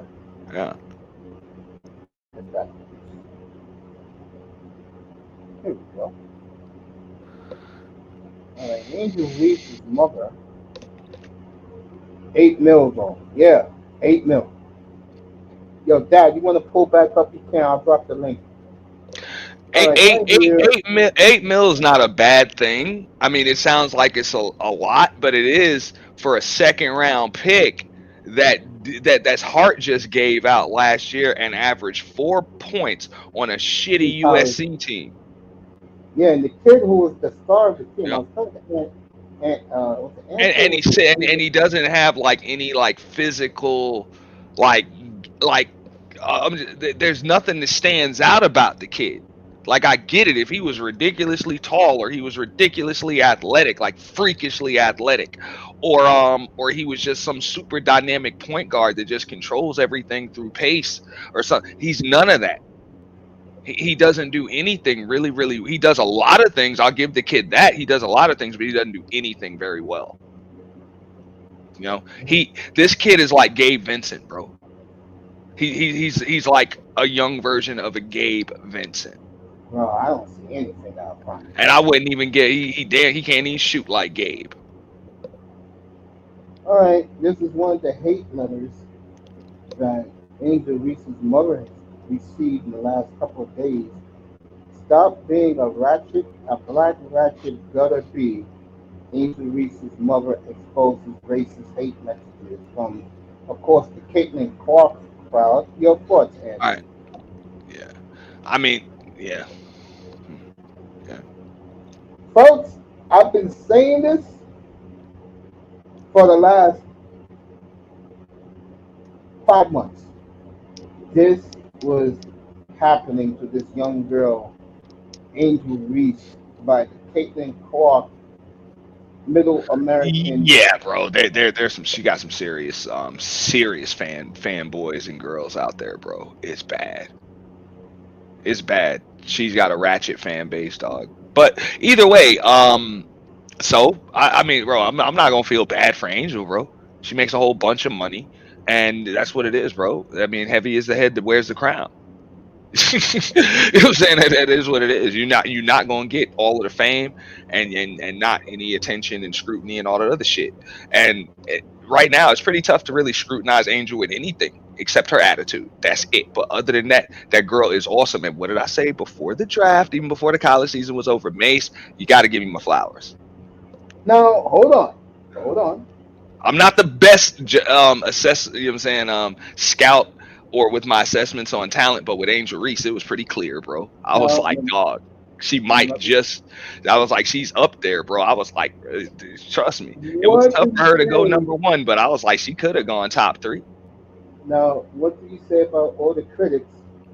The latest, the other day, who they play yesterday? I know they played yesterday, and everybody's complaining that she pads her stats on purpose. Go ahead, and then I'm gonna say. Nah, he said no jump shot. I'm like, bro, you better check out that chick's fan. I knew she had a jump shot when I saw her knock down a bunch in a row. Though she's got good form, she's tall, she can actually spread the floor if they work her more so into it. She just seems to love to rebound, but when they spread the floor, bro, she can knock it down. People say no jump shot, but she don't like. She just don't take them. She don't take them. You gotta understand something. That is with NBA fans, the love they have for Fly J. Johnson. And that's the thing. Like with LSU, she didn't have to take a lot of jump shots. But like I say, Flaw J, I think she'll probably bring that Cynthia Cooper type game to the to the WNBA. Oh, you talking about Bronny? Yeah. We don't really know about Bronny's jump shot. I don't think he's a knockdown shooter. I definitely no. That boy. I was talking about Angel though. He was talking about Bronny. He said no jump shot though. He said no jump. I thought he was talking about Angel. Oh, he's talking about Bronny. That's my bad, family. That's my bad. Angel had a sick bro. She only took like 2 threes or whatever and made them bitches, bro. In the WNBA, made the motherfuckers, man. Like she says that she thinks it's gonna be cool to be teammates with old girl up here. Caitlin in the All-Star game. Yeah, next Tuesday night, 8 o'clock. Yeah, I'm like, I don't think it's cool. I mean, I think it's great, bro, that 2 rookies. It could have been if Brink hadn't got hurt, bro. It could have been 3 rookies in that damn All-Star game, bro. Well, Cheryl Swoops has come out. Hey, but before you go on Cheryl, what would have been cool about it is keep in mind you got 12 chicks playing for the Olympics. That because this is going to be WNBA versus the Olympic team. Okay, so you got 12 chicks playing on the Olympic team, so that means the All-Star game was there were only 12 roster spots available. You know what I'm saying? So for like 2 or 3 rookies to get in, now I get it. There's still 12 girls over there. You know what I'm saying? For the Olympic team, they're like guaranteed All-Stars for the most part. But still, you know, for them to even get in there for like 3, because you got bro, Brink would have been a legit All-Star, bro. She would have been a legit all-star. So when you say 3 out of 24 of them chicks in a tough-ass league like that, rookies, get that draft cast they props, bro. Well, Cheryl Swoops. And Rakia Jackson looked pretty good too over there. Yeah. And the chick in Minnesota. Yeah. Little butterball looking chick. Yeah, man. She's playing pretty good. Cheryl Swoops has come out and she said neither one of them deserve to be in the All-Star game. You gotta understand something. Cheryl's starting to get on my fucking nerves, bro. Something I told everybody, I warned them. When they were going gaga over these 2 young ladies, they were legends in the sport before these girls were even born. Cheryl's dead wrong though, bro. And now I get it with the Caitlyn thing. Maybe that was a borderline all-star. I agree with that. But I'm not mad that they gave it to her because she does kind of have the numbers to back it up. You know, she does. But as far as Angel is concerned, in a league where they don't play above the rim, and she's a rebounding machine like that, I can tell you right now. like I get it. We don't put that much stock in rebounding, even though it's extremely important. But we don't put as much in rebounding in the NBA because there are so few damn rebounds. You know what I'm saying? Compared to in most other basketball leagues, especially a women's league. You know, when you're playing above the rim and you're the men and all of that other stuff, and you're extremely efficient, it's just like significantly less rebounds, you know, over the course of 40 minutes because those women only play a 40-minute game. So, but when you talking about a league where ain't nobody dunking shit, you know what I'm saying? Ain't nobody dunking a damn thing and everybody's playing below the rim. Like rebounding is all technique, man. And for her to have that string of double-doubles like she has, averaging a damn double-double. I got some news for you guys, by the way. I announced this earlier this morning. It's how long I've been on. I'm loving every minute. I appreciate everybody coming through today. We had a great panel earlier. What do you think about old girl being on the front cover of NBA 2K? Which one? Angel Wilson. I'm cool with that. I'm cool with that. I mean, they have a few different covers, I think. I thought I saw Allen Iverson on one or some shit like that, or was that last year? Yeah, he's on the one that cost $200. Yeah. You know, that's the Legends one, and the other one, of course, is Jason Tatum. Bobby says Z. But people don't even know, like, bro, when it comes to 2K, my favorite legend to play with was always Larry Bird. I'm like, dude, the dude does it all. Like on that damn video game, Larry Bird be like Steph Curry. Imagine having a Steph Curry that could rebound and dunk on motherfuckers, bro. That was Larry Bird, too. Like I tell people, old Bird is Hondo's replacement. That's why the late Brett Auerbach went out and did what he did. He was losing Hondo. I mean, you know, you're losing an all-time great. They say Angel's like a female Dennis Rodman. Dennis Rodman couldn't even shoot. Like, Angel can actually shoot the damn ball at an efficient level if they would work it more in there. I do agree with him about that comparison. Yeah, I mean, Rodman could never average a double-double, though. He would never average a double-double. Now, I get it, though. Rodman was a lot more effective. Because, like, okay, Angel would average, like 12 and 11 or some shit like that. Yeah, but Rodman will average, like, 4 and 18. Yeah, but the shit like that. You know what I'm saying? He would average, like, 17, 18 damn rebounds. Let me say about Rodman real quick, because he's one of my which is like, hey, that shit is great. Let me say this about Rodman. Like Tom Brady, Rodman was the super central team basketball player. The reason why he acted up in San Antonio, he had no respect for Bob Hill and David Robinson. That's why he acted up in San Antonio. Okay, folks. The Dennis Rodman you saw in Detroit and the Dennis Rodman you saw in Chicago, that's why he was the first ballot Hall of Famer, folks. I watched his entire career. Rodman sacrificed points. I don't think he made it on the first ballot, Mace. No, he didn't make it on the first ballot? I don't think he made it on, like, the second ballot. Because I remember I saw him at the Hard Rock, and I told him it was overdue. I was because it was right after he had got inducted, and I was like, man, congrats on the recent but overdue induction, because I think he got passed up on his first ballot. I feel you, Bobby. It's bullshit. Let me ask you a question. I'm gonna buy a jersey like that big off here. They got the San Antonio. That's the one I always wanted. Uh, let me ask you this. When you look back, you was a kid back then. So let me ask you this. Who would you take? I'm curious to hear your answer because I love both guys. I have a lot of respect for Karl Malone. Mm. Who would you pick? Karl Malone. It's okay, Bobby. Who would you pick, Malone or Rodman? Life on the line. It depends on who else I got on the team. You know, if I don't have Michael Jordan, Yeah. you know, or Isaiah Thomas and Yeah. Joe Dumars and shit, then I would take Karl Malone. But if I got those fucking guys, I'll take Rodman all day. Yeah, I'm just saying, if I got somebody to put the ball in the basket already, then I'll take Rodman.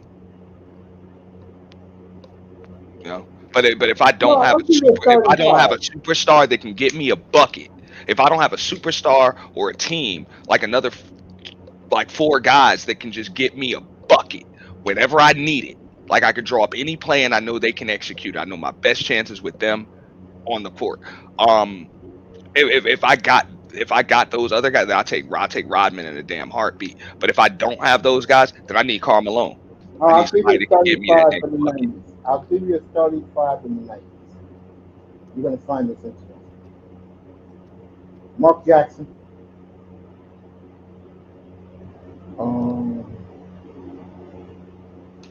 Trying to think of a great two guard in the 90s. So very good. Oh, Mark Jackson, Jeff Hornacek.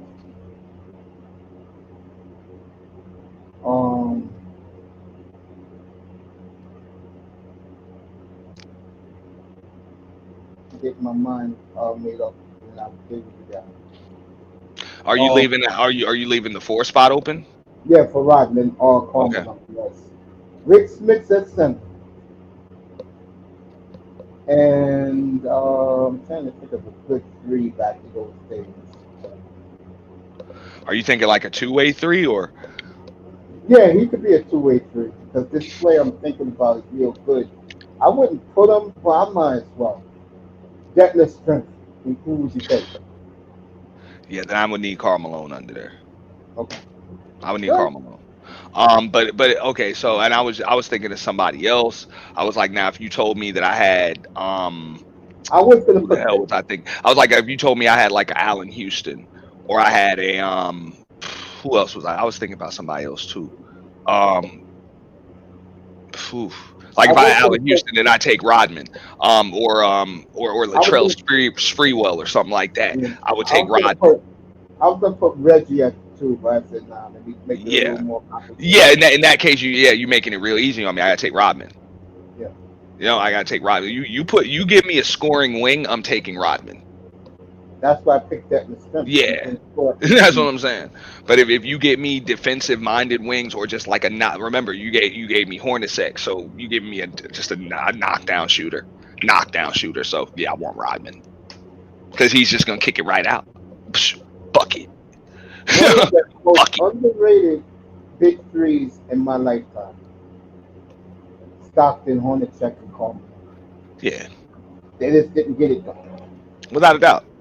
And it's not their fault. I tell them all them teams from the 90s for the most part that either made it to the conference finals or finals likely would have won championships, bro, had there not been Michael Jordan in there or Olajuwon in their damn way. You big on Karl Malone, aren't you? It's not that I'm big on him. I just know how good he was. No, I used to hate him because of the Blazer Jazz rivalry back then.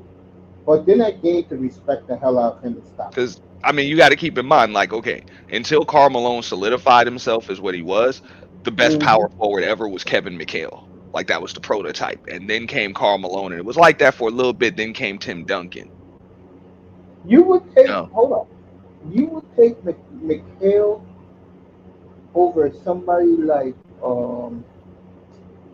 Lakers didn't have a big power forward. You would take Mikhail over somebody like Lambert? Yes, Wow. yes. I would take him on both ends of the floor over Lambeer, especially if I had to do it in today's NBA. Would you Hell yeah. take would you take Mikhail over somebody like I'm talking about today's NBA now. Would you take him over somebody like Giannis? Give me 1 second. I'm just checking. I just got a message from work, and that sucks. I am clear for the day. So fuck. Hold up. Say what? Okay, would I take Kevin McHale over Giannis? Yes. Damn, dude. We're talking Yes, I NBA. would. Yes, I would. Okay, I'm Yes, not I talking about would. NBA. I would have to take Kevin McHale over Giannis in the 80s and today. Yes, I would. Let me ask you this. And I wish I could say it's a no-brainer, but it only takes you like 4 or 5 seconds. So let me ask you Yeah, this. that's it. And it's McHale. Since you think he's the best, I don't think he's the best. I said it progressed over time. I said at the yeah, time, McHale was considered like the greatest power. Like he yeah, because defined the me, position. You know what I'm saying? It's I like think, if you want a power forward, this is what you want. And then Karl Malone. Karl Malone kind of came up and showed what he was. Him and Charles Barkley were kind of like the prototype guys. Just big, physical. Could step out, stretch the floor a little bit. And then you had Tim Duncan.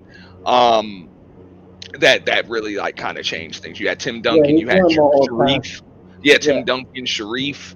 I got his All-Star jersey right in front of me, by the way. Yeah, I mean, From 20 years ago. Rasheed Wallace. I can't leave Rasheed Wallace out there. Those were prototype stretch Oh, let fours. me ask you this. That's a good comparison. Yeah. That's a very good comparison. I'm glad you brought Sheed or Kevin McHale. Whew. Yeah, Kevin McHale. Kevin McHale. I saw Sheed in person so many nights out in Portland. When he wanted to play, he was unstoppable. Mm.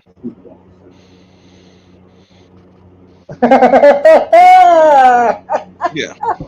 No, I mean I get it. It's just McHale. The reason why I would take McHale in like over Giannis in like both eras is because Yeah, he ain't gonna yeah, do like, bro. Giannis would get called for travels and palming and shit. yeah. And Bobby, you need a launch pad. So if they're allowed to hand check Giannis, he's not getting to the rim. He's just gonna Bobby, have to play too much with his back to the basket. He can't do that, but Kevin McHale can. Bobby, And then they're like, well, what about today's NBA? I'm like, Kevin McHale would smoke today's NBA. Bobby, Okay, because he's Bobby. got Kevin McHale I would agree be with like you. baby Jokic. You know what I'm saying? Yeah. Like down low the foot. He'd be putting motherfuckers in blenders and shit, bro. Like for real. Bobby, I couldn't agree with you more. He would look like Olajuwon in his prime in today's NBA.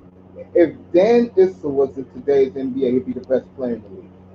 No doubt about that, Bobby. Dan Issel was playing right now, he'd be the best player. Mm. Matter of fact, I'll go as far as say this. I'll put McHale in this category too. Dan Issel in today's NBA right now will average 20-20 every year. That's how soft today's NBA is. McHale will do the same. McHale will probably average 27 That, and 20. that's what I'm saying. Like he would have Giannis numbers. Now Karl Malone would get he it. probably wouldn't get Defensive Player of the Year, so he wouldn't be like a league leader in blocks or anything. I don't think he wouldn't be a league leader in blocks, but he would damn sure score and rebound on a Giannis level. If Dan Issel was rebounding for today's another team instead of Aaron Gordon, there'd be a dynasty right now. That's how great Dan Issel is. So I mean, but Karl Malone was just like I said, he's just wrong time, man. Karl Malone was Just wrong time in his this career. is the credit I'm going to give Karl Malone right now. This is the ultimate compliment. Karl Malone will average 34 and 25 tonight. He averaged 35 a night as a player. You said in 25 boards. Yeah, easy. Man said 35 and 25. And that shit just rolled off your tongue, Mace. Hey, who can stop Karl Malone in today's NBA? Who? You're right. You're right. I'm like, ain't no Charles Oakleys, bro. Ain't no Kevin Duckworths. Ain't no Buck Williams. So yeah, you ain't wrong, bro. He will average 35 and 25. Ain't no Antonio and Dale Davises. Ain't no Dennis Rodmans. Yeah. So you're right. You ain't wrong. I mean, I wish somebody could tell me who. Because he still put up like stupid, godly numbers with those guys in the league. Let me ask you this. Since people love this guy so much, playing right now, can Anthony Davis stop Issel and Mikal right now? You know he ain't stopping Karl Malone. No. He wouldn't be able to stop them. But Anthony Davis could play in that era with those guys. He could. Could he stay healthy? I don't. Okay, so if you were to take him right now and insert him, hell no, he wouldn't stay healthy. But if he was able to grow up in an era like they grew up in, Anthony Davis would be awesome. I say the same thing about LeBron James. Like, if LeBron James actually grew up and had to come up through the ranks like those guys had to come up just to be pros, shit, LeBron James might have been the greatest player of all time. Like, no questions asked. But because he grew up in a damn Mr. Softy fucking era, where it's okay to make excuses, I get, man. And like refuse to be coached and all that other shit. Like that was okay. Like real shit. Uncoachable used to be on a motherfucker's scouting report. Like it would be on the draft report. You remember that? Dude's uncoachable. And I don't even understand why that was never on LeBron James's, what I'm saying, like scouting report or anything, even when he goes into free agency and all that shit, bro. It's like, why don't they just list that as a flaw, motherfucker? Bro, you uncoachable, bitch. Yeah, you're a great player, a lot of potential, serious physical specimen, high IQ, but uncoachable, just like y'all put that shit on Rondo's resume. And I love Rondo, but yeah, I like Rondo too, but they have no problem putting that on other dudes' resumes, and a lot of them dudes don't even deserve that shit. Like they put that on Rasheed Wallace's resume. They gonna put that on Draymond Green's when he decides to leave. All because you got technicals, they gonna label you uncoachable.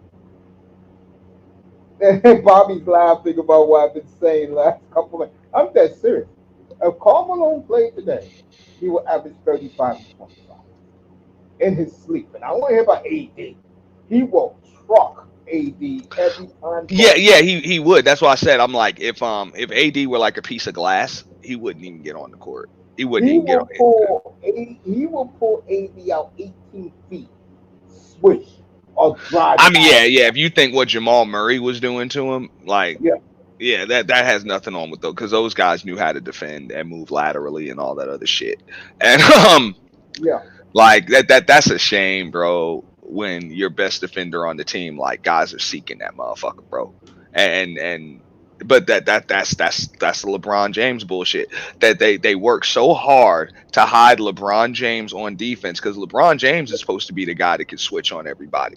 If he's going to play that position on the wing, he's supposed to be the guy that just switches on everybody. But they try so hard to hide that son of a bitch on defense that AD gets put in a fucking blender by damn guards, like at will, and that ain't right. You know what I'm saying? Because they teach you that crap. Now, don't get me wrong. Anthony Davis is a hell of a defender. But what I saw Jamal Murray do to that motherfucker, they really teach you to do that shit in middle school. They teach you to do it in middle school. It's just once you get to the NBA, it ain't supposed to be that damn easy. Jamal Murray was just making that shit look easy. I ain't gonna lie, he was making it look easy. But that's what you're supposed to do, dog. You're supposed to put his big, if they want to put a big motherfucker like that on you, bro, you're supposed to put his ass on a blender. You're supposed to put him in a blender and just shake him to death, bro. Mikal, you know what I'm saying? Shake him to death or go around him.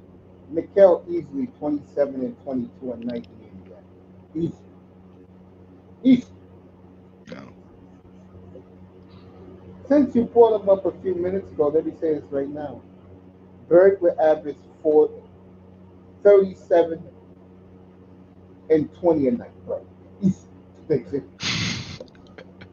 not, No. and Elijah won't forget it. Probably Elijah on 44, 24, and about 8 assists. Man, Olajuwon could average a triple double. A night. A lot of Yeah. those guys would average triple double. Like Hell Michael yeah. Jordan would average a triple double in Oh, today's yeah, NBA. 50 a night for Jordan. He would, but he would average a triple double, Double a night, yeah. and he'd do it easily. Karl Malone would probably average a triple double. Yeah. Yeah. You in 37 and 24. Like you would have multiple players averaging triple doubles if those guys could play today. And the NBA 3-point line is closer than it was 30 years ago. You know, Magic Johnson would average a triple double like every year. Every year. I got one for Magic. Folks, you're gonna think I'm crazy. Hell, I'll go a step further and say if Jason Kidd could play in today's NBA, he would average a triple double. Yeah. Every year. Magic, today's NBA, I'm gonna give him 21, 28 assists a night. Yo, Mason's spitting out 2K numbers. He said 20 of them got a Scott Skiles perfect game every night. Oh my God. These players are so goddamn soft. Isaiah Thomas. You know, oh my God, that's a 25 assist a night, dude. Yeah, I'll give Nate Archibald would average like 20 assists a night. I'll give Zeke 27, 24 assists a night. John Stockton, yeah. That's 25 30 assists a night. 30 assists a night for 20 and 25 a night. Yeah, he would average that. He would average that easily. And the only reason why it would only be 20 is because he would have so much damn fun with all of that space on the court and all of them damn passing lanes that are wide open. Bro, that he would just be having so much fun that he wouldn't even want to shoot the damn ball unless he's wide open. That's the only reason why Stockton would only average 20. But Bobby Dassler cracking up to the chat. He said, "Baby, stop." Yeah, because I'm hearing it too, Bobby, bro. He's talking 20. Yo, he putting up unreal numbers. This one is real, folks. But no, when he says that about Magic averaging like 28 assists, yeah, I believe it's pretty close. Like Magic Johnson. Yeah, you kidding me? The best point guard to ever live. Yo.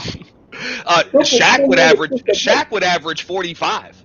40. I know he would average 45 points and like 20 rebounds a night. I think the ball with Shaq would be in today's NBA. Oh, right. They're also not gonna let him. Now it would have to be the Shaq from Orlando. Yes, it would have to. If you could put the Shaq from Orlando, he would average like 45 and 20. Yeah, I can see. Yeah, he would average like 45 and 20. I'm talking about averaging. This is the one that's gonna blow your mind, Bob. But the thing is, they wouldn't let him camp out in the lane like he did. And he's gonna laugh at this one. Dominique Wilkins, okay, in today's NBA, because there's no small forward. He would average a triple double. Oh, I'll do better than that. Dominique, 47 points a night, 15 rebounds a night, 8 block shots a night, and I'll give Dominic 7 assists a night. He would destroy 8 small forwards. Yeah, he would. Just like Jordan would average a 50-point triple-double. I got one better. Since he brought him up, I'll do it now. And his team would have his team. The team Jordan would be on would average like 150, 160 points a night. Yeah, be the Pacers of right now average 141 points. Yeah, they would average like 100 average 160, 100. Yeah, 160 points a night, bro. And then I'm gonna do Hondo after. Okay. Like average it.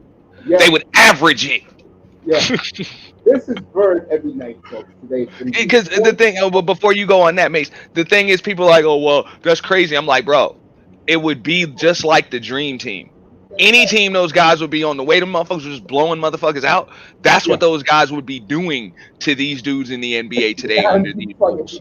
They would, because you remember the way they shit all over the international rules back then. Yeah.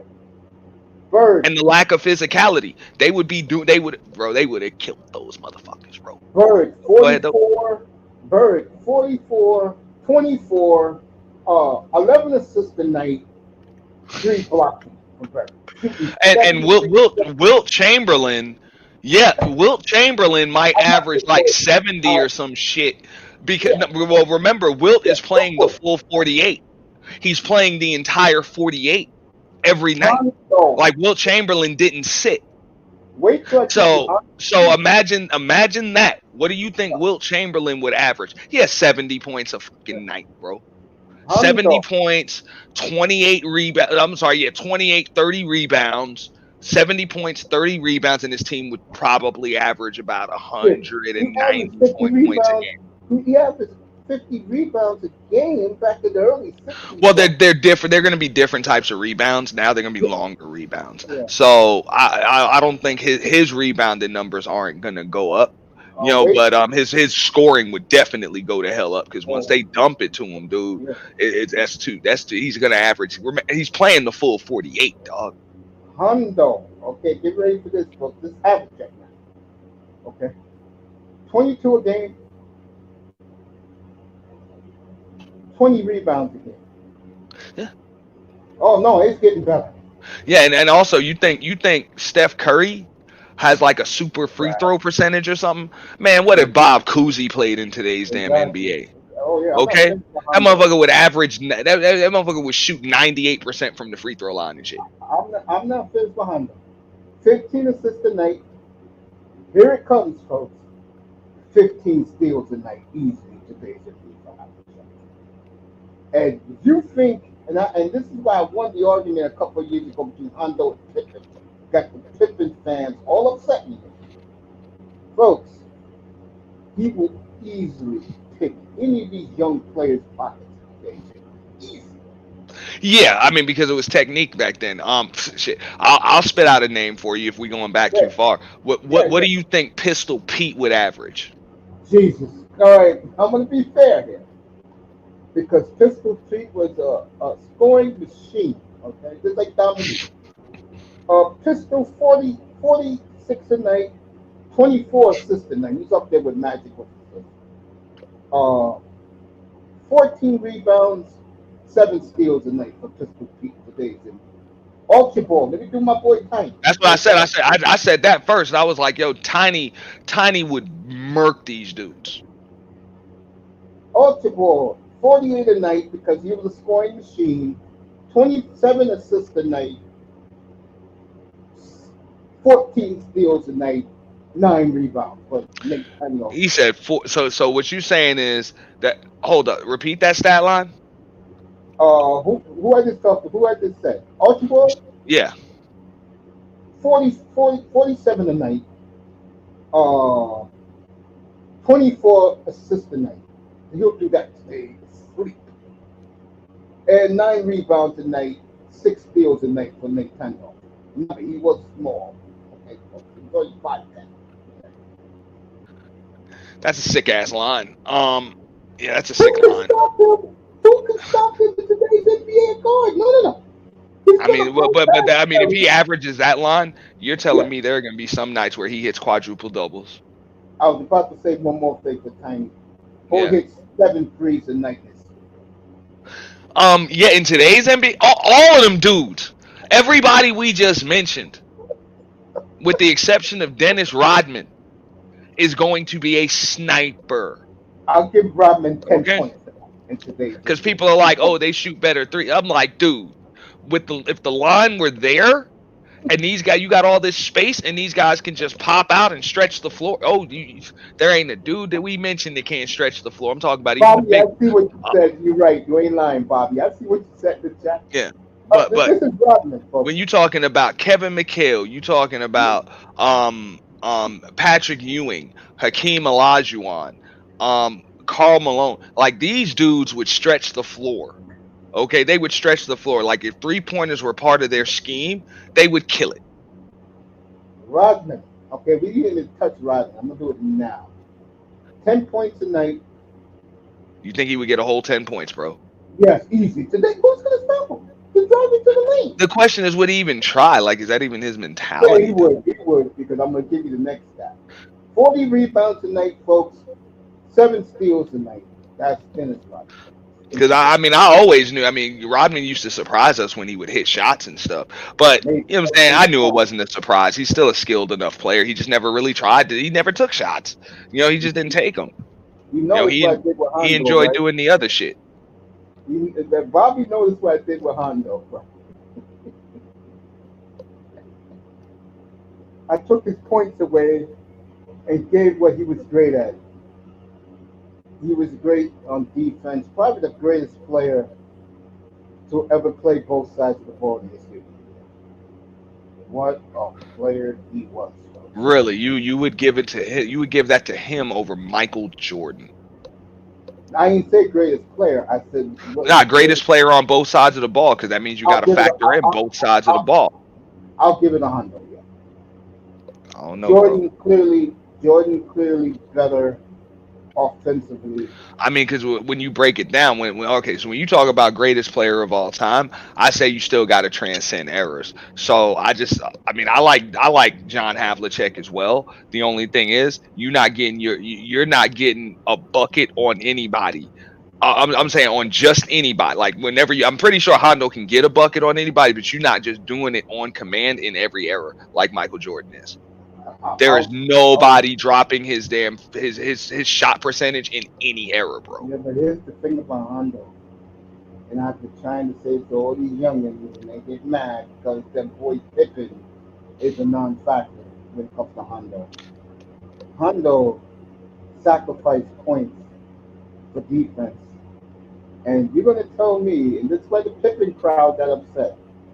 Hondo, and this is why he was in the great starting five of all time, folks. No one played defense at small forward there. I'm sorry. Sorry. That's why Pippen, I'm sorry. That's why the NBA did it right. Magic, Jordan, Hondo, Duncan, Russell. You know why? Those five players can play both sides. I mean, I love the way you mentioned it, and this is why the LeBron fans get pissed off when we're like, yo, that motherfucker ain't even top 5, bro. Like, and when you bust it down, it's like, dude. And I get it. It pisses me off that the Kobe fans want to come in there. They're like, well, what about Kobe? I'm like, no disrespect to Kobe Bryant, but he's not up there either. And it's no disrespect to him, dog. He's a hell of a basketball player, but he's not in the top 5. And neither, I mean, I get it if you guys are going with the eye test and what looked cool and all of that other stuff. But LeBron James, Kobe Bryant, they really don't rate when you're talking about the top 5 Let me of say the this right NBA. now. It's like it's pretty tough to put either of those two dudes over even Tim Duncan. Let's keep it real. You ain't lying. Let me also No. say this, Hondo.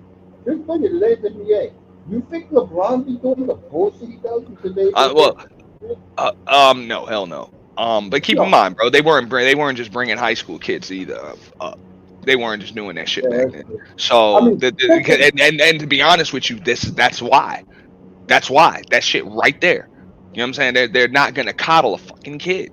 They wanted grown men. You know what I'm saying? Grown men, that were grown men both physically and mentally on the court, and in locker rooms and stuff like that. I know people gonna be like, oh, well, those guys it was like a drug circus and they were on all of this stuff. Yes, but those were grown men that still did their damn job even with all those behavioral modifications. Let me add this, because NBA fan got so pissed off at me one night. If you ask me, the best small forwards, I'm going to tell you right now, I'm putting 4 ahead of LeBron right away. Hondo, Bird, Rick Barry, and Dominique. Okay? Right? I gave you Dominique's numbers, folks. I wasn't kidding around. He'll easily get 47, 48 points tonight. You know why? He was faster than everybody else before he blew his Achilles near the end of his career. Dominique, between 1982, when he came into the league, to 1994, when he blew his Achilles, he was the only player in the NBA who went head-to-head with Larry Bird. Both of them in their primes back in 1988. Go Google Eastern Conference Semifinals Game 7. one of the greatest game sevens to ever Oh yeah, play. you talking about Dominique and the Bird duo. Yes. The new kids might know about that. They should probably know about it because it's still talked about to this day. Hey, these young kids don't have no respect for Larry Bird. They should be ashamed of Well, I mean, shit, it is. Then they need to listen to their idols. They need to listen to their damn idols because who was it on? I think it was it Paul George's podcast or I mean it was somebody that played for the Pacers. They got a podcast. I don't remember if it was Jeff Teague or it was Paul George or it was it. both of And them up Paul there. George, but Some they're not motherfuckers was like, yo, it was like, man, we just came FPJ into practice Paul one George. damn day. Yeah, he said we came into practice one day and Bird was just there. You know what I'm saying? He wearing damn dress shoes, slacks, whatever. And you know what I'm saying? Hey, ball just rolls over to him, and he just turns around, just shoots the motherfucker all net, and then just walks out like nothing. You know? It's like, damn. The dude's like damn near 70 years old. You know what I'm saying? The dude's in his 60s and shit. You know, late 60s at that. You know, bad knees. You know, bad knees, bad back. You know what I'm saying? Beer belly. You know, some damn Yeah, dress these young shoes. guys suck. They Yeah. suck. And he just, but Bird would be so damn efficient. He would be so efficient. He'll shoot 70% a night on the Like floor. all of that two-way player crap. Bird would be like, go ahead and put a two-way player on me, or I'm sorry, put a one-way player on me. Somebody that's a specialist on one end or the other or whatever. I didn't even mention a healthy Grant Hill. Yeah, we didn't. I think or Penny Hardaway. Penny Hardaway, a healthy Jamal Mashburn. Tim Hardaway, a healthy Tim Hardaway. Latrell Sprewell, what would he do? Sprewell, Mitch Richmond. I didn't even bring those. I mean, Allen Iverson would average 45. I'll do Iverson right now. Iverson, 57 a night, 26 assists a night. So many broken ankles, players will be on the IL.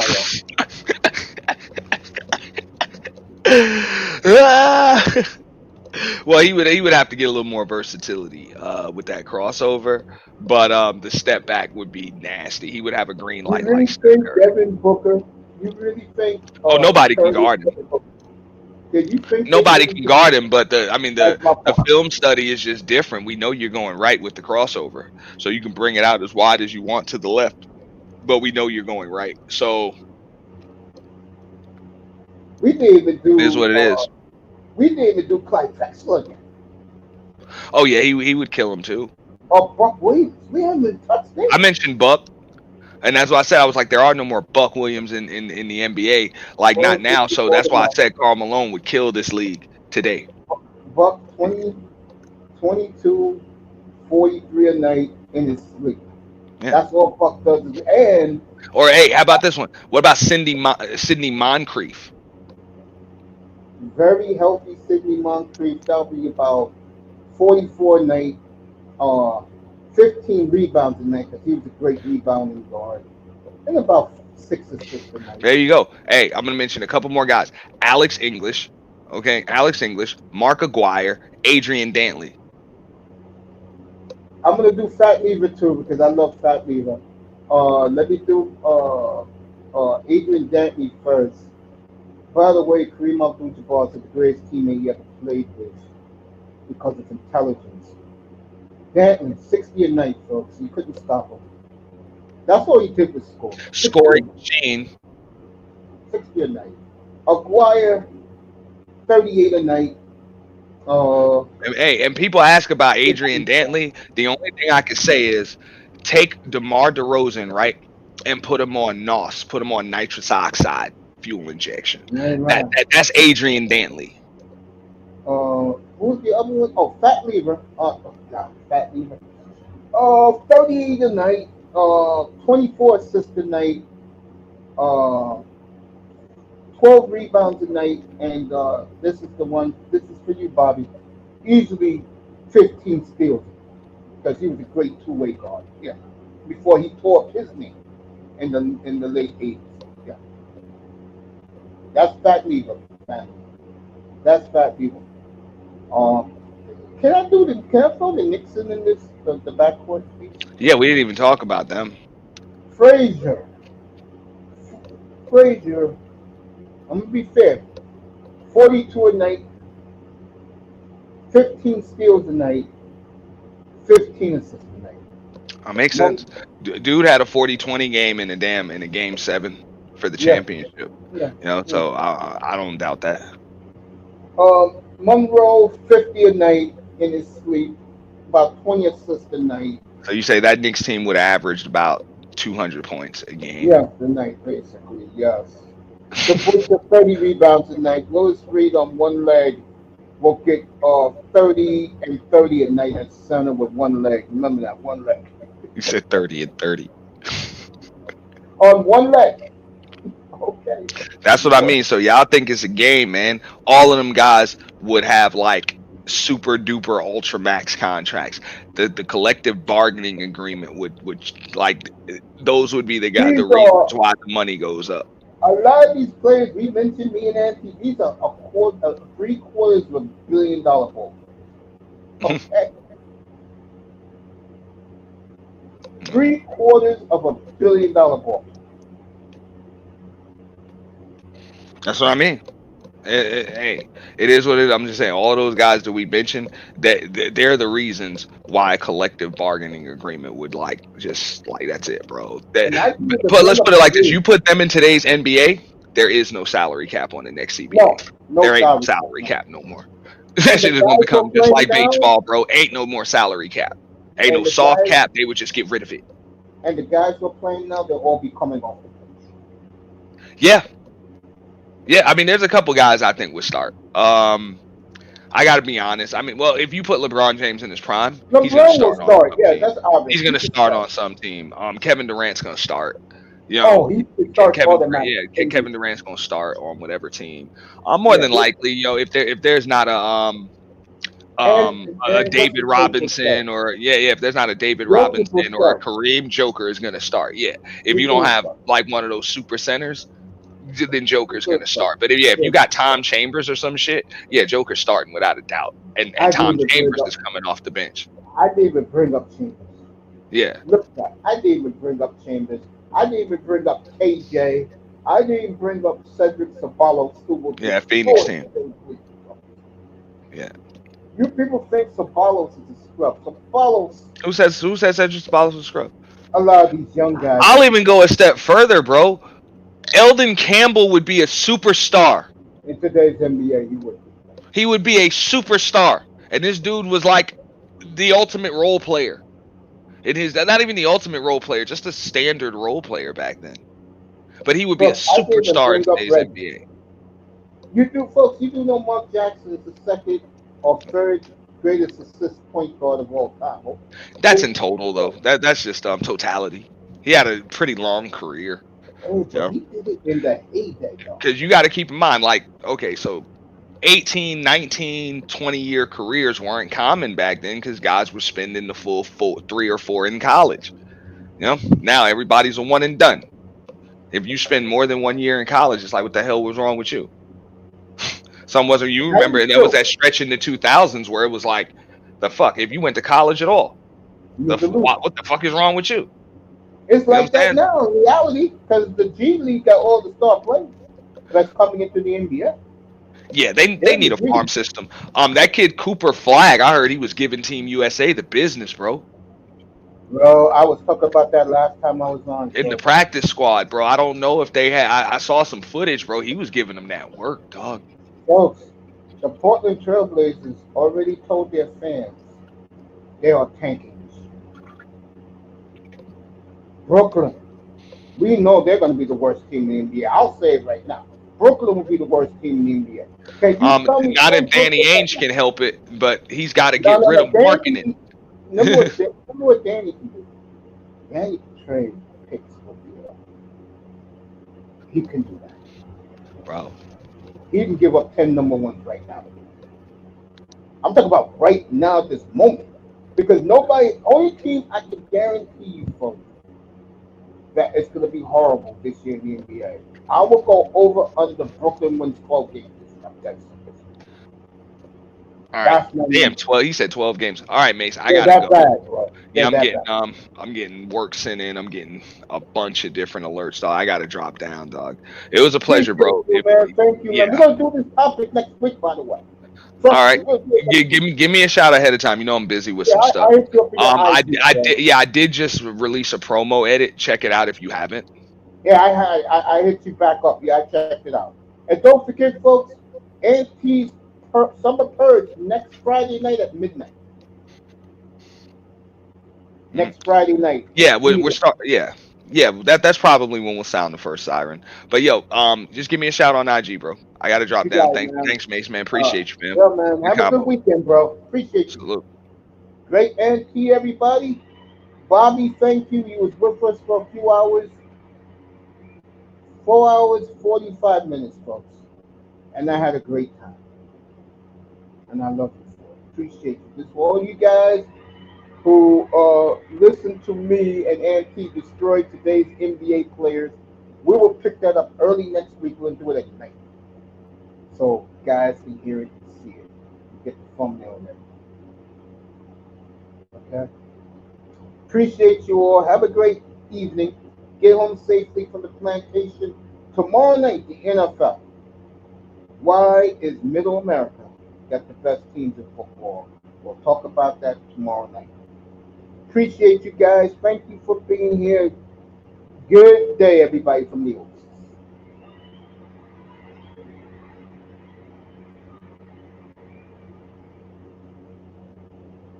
And thank you, people on X, Twitch, IG, and LinkedIn. Appreciate you. Have a great afternoon, everybody. Get home safe.